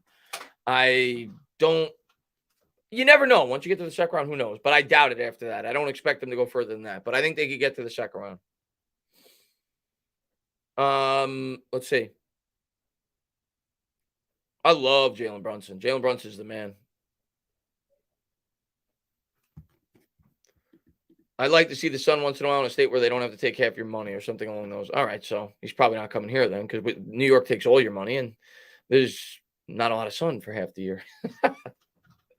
I live in Long Island, Eric.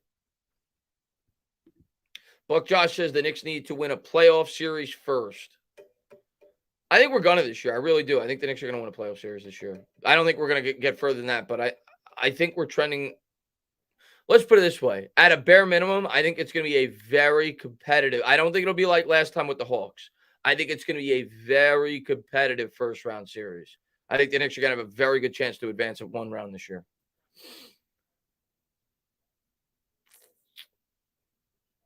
You'll try to all right, I appreciate it, Russ.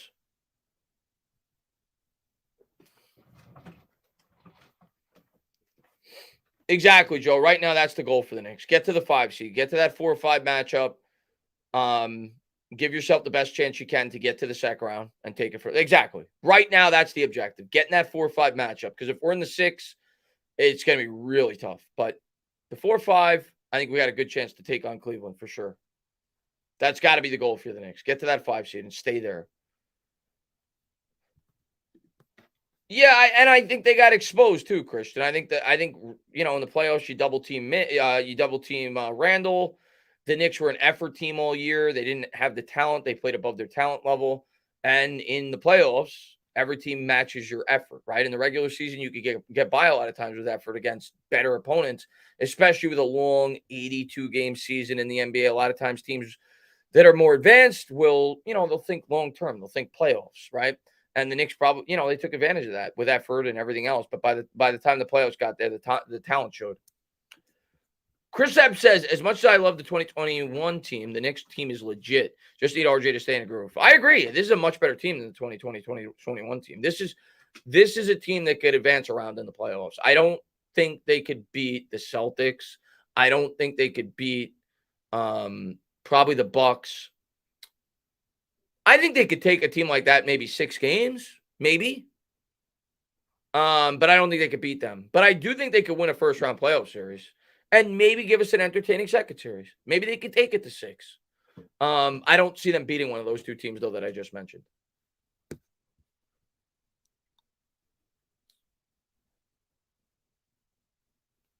Imagine, I don't think that'll happen because I think the Nets are going to fall out of it. I think the Nets will probably drop to I'm looking at the standings now. Probably the 7 seed when all is said and done. I think the Knicks and Heat will be the 5-6. One will be the 5, one will be the 6. And the Nets will probably be the 7 when push comes to shove. That's what I think will happen. And I think the Knicks will probably play the Cavs.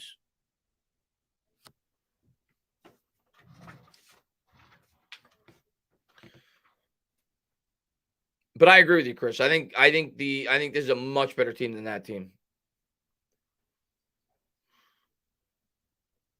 Great win is right, no. Let's go, baby. Change the background back to the Knicks. Just for you, Derek, I'm going to do it. You know what? Let's be impartial. There you go. City. This represents both the Knicks and the Giants. New York City. You take me in the Poirier Club. All right, I'll take a look at it after the stream, Russ. So you think we will end up 6 and play Philly? No, I think we're gonna get the 5 and play and play Cleveland. Let me take a quick look at the Poirier clip that you're talking about. Hold on one second. Let me see if I can pull it up. I'm guessing you're Ross on Twitter. So there you go. I always like when I get to find out, So now I know from here on out, Russ C, you're Ross on Twitter. Okay. So now I know. I like to put the name with the face because YouTube, Twitter, different. So now I know. From now on, whenever I see Ross comment on one of my things on Twitter, it's Russ. Okay. So let me I'll share this with this. Well, I don't even know if people would be interested in it, but I'll take a look at it after. I see it though. I see that you tagged me on it. I'll definitely take a look at it after with the Poirier thing. But he probably wants to get out of Buffalo as soon as he possibly can, right?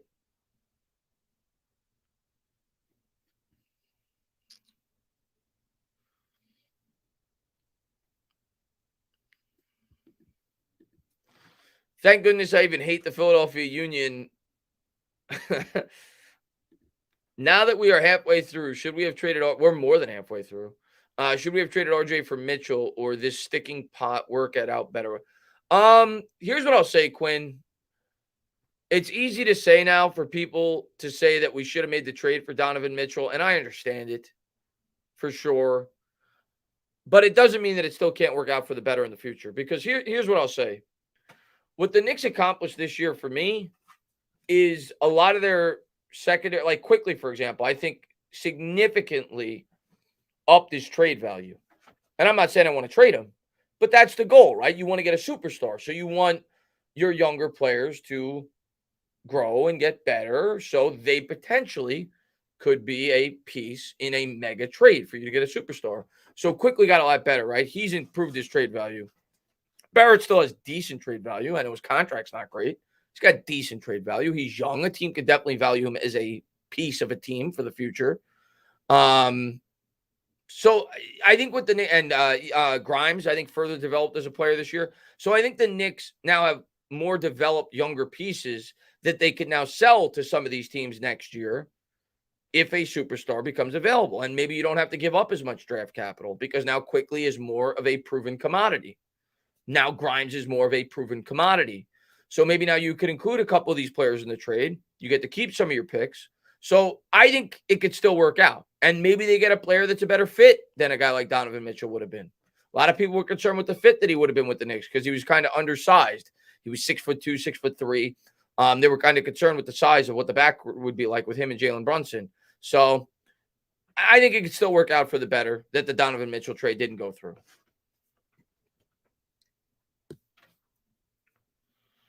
What's going on, Brian Dable, man? Thanks for popping in.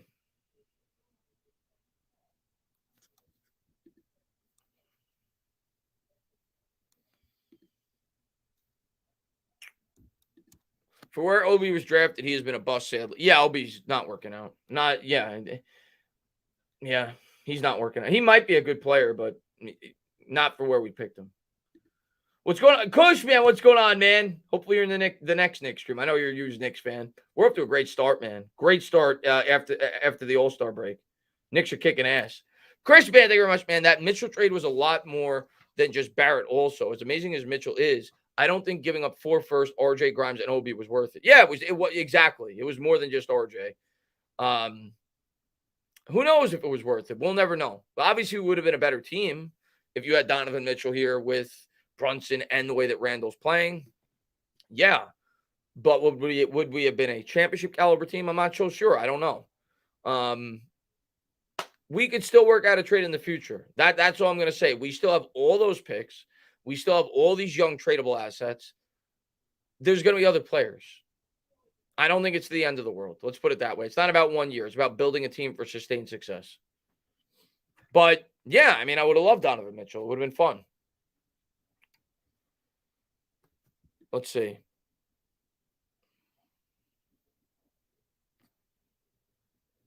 Yeah, I'm a fan of Grimes, man. I love Grimes. I like Grimes a lot more than I thought I did. I'm a big fan of Grimes. You know, like with Grimes, you guys remember Kevin Knox, right? Like when we watched Kevin Knox, for me, I never got the hype for Kevin Knox, even early. Like I remember so many people, all Knicks fans, were hyping Kevin Knox up to be like this. Like I remember people comparing him to like superstars, and I was like, I don't see it. Like to me, he kind of seemed like a worse version of Barrett to me. Like he was a player that didn't. He looked like he was just never there mentally. Like he was always just all over the place. With Grimes, for me, he just feels so controlled. Like he just he's confident. He's got great form on his jump shot. It's just there for Grimes. You could just tell that Grimes is going to be a good basketball player. I like Grimes. I don't know if he's going to be a superstar, but I think Grimes is going to be a very good basketball player. I really do. I think he's going to be a very good basketball player. Yeah, he was long and athletic, but it just didn't. It didn't, for me with Knox, like when I watched him, like it didn't, and I understand he was 19 years old, but it just didn't all, I don't know. It never, even 2-3 years in, I never saw it. With Grimes, I see it. I'm like, yeah, this guy could be a really good player.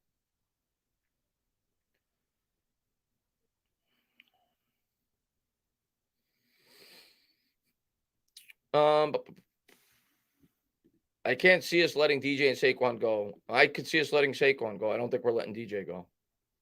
I hope both are back though, man. But I've accepted the fact that there's a good chance Saquon won't be back.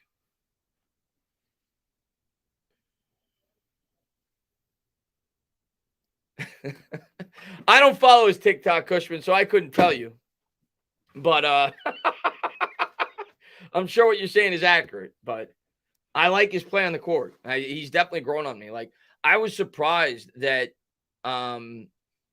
Utah valued him, reportedly at least, rumored to have valued him as highly as they did when those trade rumors came out for Donovan Mitchell. And this year I've seen it. I'm like, okay, I can see what people, he's good. I think he's good. Let's see. But guys, I wanted to hang out with you guys for a bit. I don't go as live as often as I normally do. I'm probably going to go live at some point soon to talk Giants. I always love doing the Giants live streams with you guys. definitely be live as free agency heats up for the Giants a lot. Probably like twice a week once free agency really starts to get cooking. Because there's gonna be a lot of news that comes out. I plan on having a Giants video out tomorrow where I talk further in detail about the Daniel Jones situation. I probably will go live for the next Knicks game, which I think is Monday. Probably. I don't want to commit to that, but probably. But guys, enjoy the rest of your night. Thank you guys for all the support you guys always show on the channel. Appreciate all you guys. Knicks looking good, 5 in a row. Hopefully we're going for 6 on Monday. This team's looking good right now. Let's get that 5 seed. Be good, guys. Have a good night.